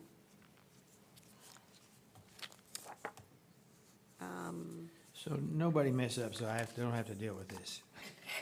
So that just gives a somewhat of a due process kind of aspect to it.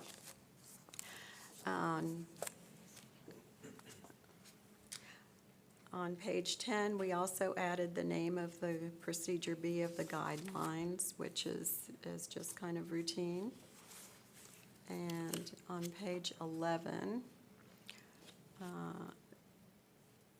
we just indicated that on 1, that the temporary committees should not include more than 5 board members, which is our reading, so that we did not have a quorum on a temporary committee. And that in paragraph 4, board committees could not exercise authority over department staff. We changed organization to department, except by working through the commissioner and the board chair, so that we have those lines of communication between the department in terms of the commissioner and the board chair for the board. In the past, it was 3 board members, so I think that was really hampering our ability to maybe have some committees where we wanted more board input or actions there. On page 13, On appointments to temporary committees, we had, instead of having them appointed by the chair, we have them nominated by the chair or vice chair. And that also calls to mind that we've changed chairman and vice chairman to chair, just the more neutral term. And that they would be elected by the state board, so that allows for more opportunity, I think, for individuals to participate. On page 14, we added on B that telephone conference meetings, it'd be telephone, remote, or virtual meetings, depending on what type of technology was available.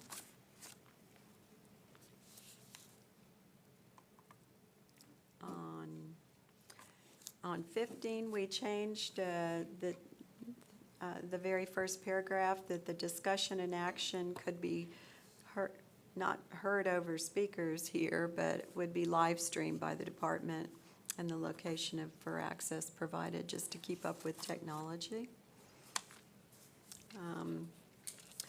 We changed that on page 16, that a copy of the agenda would be available on the day of the meeting for persons attending the meeting, and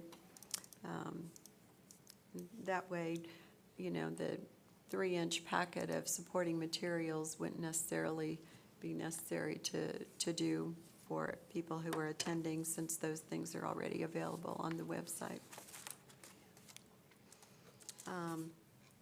Page 17, the third paragraph down, we just asked for clarification. If a board member had a question or wanted clarification on some item in the agenda, that the clarification should be requested well before the meeting, so that it would give time for the department or the commissioner to provide that information, as opposed to trying to do it, you know, the morning of the meeting or sometime during the meeting. 19 is just another statement of what guideline one was, so that we kind of knew what we were referencing. On page 20, the governance process. On Citizens Open Forum, we inserted that it was an opportunity for the public to provide input on educational issues in the state of Kansas, and then we added which are germane to the business of the board, so that it was pertinent to what we are dealing with, as opposed to something that it may not be a focus of what this reason for our board.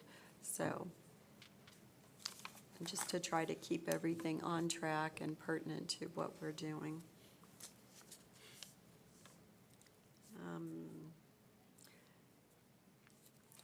22 is the same. I'm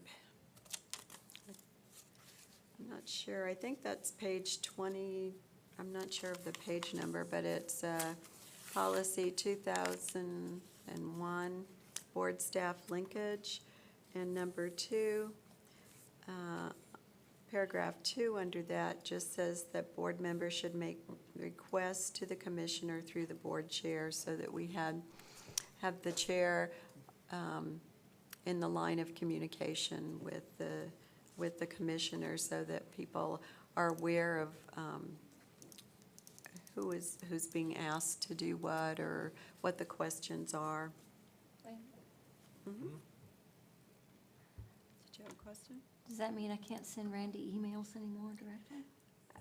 No, but if you are asking Randy to do something, then you should probably just copy the chair. Really? That's what we're trying to keep those lines of communication open, so that the chair would know what's being asked of the commissioner. Well, sometimes there are kind of private things I call him about that, State board stuff. Well, this would only be regarding well, it the is board. state board stuff, but try not to be too revealing here, but sometimes he may know something about something, and I'll call him and go, do you know something about this? Well, I think this is more in the nature of requests to provide information or gather materials or that type of thing.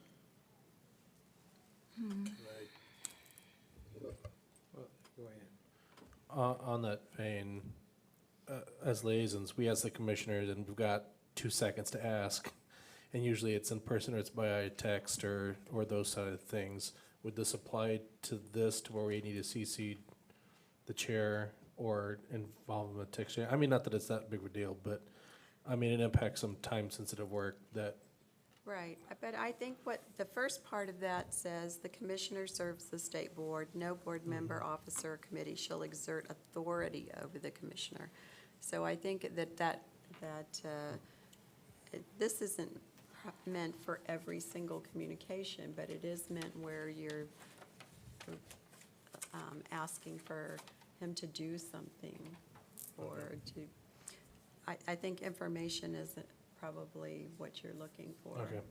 I'm just making sure that is just clarification. Thank you.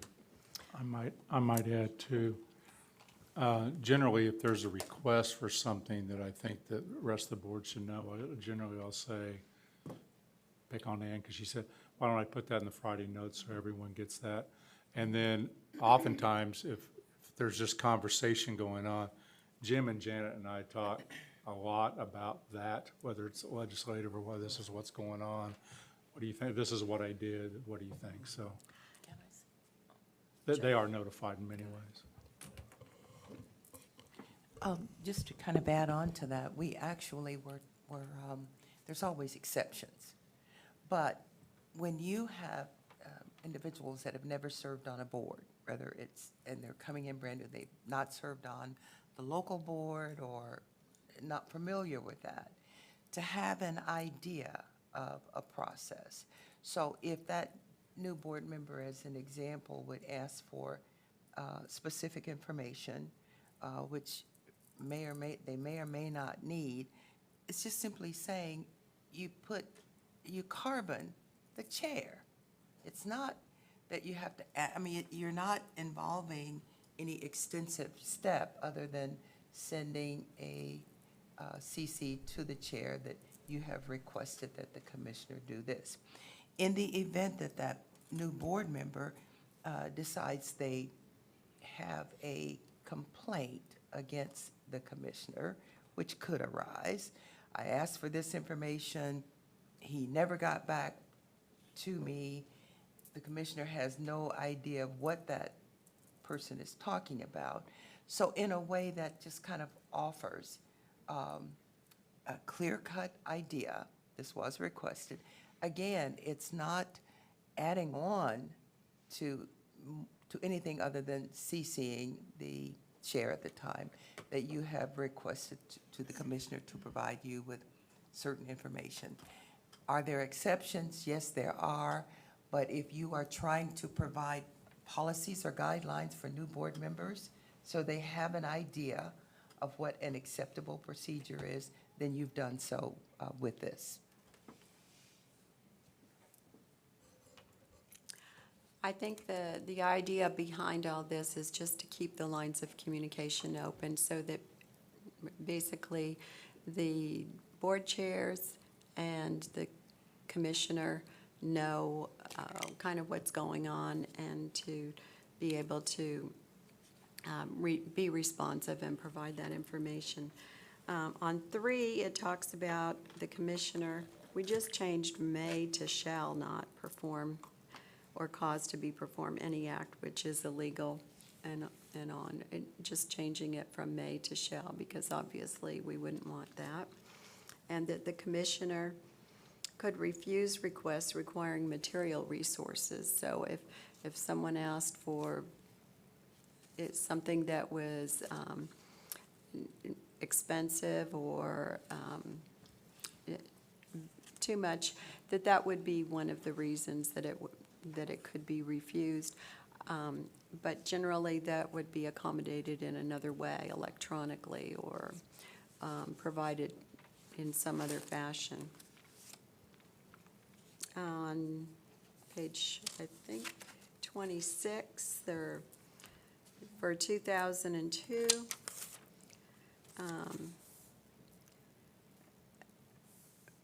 we just indicated that on number 1, that the commissioners appointed by the State Board of Education, and that the evaluation would be 6 months after that. And on number 4, that the commissioner would be submitting to the board a list of performance objectives to be considered in January of each calendar year. I didn't particularly say previously. And that in October, the commissioner would provide a summary to the board of the progress on the board goals.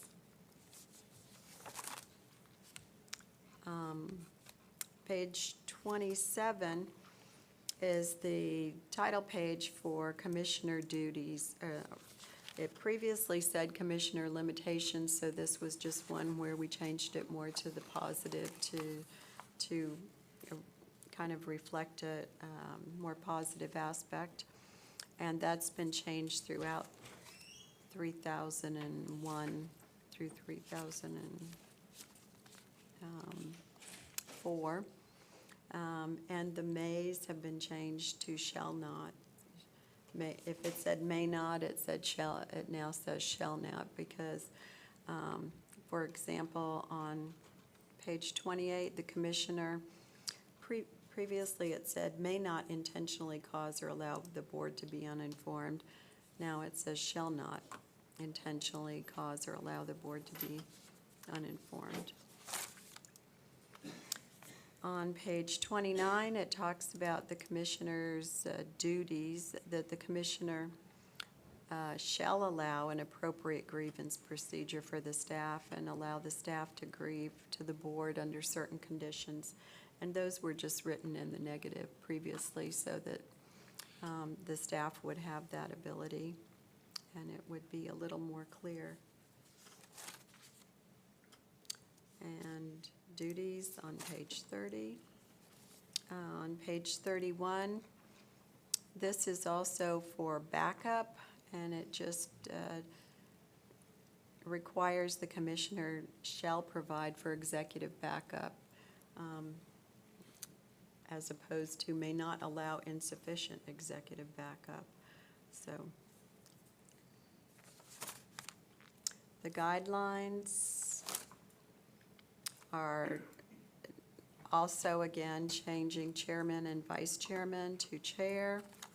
And then the primary changes are reflected in Procedure A, which is on page 21. And it goes through all of the new board member orientation procedures that we actually do now, and changes that into a little more readable and more updated. And then Procedure B, which is just the annual valuations of the commissioner, board attorney, and board secretary, and it's just a language change from chairman to chair.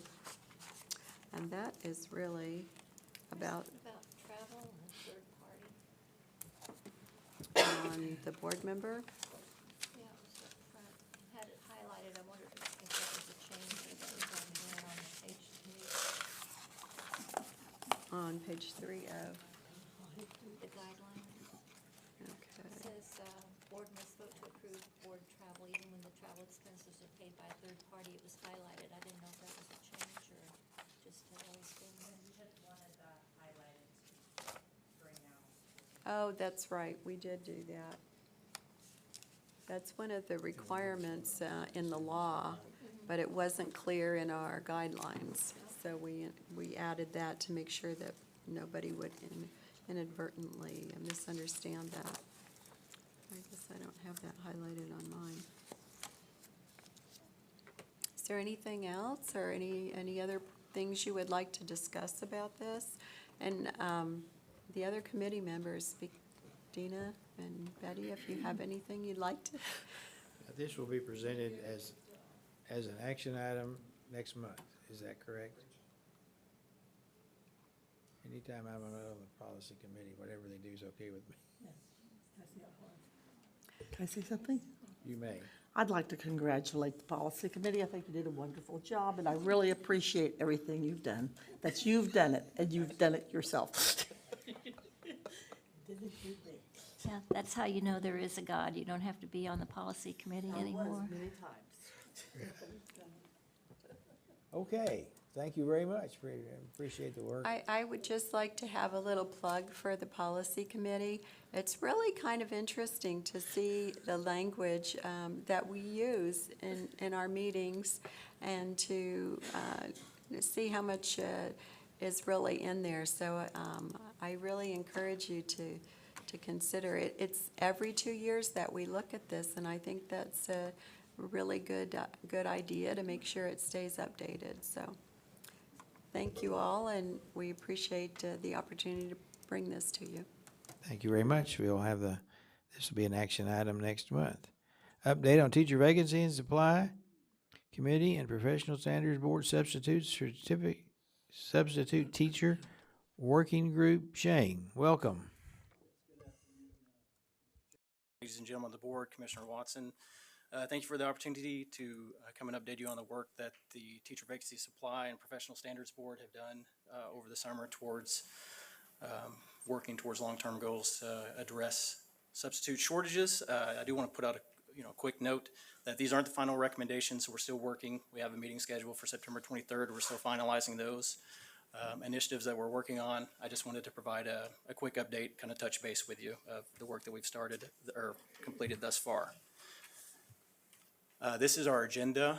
We'll go through a list of working group members real quick, go over our purpose, cover the initiatives for consideration that the board has worked on, and then a separate little update I wanted to provide you is on a different set of meetings that we've been working on the theme of recruitment and retention with educators across the state, and that'll be at the end.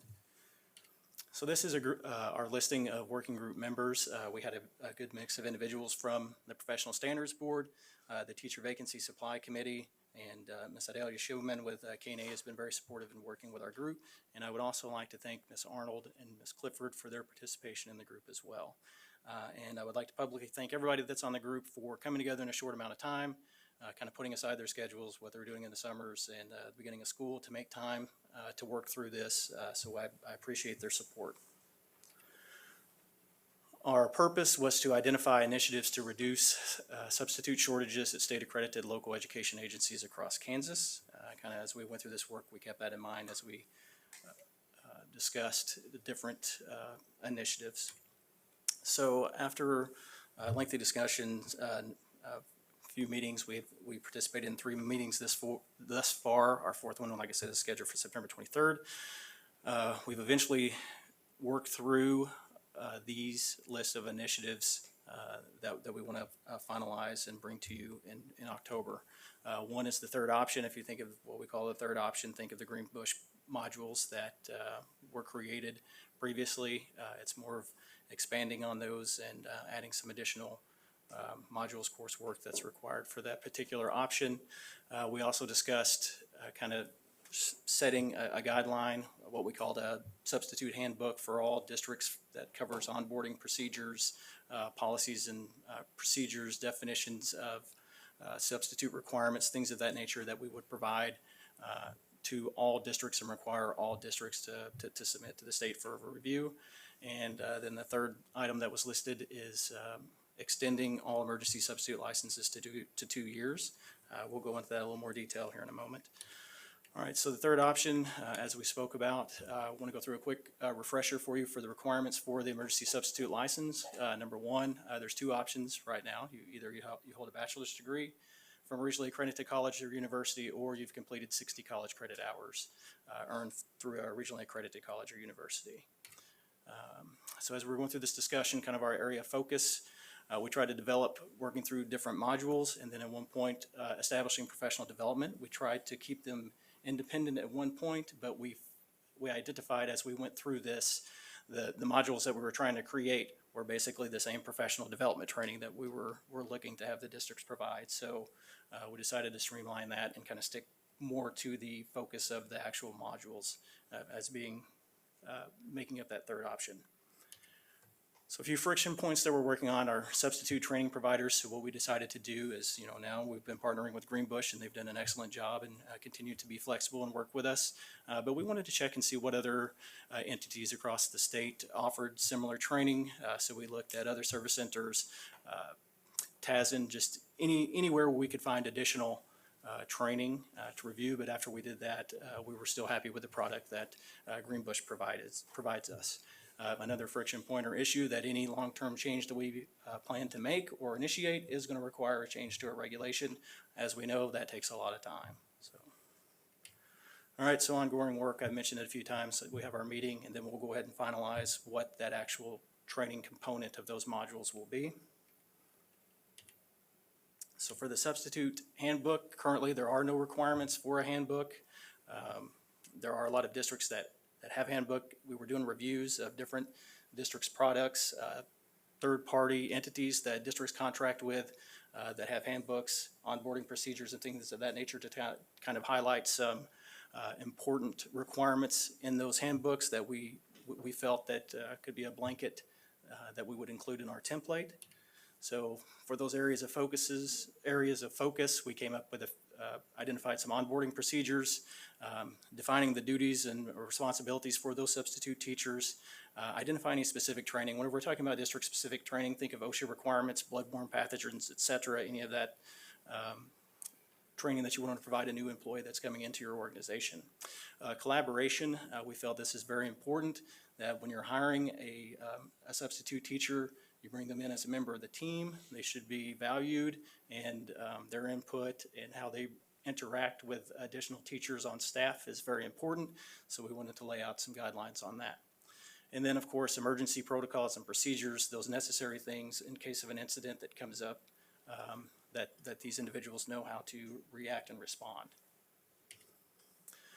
So friction point, this is kind of more on teacher licensure side. Do we incorporate, if we're going to, push this out and require districts to submit something to KSD to be reviewed and to be accountable for? Do we incorporate this into KISA? Do we keep it separate? Is it just managed at teacher licensure? So this is still another area that we'll work through our meeting.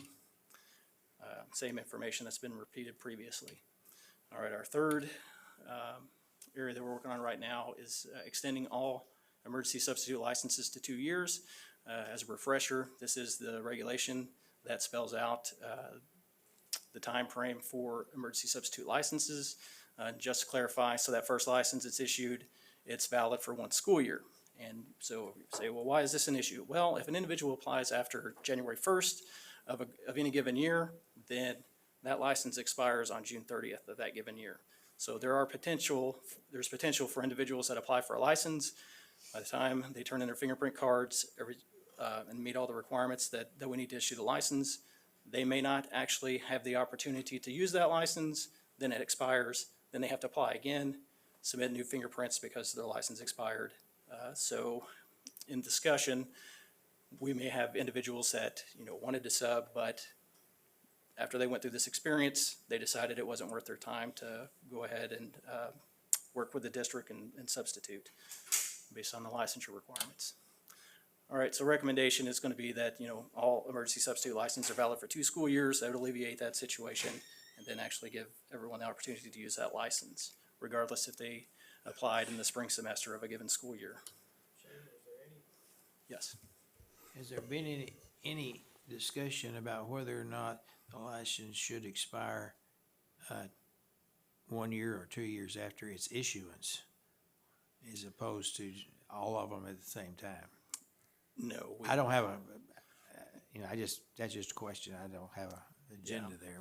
And no, we did not go. We didn't discuss that. But that is a possibility. That is something I can bring up with the group. Well, that would alleviate that first part of it, where it's you finally get it in May the 1st and have 5 days to substitute, and then it expires. Okay. So once again, this would require a regulation update. It would also result in fee reduction in any given year. We have about 3,500 applications that could potentially, we would lose the revenue from about 3,000 applications if we implemented this. Same thing, ongoing work. We will meet with the Professional Standards Board prior to our working group meeting on September 23rd. So I plan on giving an update to the Professional Standards Board and having them kind of weigh in on these recommendations as well. So recruitment and retention meetings, I'll try to be quick about this and not give you the long-winded story. I'll do my best, but sometimes I talk a little too much. All right, so in April, before teacher licensure was tasked in June with getting this working group together, we were already holding different meetings or planning different meetings with our higher ed partners and education professionals from across the state of Kansas for recruitment and retention meetings. Originally, these meetings were initiated based on the Department of Labor recognizing teaching as a federally registered approved apprenticeship program. So we wanted to get the message out to our higher ed partners and their district partners to let them know that this was coming out. As we started planning for these conversations, we decided to split our higher ed and their district partners into two meetings. We first met with higher ed partners west of I-35. And we got some input, but as we started doing this planning, we decided we wanted to go ahead and capture their thoughts and viewpoints about the educator shortage and what we could do. So eventually, when we started having these meetings, we provided them data about our LPR vacancy data and other licensed personnel report data, and Dr. Brett Church's retention recruitment survey data, where he surveyed 20,000 educators about recruitment and retention. We included that in the PowerPoint, and then had Mr. Donaldson, David Donaldson, who was a lead in getting the teacher apprenticeship approved federally, speak to the group as well. After we had our first set of meetings, which we held on June 22nd in McPherson, Kansas, we kind of took notes, came back, and then decided we wouldn't share that with our education partners on the east side of 135. We had a separate meeting on May 31st was the first meeting. June 22nd was the second meeting we had with our eastern partners. We presented the same data to them, asked for their input, and then tabulated all this data, and then found 5 themes that we started to work from what our higher ed partners and educational partners provided. These 5 areas are what it seemed that they were interested in continuing to develop and work as an initiative to get after educator shortage. After our meeting on June 22nd, we met with a larger group, brought everybody together, and continued to bring more people into this conversation. And at K-State on July 28th, we had a large meeting with about 61 educators from across the state, and we discussed and tried to build these initiatives and set goals and kind of determine where we wanted to go with this work. The apprenticeship is one, so there will be more work. It's probably a term that you'll hear a lot. From your perspective, you've heard of the teacher apprenticeship licenses that we offer. Just to be clear, that's not what we're talking about. There's a federal definition for apprenticeship that requires a registered program. So at some point, those licenses could tie into that. But when I'm using the term apprenticeship, it is separate from that license. Originally, we wanted to relook at our program standards for leadership. As part of our conversation, going through the recruitment and retention survey, there's bits and pieces about why leadership matters. That's very important as well. The group will continue to work and build what their goals are for that particular area. We also touched on classroom redesign, a communication plan at the state level, and then also testing initiatives. And basically, that was my short update. I wanted to touch base with you. And thank you. So any questions? Thank you, Shane. Thank you for the work you guys are doing, because people are anxiously waiting. Would you back up to the one where it had the 60 hours on it? Because I think I was reading this whole thing wrong. That the current requirements are... Yes. Okay, so are you saying that today it's 60 hours, but tomorrow it would be... No. So it would be these current requirements. This is a discussion we had with the group. They didn't want to change the fact that individuals that complete a bachelor's degree or have 60 college credit hours can apply and receive a license. They wanted to add the third piece, the modules. Oh, as okay, that so third it piece. could So be it'd be 3 that. ways, 3 routes to qualify for the emergency substitute license. I assume it'd be kind of like what we've done with Teal, would be a high school diploma, and these modules could also qualify you? Correct, yes, ma'am. Okay, very good. And then jumping to the future work, I know we've had a lot of requests to consider other things, like the one we already approved where, you know, if you were retired, you could come back and you didn't have to get all this PD, and maybe consider a permanent license if you've retired under Capers.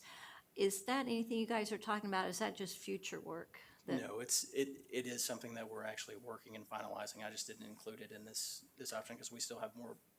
It's not as built as some of these other products that we've come up with. So that is something we're working. Okay, and if they have room to talk about other things, I've seen a couple people go through the transition to teaching program. Man, it needs some work, but you and I can talk offline about that sometime. I'd really like your team to look at that. Okay. Thanks. Yes, ma'am. Ben? Thank you, Mr. Chair. I had difficulty hearing some of what you were saying. On the slide next to the next slide,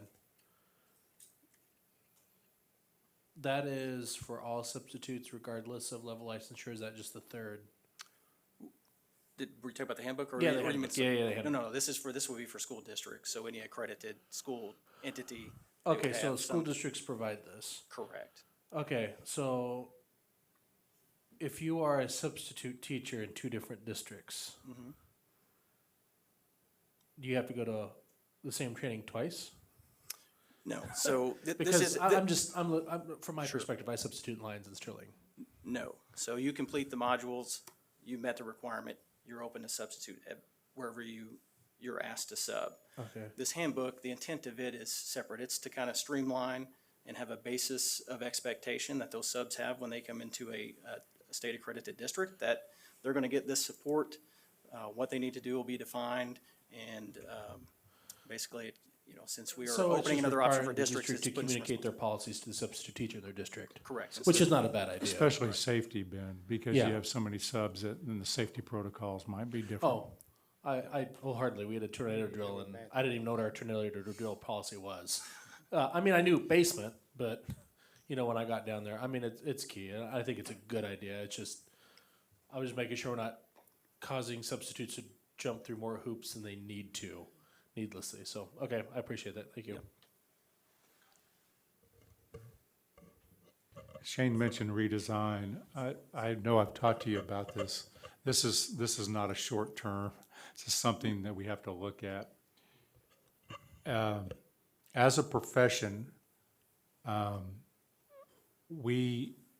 way in which we try to mentor is such an isolated profession. So if I happen to be teaching with Dina, and I'm an art teacher, and she has 30 years experience, like we saw today, Dina's likely to be assigned my mentor, which makes a lot of sense. I'm a first-year teacher.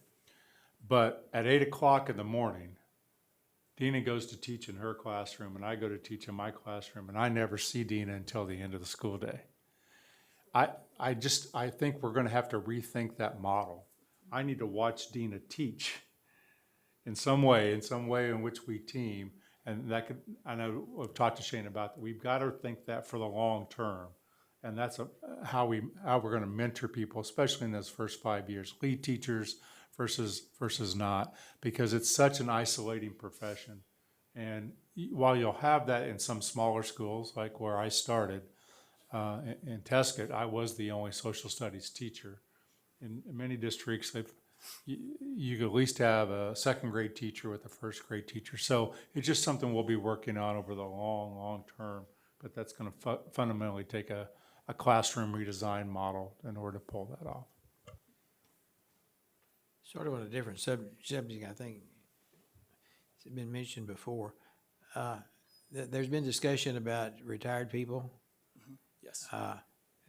Being able to come back after, 5 years? If you retire within the last 5 years, am I remembering that right? Mm-hmm. What about somebody that left the profession for a reason other than retirement? Does that apply to them? So I went off to work someplace and all of a sudden No. And should that be considered? And what's magical about 5 years? I mean, I'll expect answers to that, but I think that those are things that might need to be addressed. Yep, so kind of the 5 years probably came up because our professional license is valid for 5 years, so it's potentially someone could retire and have that license for 5 years. But if it expired at any point, that retiree could come back. That's part of the discussion that we've had. Now, for educators that have left the profession, a couple of things that we already have. So an individual taught for 12 years, decided to go work in the public sector for 6 years, and then that individual wants to come back to teaching. Right now, they're required to meet a renewal requirement to reinstate their license, whatever it was. If it was a professional license, they had a bachelor's degree, 160 professional development points, 80 points from college credit. In order to assist them, if they've been hired by a district, well, they don't actually have to be hired. We have a transitional license that's available for them. They can get that, it's valid for a school year. It allows them to teach and then work on meeting that renewal requirement while they're teaching with the district, which also gives them access to the district's professional development to assist with meeting those renewal requirements. So that's kind of how we work with those teachers or individuals coming back into the profession. Yeah, I got a question from a superintendent that called me about a friend of his who had been a school administrator and has been out of the profession for well over 5 years. Mhm. If that administrator would by necessity have a master's degree, and if they had not been renewed based on the master's degree, could they come right back into the profession? No, they would also, if they didn't meet a renewal requirement, I just brought up one, which was professional development points. There's other renewal requirements out there, but that's the most common. Once you have a master's degree, it's 120 professional development points. There's not a college credit requirement. If you're retired, that drops to 60. So if that individual is retired, they want to come back in. That individual is not retired. Okay, not retired, okay. So they would need the full 120 points, but we can also issue them a transitional license if they get hired by that school district. They can work on that transitional license and then work to meet a renewal requirement such as the 120 Okay, points. but they have to get that all within 1 year. Correct. Which No, well, not necessarily within 1 year, but if they want to maintain a valid license, it would be within that school year. Okay, thank you. I just, that question came up and I wanted to address that. Okay. Anything else? Seeing none, thank you very much. Okay, thank you. We'll look forward to go ahead, Jean.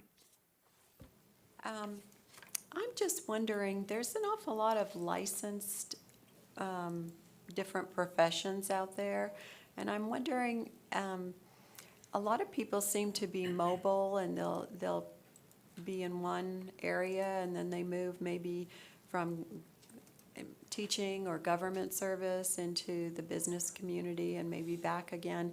I'm just wondering if there's any models out there, licensure type of models that other professions might do that might be something we might want to look at. There's so many different professions out there, nursing, pharmacy, and healthcare, and engineering, insurance, all sorts of things. So I just thought maybe there might be some models out there that would be helpful for us as we try to attract more people into our profession.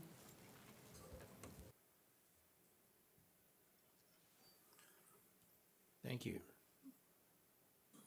Thank you very much. Okay. Now, Barbara, do you have a list of the things, like, tell them to me slowly, because I'm old. We're gonna do consent agenda first, or? Well, I want to know the ones we're going to pull off. Oh, we're gonna pull off, I thought you were a list of people, okay. C-O. Slowly? Okay. Oh, wasn't O? Oh, that's right, because we talked, okay, so C, P, R, S, and T. Originally it included O and Q, but she got her question. Okay, so C, P, R, S, T. and T. So a motion would be in order to approve the consent agenda minus those items. Jim makes that motion. I had trouble remembering your name. And Dina seconded it. All in favor, please raise your hand. All opposed? Motion carries. The motion would be in order to accept the consent agenda, items C, P, R, S, and T. Is there a motion? Ben makes that motion. Betty seconds that motion. Discussion.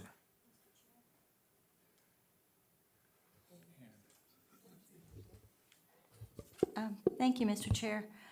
I'd be interested to know why these were pulled, if we could have some explanation. I know sometimes I'm thinking, did I miss something? Is there something here I should be concerned about as well? Was there, for example, on C, something about Perkins that was a problem?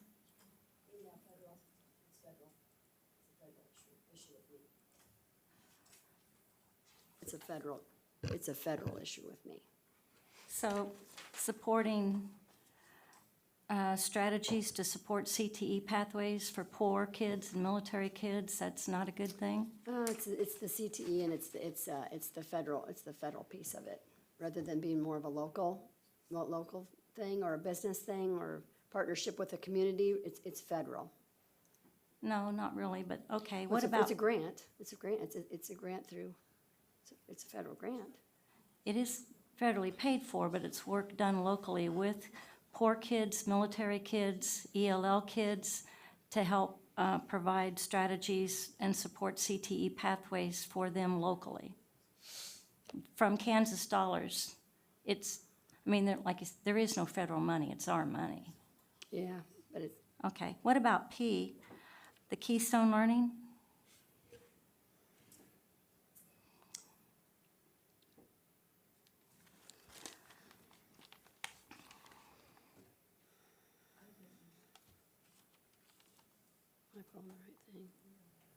To extend the contract with Keystone for mental health professional development and coaching? Yeah, mental health, Mental health what? just mental health. I'm sorry, what? I have all my research at home. I can email somebody if they want to. I'd be happy to help you on my. There's a problem with mental health? Or- No. I mean, it's a serious question. No, I know. And so what I can do is, when I have all my stuff at home, so if anybody were to email me, I can respond to them. You mean you I don't would be think we happy- should be dealing with mental health in the school? That's exactly right. I think it needs to be referred out and it needs to be separate from the school. Okay, Because the reason I have that is because it's not protected by HIPAA, because it's a school, it's not a medical facility. And FERPA was gutted by Obama back in the 90s, and we barely have protections from FERPA on data that's collected from our students, from our kids in the schools. It needs to, in my opinion, it needs to be there, it needs to be referred out to the open market, to the local areas. Because if you're dealing with mental health in a school facility that's not protected, that data, that information is not protected.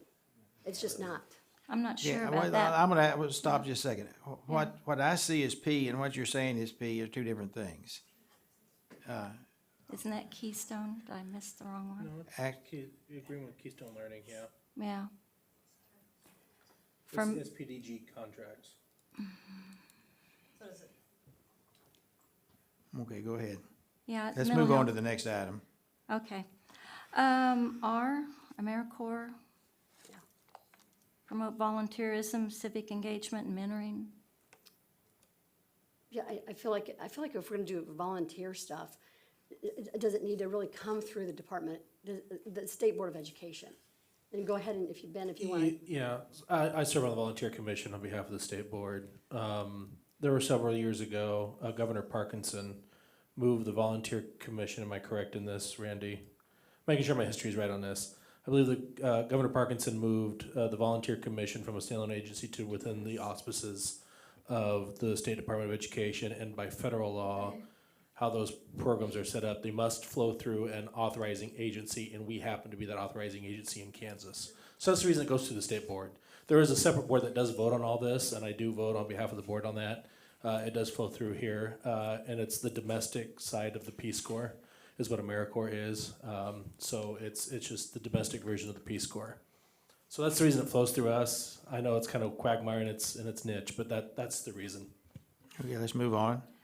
S, the support for training for non-public school teachers, professional development? Exactly. Well, I mean, I wouldn't know why why would you do professional development in a secularized thing when you have a private school?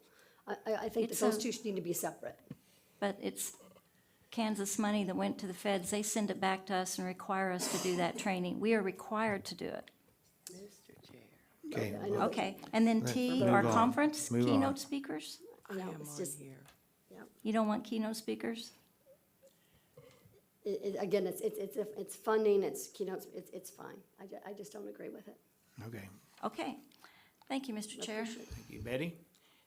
Just for point of clarification on this, to question, I guess, why a board member would or would not, I got a concern with that. Because I saw this pulling, these were things she was either going to vote no on or abstain, and so it allows us to move forward with things that we agree on. But I don't want to feel if I vote no on something that I'm coming under board scrutiny. If I don't support something, I don't support it for whatever reason. So for point of clarification, if you're pulling things because from the agenda so that it can move forward, those things you know you're going to vote no on, I see that as expediting the process.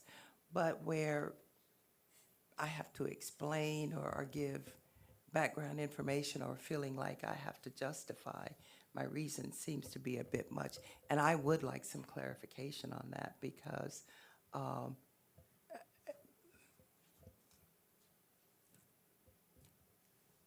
Mr. Chair? I'll ask our attorney to address that at sometime in the future because That's fine. this is Well, new. We that's just, fine. it may be new, but it's actually in our policies of pulling items from the consent agenda for discussion, but we never discuss them. Okay, We pull them, so my point, Go ahead. Betty, was that when we pull items for discussion, maybe we ought to discuss them, Okay, and that's all. and I was saying if it's not for discussion, it could be because she's going to vote differently on them, which is typically what happens. Then the rest of the agenda we can vote on, her vote is going to be different instead of just going through each line item.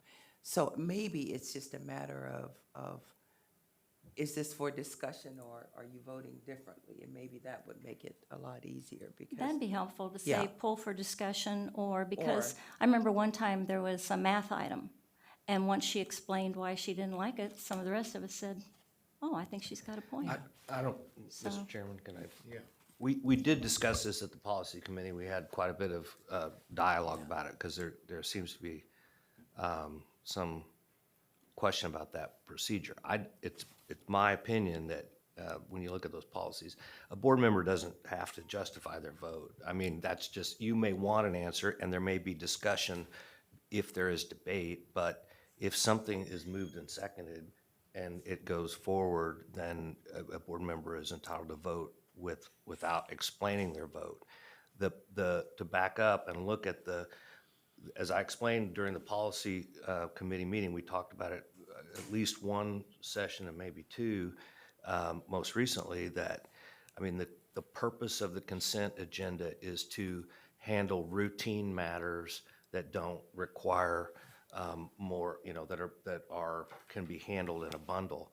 And my understanding of whether I agree with it or not, but in the past, Board Member Dombrowski has pulled those for the specific reason to go on record voting no, rather than voting everything in a yes. And I think that typically you handle things that even the matters that have been pulled are then bundled together in a separate motion where she can vote in favor of some consent items and oppose others. So that a preceding board member did the similar thing. I don't think it necessarily has to be forced discussion. It's just at the pleasure of a board member. If they don't want to vote in favor of a routine matter, they have the privilege to pull something to reflect their vote in opposition or their abstention.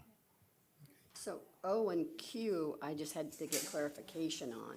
I had pulled those this morning, and I got my clarification before our vote this afternoon, so that's why I went ahead and voted on those, because I got more clarification. And I didn't want to take up time on those, and then the others I pulled, but I do have I do have a lot of research and information on the others that I pulled. So, thank you. At this point, we're gonna vote. All in favor of that motion, please raise your hand. All opposed, motion carries 9-0. We have the,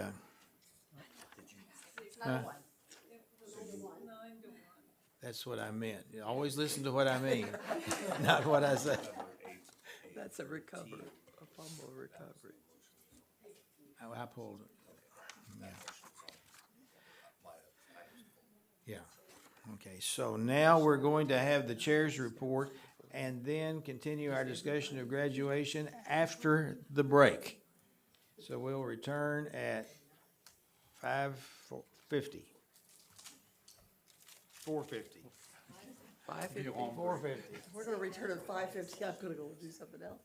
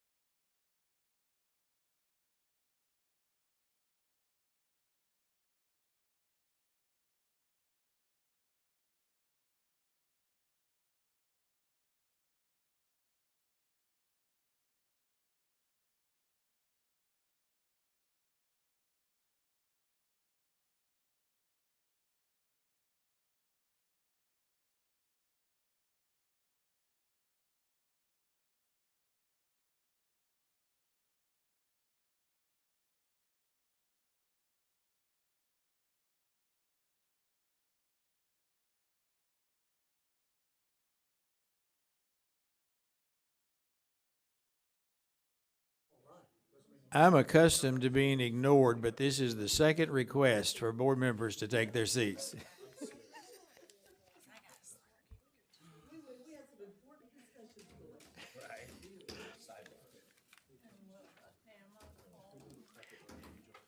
Consider this the third request. Can we find someone in charge? We're not going to do this until after the chair's report, so you guys.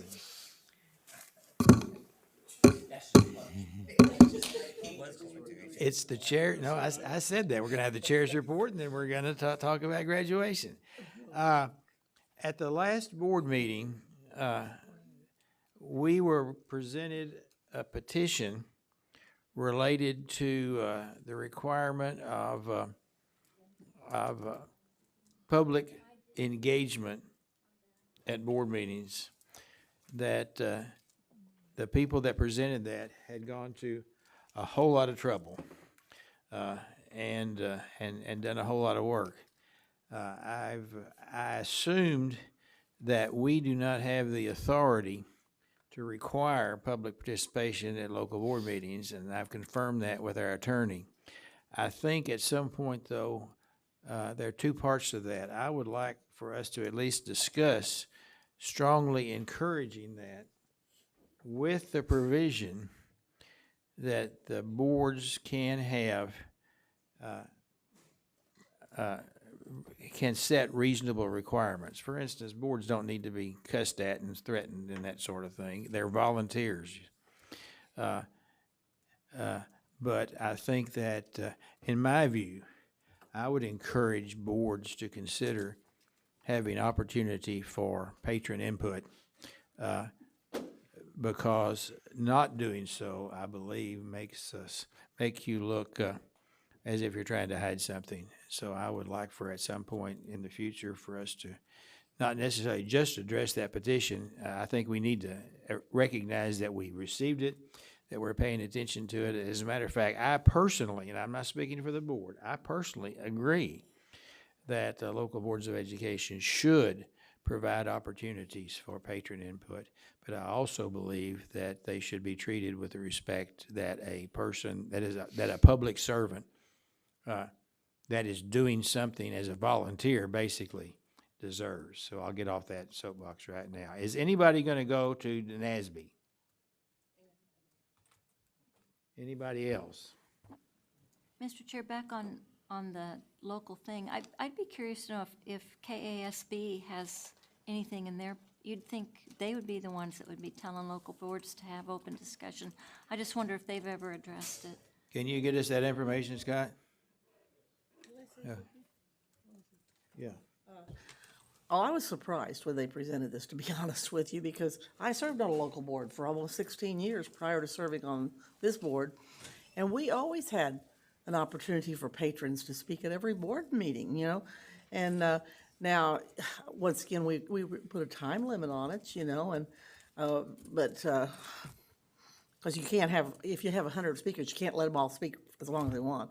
And I don't think they should be able to insult, but I can't remember what all we did, but I do remember we let every time, and very seldom had speakers, but we always had. I thought every district did it. I guess that was my surprise. I do know that whenever I moved to the district where I served, they did not do that. I made that recommendation and they did it, and we rarely had people there, but at least it was an opportunity. But no, it's not required, and not everybody does it. Well, I would also like to add that when I was on this board, we added that part that Jim reads, or prior to engagement, where there will be no, personal attacks will not be tolerated, and all that, due to the fact, frankly, we had gone through evolution. And people were coming in here saying pretty obnoxious things to us, and even individually picking out board members to say things to, so we came up with that. So, Okay. you know, that, and I think that's appropriate. Yeah, and Mark has told us that reasonable requirements, reasonable expectations can be set. I just think I think that petition made some valid points, and we ought to at least recognize it and maybe make recommendations. But I think it's a good idea to know what KSB is recommending and maybe just support that. Now, NASB, Ben's going. Anybody else planning on going? Dina is planning on going? I'll need to, if anybody decides last minute or changes their minds, I've got to get that out-of-state travel approval through like yesterday, so, Yeah, the cost changes Monday, so we need to, well, and even just that they'll guarantee you a room at the hotel that the Yeah. reservation is. so that's, And the hotel, Angie Funk advised me, since we are at this point in it too, and that she didn't think that we'd ever done had the rooms billed back to the agency through like a PA, that where we're at in the game, you guys just need to make your own hotel reservation, but I will pay your registration fee and get you registered, unless you've already done it on your own. and registration goes up $100 Monday. Does it, is that true? Yeah. Okay. Okay, so Ben, Melanie, Dina, And then the other thing is, flights. I will also be doing your flights unless you let me know otherwise, because we need to use the state travel center. Or else there's a whole, So you need us to arrange our flights? no, I will Or do you the will flights. do I that? will do the flights. you just have to tell her when you want to leave and from where. Yeah, so, yes. Okay, and I'll let you know before the end of the week whether or not I'm going. Okay. I've got to get the state approval to get the travel, well, I guess you're not Well, gonna go ahead and fly. put me down, and then I can always withdraw. Okay. Okay. Now, we need a delegate and an alternate.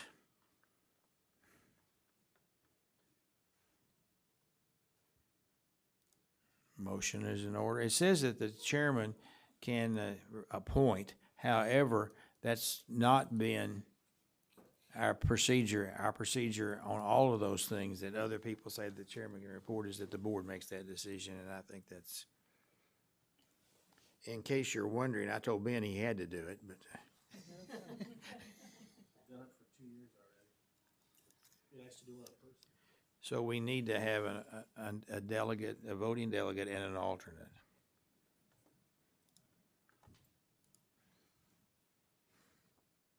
Well, since nobody's volunteering, I nominate Ben and Dina as the alternate. I second it. I vote yes. See, no further discussion. All in favor, raise your hand. All opposed?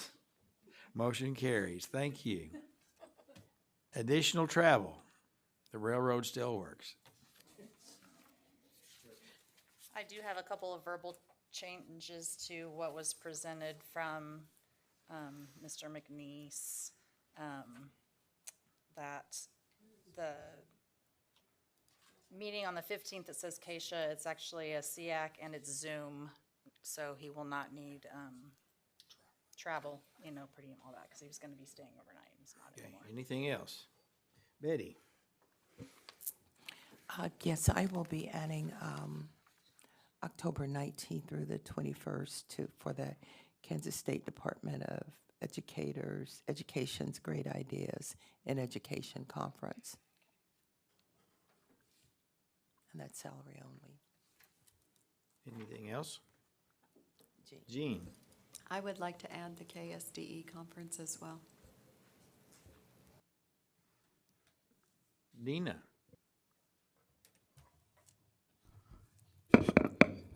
I need to add something I should have called Barbara about, but my life has been kind of strained in the last few weeks, and I missed the deadline, so I apologize.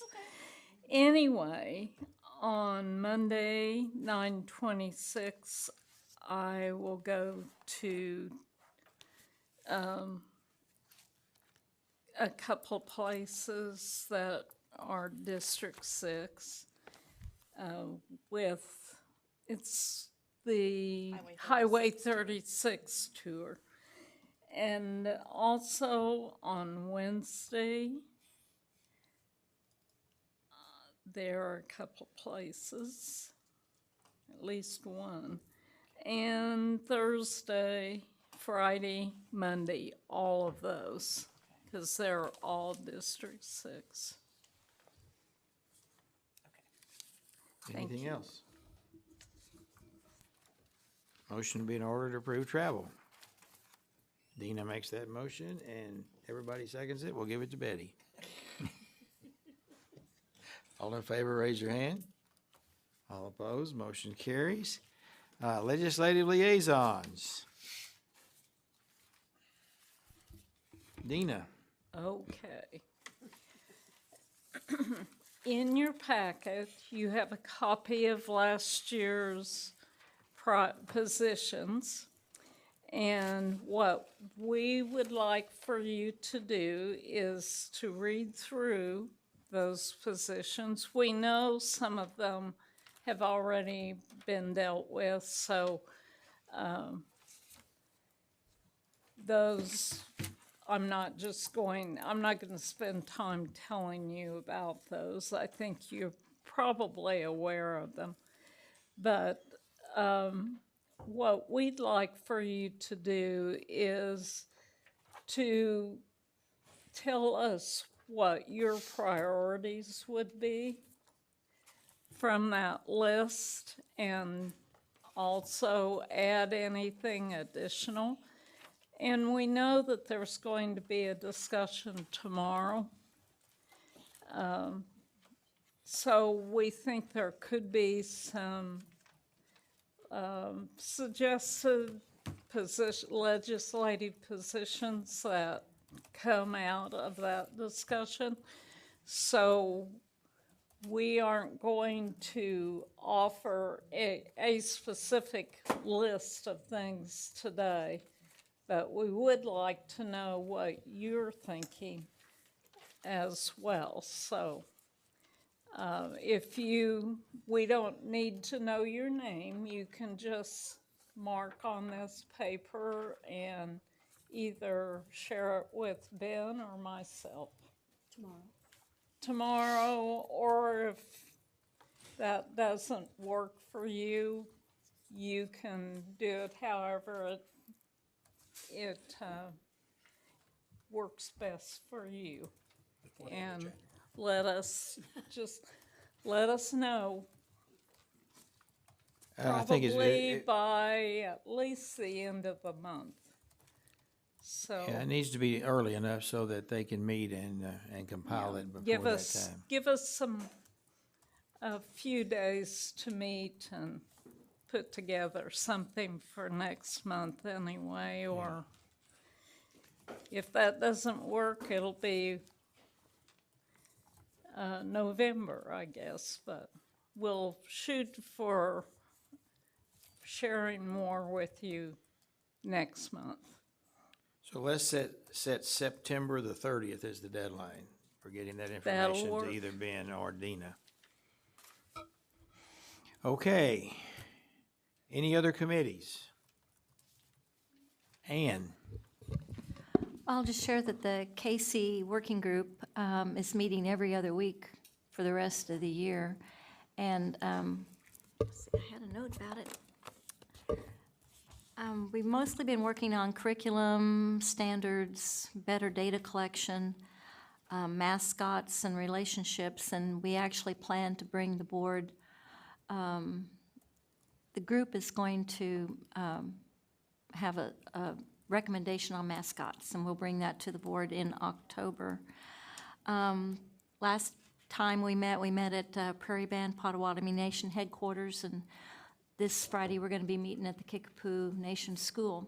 So really trying to work on relationships and just digging into some things, data gathering for the most part right now, trying to find out what other states do, where the problems are, trying to figure out what we don't know. So, thank you. Thank you. Any other committee reports? If not, Board Attorney reports.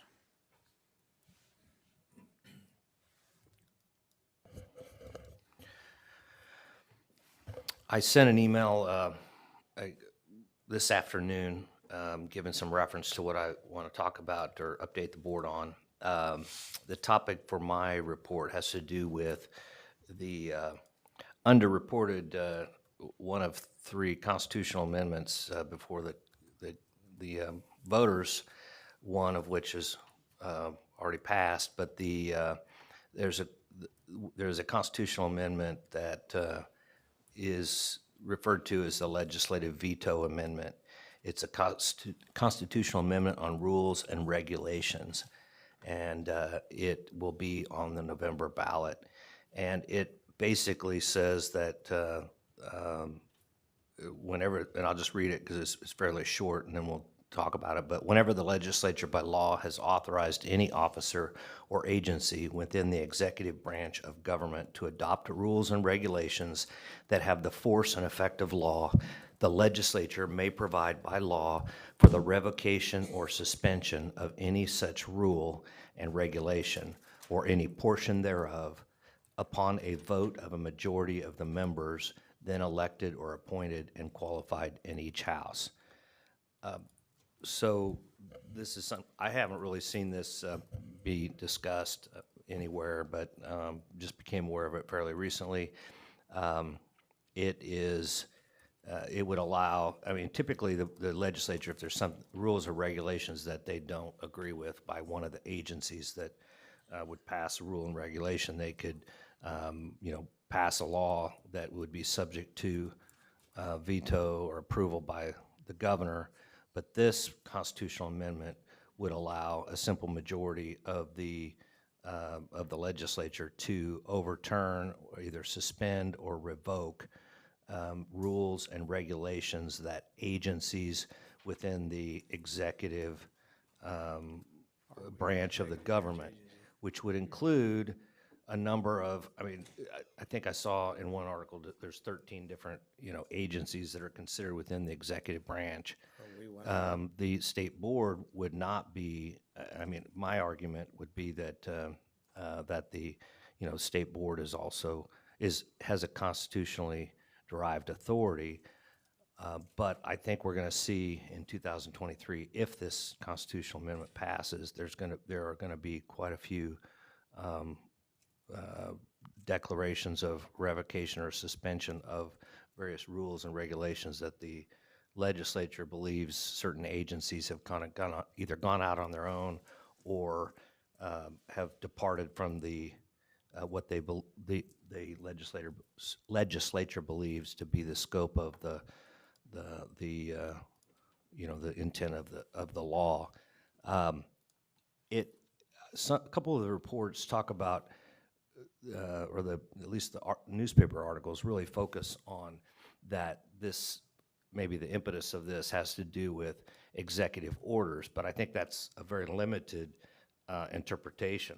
To me, this is pretty, it's a legislative veto, which is essentially if an agency goes through the rulemaking process, that goes through what we've talked about many times as being kind of can be a long and laborious process because you're soliciting input, you're getting the language approved, you're getting input from the various stakeholders, presumably the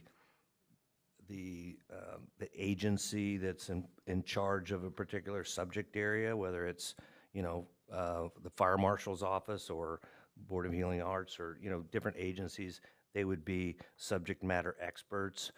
And if those rules and regulations are, I guess, for whatever reason, the legislature wants to revoke or suspend those rules or regulations, this constitutional amendment would permit them to do so. So I've talked with Scott Gordon a little bit about it, and if it passes, we'll discuss in greater detail, for example, what qualifying language or what language probably should be in future rules and regulations that are passed either by the agency on behalf of the State Board of Education and focus on those things that are important to be able to overcome those revocations or suspensions to rules and regulations that the board believes are in the best interest of education.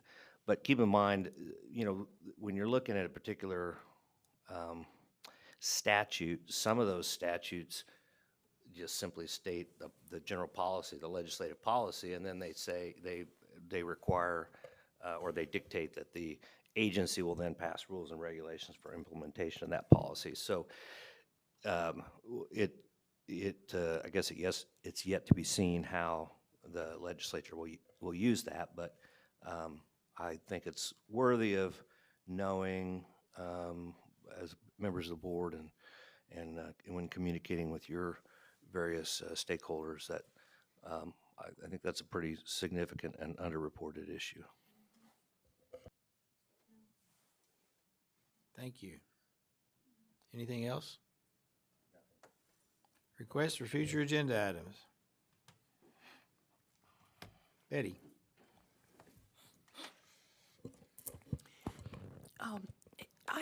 When I had an opportunity, I think that was in July, to meet with the Stuco representatives at Emporia State, one of the things they mentioned is that they've never had an opportunity to share with the board the types of things that they do and give us an overview of their roles.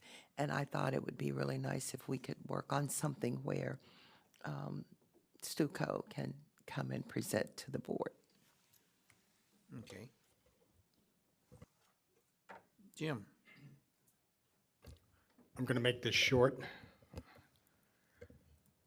School safety, and precisely what schools and school districts are doing, and I don't know how that plays out.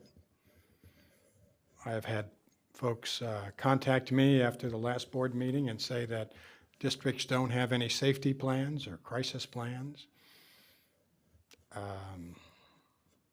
And I, on the other hand, believe they do, and that they're well-designed and meet the specific or appropriate needs of that community. But more likely is safety, school safety. I don't know what report we do or how we do that, but I'm quite frankly, all I have to do is walk into a school and tell a superintendent or principal, I'm here to kind of find out about your safety, and oh my God, it's like an avalanche of information, But so I don't want to get down. I'm not sure how to construct that, but school safety. Okay, thank you. Ben? Thank you, Mr. Chair. These are requests from constituents that think are large conversations to have. Long-term planning and strategic planning for population decline, as we have counties and areas of the state that are going into frontier, being labeled frontier areas in the state. And how do we deliver a quality education in rural areas of the state with declining, with teacher shortages, and strategies to deliver education in a rural setting, because there's still kids there that deserve a quality education, but how do we deliver it amid a population decline? And the second item was the importance of the praxis exam on teacher licensure, and whether that's reflective or having a conversation of whether the praxis is the best measure to determine teacher quality. Those are two requests from constituents. Thank you. Ben, I think the praxis will somewhat be answered in October when they bring back some recommendations. I know they're looking at that. Okay, thank you. Dina? Thank you. And kind of piggybacking on what Ben just asked for, I've had some people approach me about why couldn't I take the praxis without having to go to college and pick up all those hours. I'm already have a degree. So do we allow people to take the praxis and become a teacher through that process? Because evidently some states must, because that's the impetus behind the question. We do not currently, Dina. You have to have a license in some area. So let's just say it's in elementary or social studies, and then you can add other endorsements by testing out through the praxis. But if you do not have an initial license of some sort, you cannot test into the profession currently by just passing the praxis. Anything else? Okay, we've had a lot of discussion that I think needs to be expanded, and one of the, we had a request at the last meeting to do, maybe have a workshop session on KISA. Today, we had a long discussion about whether or not the 5-year plan was appropriate, or whether or not we need to have a look during that intervening time. So I'm going to propose that we have that discussion at length, which means that we will meet at the next board meeting on Wednesday afternoon to do that. And we may add some, depending on our discussion now on graduation requirements, we may add some other things to that. But we have a lot, you know, we brought up a lot of things today that, and KISA, how many of you were not on the board when KISA was adopted? You know, we got half, more than half. So I think it's time for us to start that process. By the way, Janet was here. Really? I told her she couldn't raise her hand. Randy said I couldn't raise my hand. But I did Okay, anyway. so I think that we need to do that, and then in that process, we're going to discover other things that we need to do. So that's so plan on staying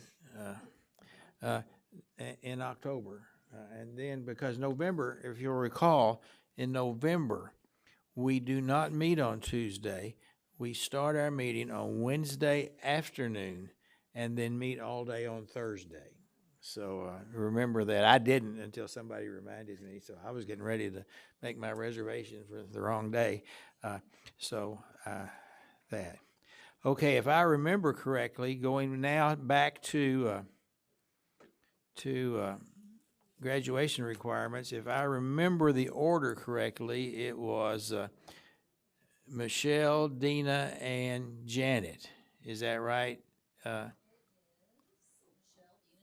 Okay, and then anybody else that adds to it, we'll add to that and take whatever time is necessary to have people. But remember, this is also going to be the agenda for discussion in October. So we'll have, you know, anything we don't get answered today, we'll have the opportunity to ask questions some more, and then we will need to have a serious discussion in October about what the next steps are.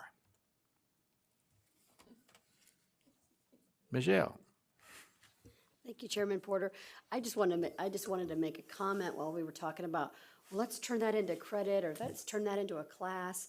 The kids that were here today, they volunteered. They just signed up to do that. They were like, I'm not sure if I'm going to like this or not, but a lot of people are doing it, so I'm just going to try it out. And they were just hooked, like you said, hooked from the beginning. And I'm not sure if you give somebody credit, if they think, no, that's a class or it's credit, if they're going to be, it's just like with volunteering. If you're forced to do it, it's not genuine, and I don't think it's coming from the heart.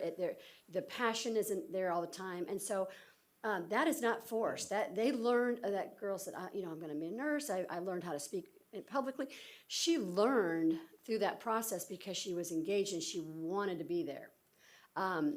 So any employer is going to go, you did what? You did all that, and you weren't even required to do it. I mean, those are the kind of things that I instill in my own kids, is saying, you're going to be there to help for the prom thing. You're going to do this and that, but you're not going to need to write down your hours. You're just going to be there because you want to be there. And I always tell my kids, do the right thing, when no one's looking, or do the right thing just because it's coming from your heart and you want to be there. So I just want to play that out as far as if you're talking about, oh, let's turn credit hours, or you have to be careful, because again, then it's just like, watered down. They're just there because they're getting credit hours.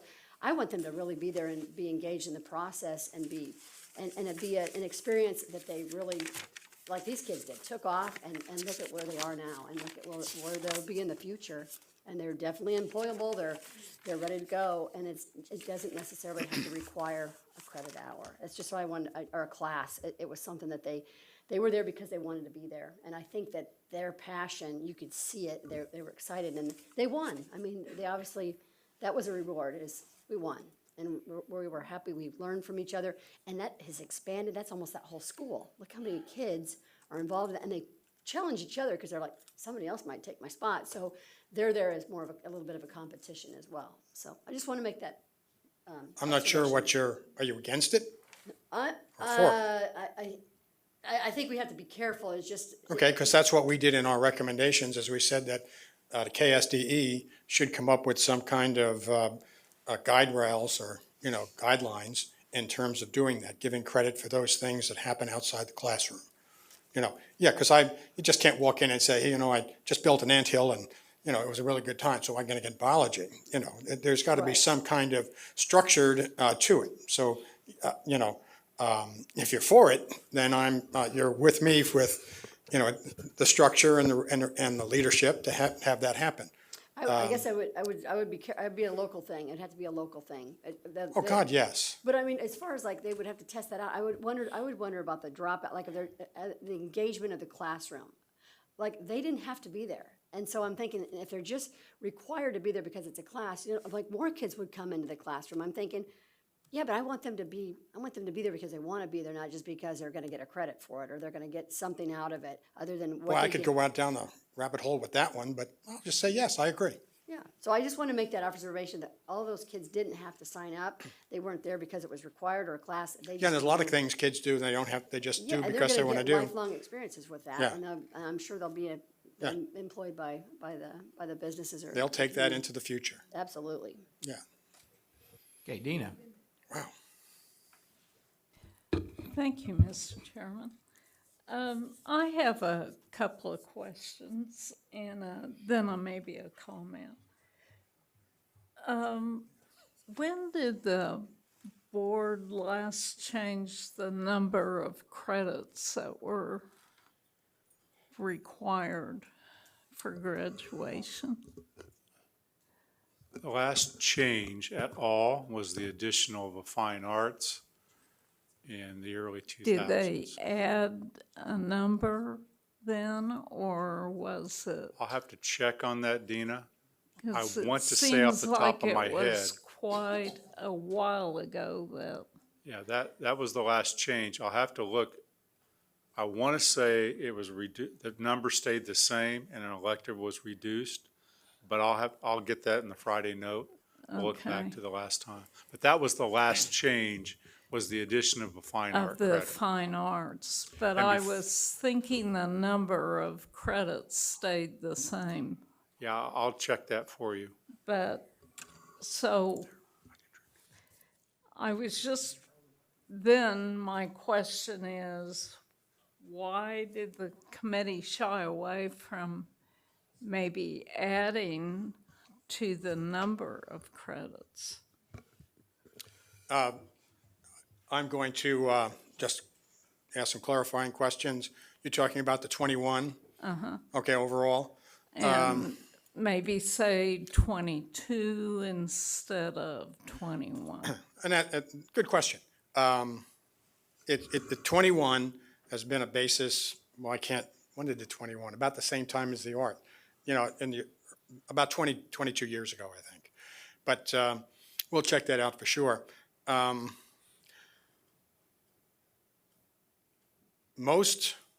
The majority of schools, in fact, 99% of the schools have added, as far as I can remember, have added credits to graduation. The 21 were established by the state board as a baseline, and local districts could add those credits that they felt were important. So I was in Wichita at the time, and they added a second U.S. history credit requirement. you know, at that time. And other districts did the same, you know. So that's why most districts don't have 21, they have 23, 24, you know, for local control, if you will. You know, what's important to that community. And that's been a standard where the state sets the baseline, and the districts can then add what they see as important. You know, I might add to that. I'll answer it in kind of two ways. Agree with Jim. I think that the general consensus, so everyone would have a little bit different idea, is that when you move above 21, go back to Betty's comments earlier today, you start, whatever number you start to move toward, you start to disproportionately affect that 12% that doesn't graduate high school, especially foster care children and kids that move very frequently because they get caught in that system. So if you look at foster care, for example, that's why they're allowed to meet the 21, because they move so frequently. That being said, I think one of the options the state board can look at, as you consider all the options, is do you want to increase that number in order to accomplish some other goal? Also, there's the mathematics of time. How much, in those days, it was, you know, how many classes can you take in a semester? You know, so if, obviously, you know, you take 5, you get 20, you take 6, you get 24, you know, it's how many credits, yeah. How many hours? Some districts, there are a you- few districts that have 28 credits for graduation. How many minutes you have in a school day? Yes. Or hours. And my comment, I'm sure won't surprise anybody, that I do have a concern with us dropping half a credit of the arts.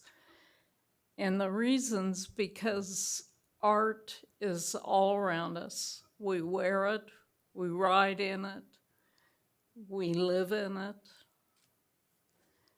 We pick things out when we shop, and we listen to music.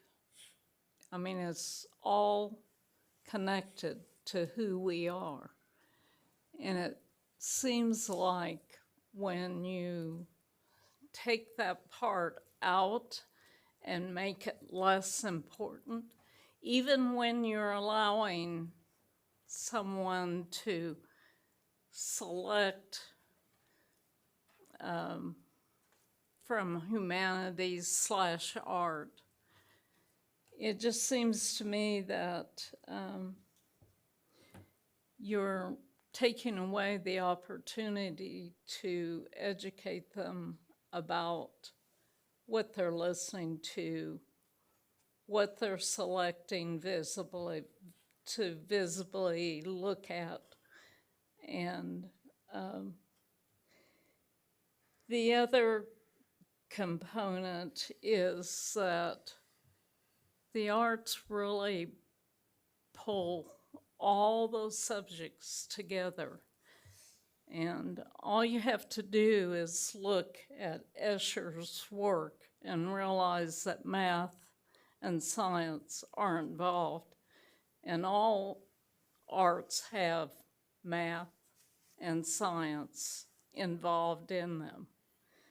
So it's living, it's how you live and what surrounds you. And it concerns me that, in a sense, we've said they're not really important. So we're making sure that you're not required to have a full credit, only a half credit. So that does concern me. So, Dina, you know, I live in a household of art people too, and so you can imagine what I hear on that too. I just want to go back. What I think the committee was trying to accomplish because it reduced social studies also by the half credit. And I have concerns about that as well. And as we talked about, as you saw the lithograph today, and, in order to add back the fine arts humanities and allow parents and kids then to choose. So I think they were thinking more of giving more choice within a broad category versus forcing within a narrow. I'm not arguing one way or the other, but I think that was the intent. Whether they accomplish that or not, again, I think the board will make that decision. And I recognize that that was what they were attempting to do. One of the issues that we face is we wanted to, one of the, I don't know what we call standards that we were working with was we didn't want to go over 21 for required, but we wanted to add other classes. You can't add the classes that other people are asking for in terms of, financial literacy, for one, without, and keep the 21.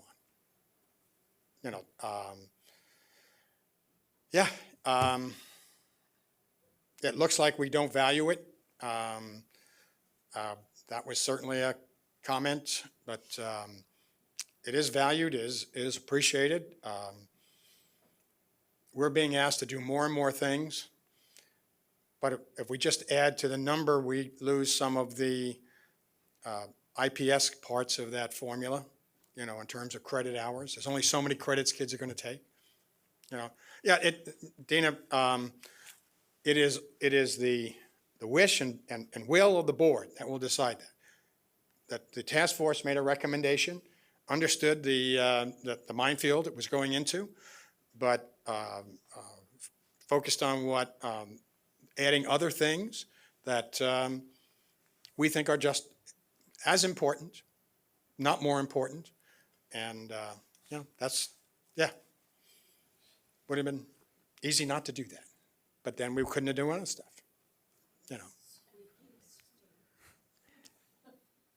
We exempt foster kids, we allow foster kids to graduate with 21 hours, is that right? We do. Is there any other group that we?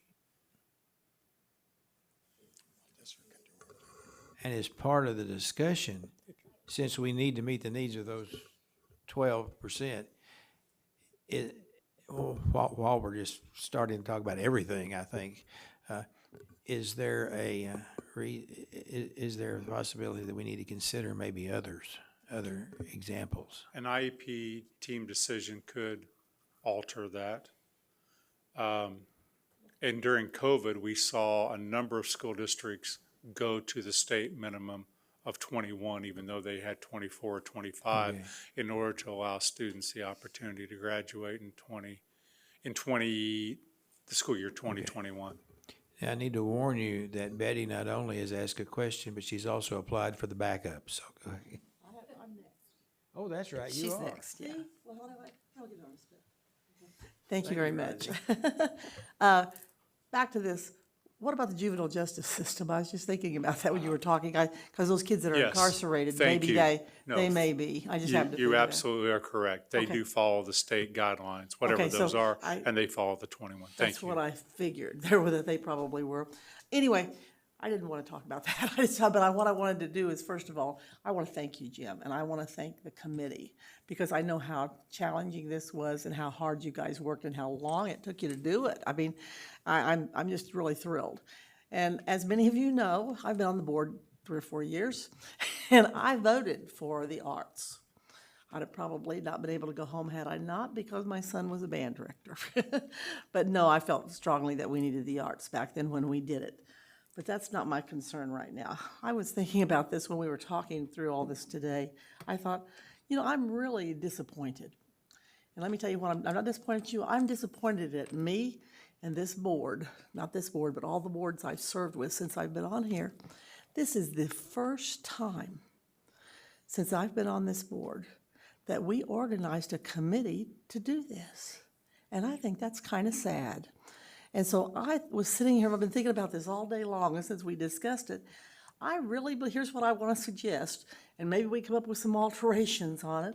I think we ought to appoint a committee. This ought to be maybe once a year, the committee could get together, just a small group, but not the large group you have to do a deep dive, to take a look at the graduation things and see if there's anything that needs to be tweaked or added to or changed. And I think, I'm not gonna be here, but I think we could have, say appoint 2 board members and just get maybe 10 or 15 people, I know, not many, and we'll have one meeting a year, or something, because I think we need to do this more often. I think it's tragic that this is the first time in 24 years that we've done this. So anyway, that's my suggestion, but I do thank you all for what you've done. Good suggestion.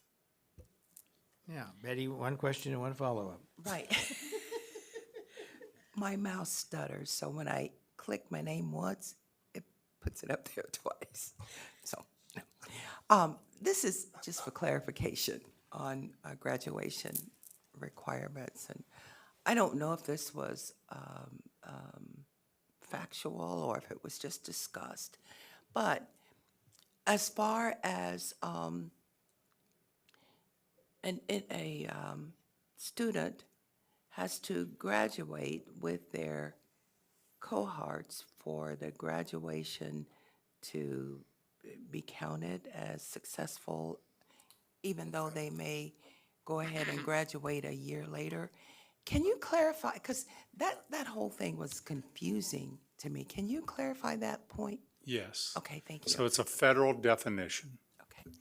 And the definition, I'll try to explain it because it can get complicated if you read it. I start as a freshman. I may transfer in and out of several schools. And 4 years later, I graduate with that cohort that started as a freshman. Now, I can graduate up until October, so we're still in that phase. So if you look at the class of 21 and you wonder, like next month, I will report to you the graduation for the class of 21. Because the 22 graduates, Betty, are still being counted through October of this year. And then we have to go back to school districts and actually account for every student and make sure it's clean data. So it will almost be January before the class of 22 actually is ready to share with you. And that's why we're always a year in arrears. So it's the 4-year cohort. From the time I start as a freshman, I have to graduate in 4 years, and there's one big exception to that. And I get till October of that graduating year to have shown my graduation before I'm considered a non-graduate. There's an exception to that, and that's the 18 to 21-year-old program in special ed where you can go through your age 21. Is that helpful? Okay, it does, because that's a perfect segue into my question, because would that not impact a student's ability if we are constantly adding on to the requirements? I think you mentioned some state had 28 to graduate. Then it seems like that would throw the success rate off the more you increase that. That whole thing keeps me up at night. So I'll go back. We all have, whatever length of time we've been around. A Nation at Risk was commissioned by President Reagan, a commission that Secretary Terrell Bell actually, and Nation at Risk. And that basically said we have way too low standards. So when I went to school, right, in the 70s, I needed 1 unit of math to graduate and 1 unit of science to graduate. And I don't know how many credits, but I remember saying to John Badatory, who's still around, my friend, hey, I think I have enough credits to graduate at the end of my junior year. And he goes, yep, you didn't tell me though, so welcome back to your senior year. But I say that because then we quickly added 2 and 3 units of math and science during the period of the 1980s, and that was universal across the United States. And that increased at that time the total number of credits to graduate. I think if you're looking at the 88% and change that we have right now in graduation, as Jim said, 99% of high schools in our state are above that 21, Betty. So they're not meeting the local requirements. it's not the state requirements that they're not meeting. They're not meeting the Shawnee Mission requirements, or they're not meeting the Derby requirements because they're above and beyond years now. The only students that would be considered a non-graduate that are meeting years are juvenile justice or foster care kids or kids that maybe are going to that state system. And we've increased that percent since 2015 by about 2.6%. So the foster care kids are counted in the cohort success rate? Yes, every student. So the federal government says you have to count that cohort over the 4-year period, irregardless. So they either have to be what they call a non-graduate or they have to be a graduate within that period. Melanie. Thank you, Chairman Porter. I want to come back to the add delete portion of the committee. So the task force, excuse me, approximately 42 members, essentially divided into 3 silos. So there was mastery and competency, post-secondary assets, and then which courses should we add or remove? And that's how we get to the conversation around half a credit of PE, half a credit of health, half a credit for financial literacy, and the potential for changes to the arts credit, the addition of the humanities category. And the communications too. And communications. So it seems to me, as a member of the task force, I was on mastery and competency. We had a lot of folks in our group that consistently showed up. And you alluded earlier, Jim, to the fact that of those 42 people that were on the slide, over time there was some attrition. I mean, this thing went on for a year. Some days you make it, some over Zoom, right? So some days you make it to the Zoom. I know that I saw a lot of folks who were, teachers, right? They're in class during these Zooms on a Thursday afternoon, and you can kind of see half of somebody's face and you can hear the kids over here. And so sometimes it was hard to get that engagement. We met in person a couple of times. That was optional, and that meant, you had to come from every corner of the state to get to a location that maybe wasn't exactly central for the individual. So given those challenges, when I think about the number of people that I saw showing up to talk about the add and delete, it was a really small number. And so I'd like to hear a little bit more about how it is that there's a recommendation put forth by the task force for the numbers that we saw on the slides, when I know I had an opportunity as a task force member to sit and hear that presentation from that group, but I didn't have the opportunity to participate in that decision. And I don't feel like I have a hand in that decision as a member of that task force. Sure. And a lot of members of the task force felt the same way. They may have felt more connected to their particular subset that they were working with. The leadership group was, more actively engaged in the conversation of putting these things together,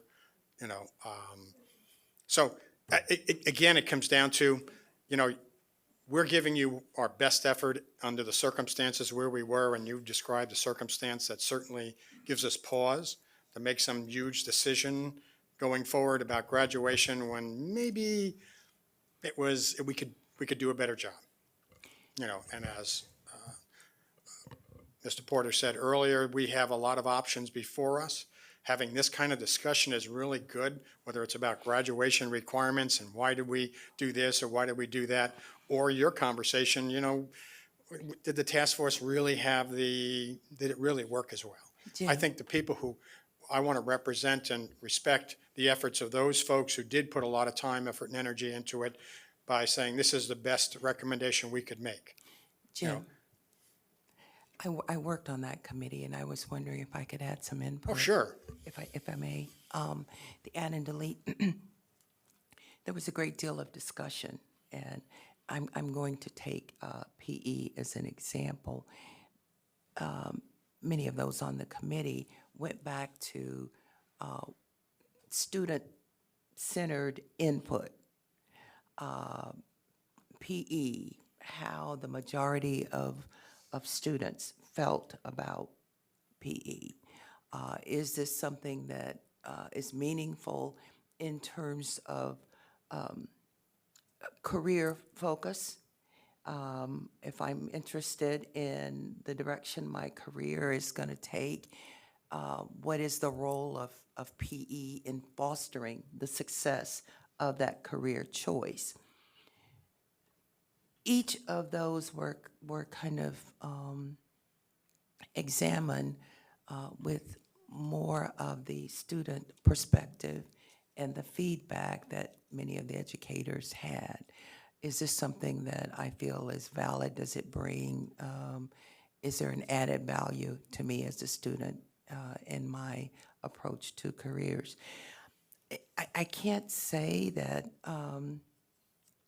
that we could spend a lot of time because each of the committee members came with their own set of information based on who they had interacted with. If you as a PE teacher or a community person, what are the kinds of things that you have heard about this different topic? We really try to take an approach of career courses, allowing students more input. If you feel this is essential to your chosen career path, then it's a bit much that we would require a full credit in PE when you could have used that for something that's more substantial to the career.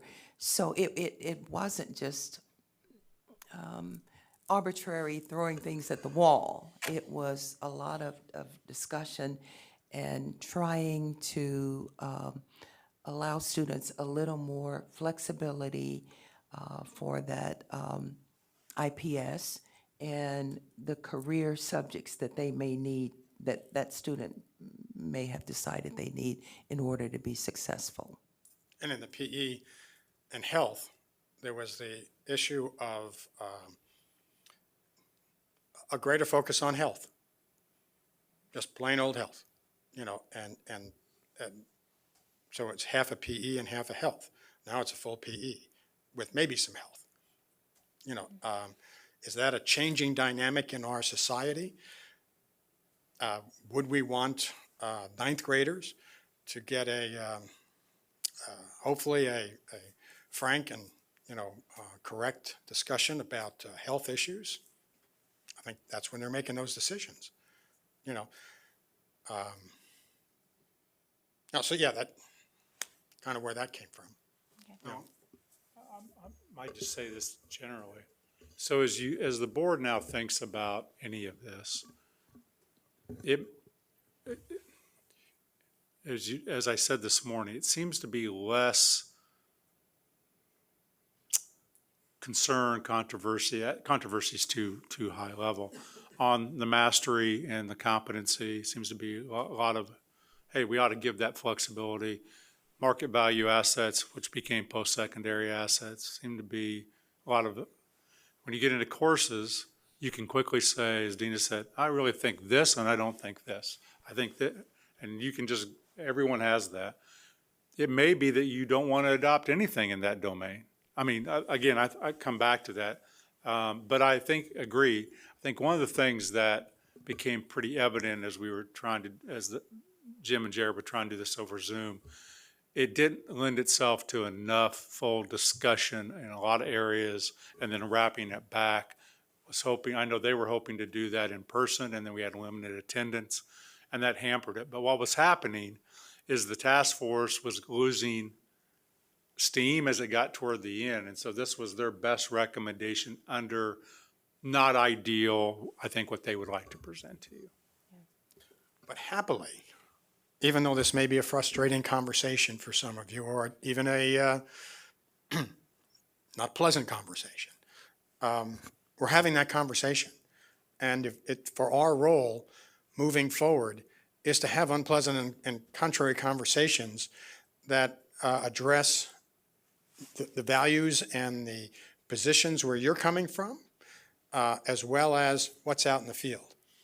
You know, Graduation, it is one of the most significant transition exercises that we have universally across the United States. When a student walks across that stage and receives the diploma and the handshake, they are being welcomed into adulthood. There's a lot of symbolism in it, but it also says that they can do these certain things. And what we're talking about are those certain things. And what does that mean going forward? We know what it meant 100 years ago. We know pretty much what it meant in the 60s. But do we really know what it means today? Now, I have up here the information that I received when I was at Fort Hays last weekend of what they expect out of their students that are coming to them. I can't understand most of it. Okay, and I admit that. I mean, the technology expectations that they have for students coming to school is beyond my capacity right now. You know, and they're just talking about technology. But wow, what a difference from 1967 to today. You know, so if you're going to fight for 1967, I'm not with you. But if you're going to fight for what's appropriate as we move forward, I'm with you. You know, and I hate doing this, but this is a great opportunity. And if it wasn't hard, it wouldn't be worth doing. So, Randy, I don't want to get close to 6 o'clock, and I don't want to take. We're not through. Yeah, I know we're not through. I would recommend that we set a time to come together and talk about this, you know, amongst ourselves, so we can start to get a feel for where we're going. Because right now it's kind of new to you, and it's, you know, and have more opportunities so it's not 5:55 in the evening with more stuff to do, you know. But I would challenge you to start to think about how the future, as we prepare these students for the future, like Fort Hays the other day, I was really impressed with, wow, they're looking at the future for their graduates in college. But also, I was kind of leery because they're what they were expecting from our graduates who were coming to them. Gene. So, I think If Melanie's. I could just wrap up real quick. Yeah, I'm sorry. That's okay. I had the opportunity to go through the student responses to a survey that we put out asking some of these questions. And so I talked about this at a previous board meeting, but as a reminder, one of the things that those students told us that they wanted was something that they all, on their own, dubbed Adulting 101. They really wanted to know how to go out and get an apartment. We had a couple of kids talk about needing to know how to make mac and cheese. And I don't want to exclude those voices, and I want to make sure that we aren't stumbling down that path backwards in terms of technology and the things that they need to know as 21st century students. I've talked before about how keyboarding skills, learning how to type, are really important. We've given kids one-to-one devices, but we're not teaching them how to type. And so I think there's a lot of opportunity to dig into what those students had to say. Those are the same students who said, top of the survey, the class they really didn't want to take was PE. So I'd like the opportunity to revisit those student-reported opinions. I agree. Okay, now Jean.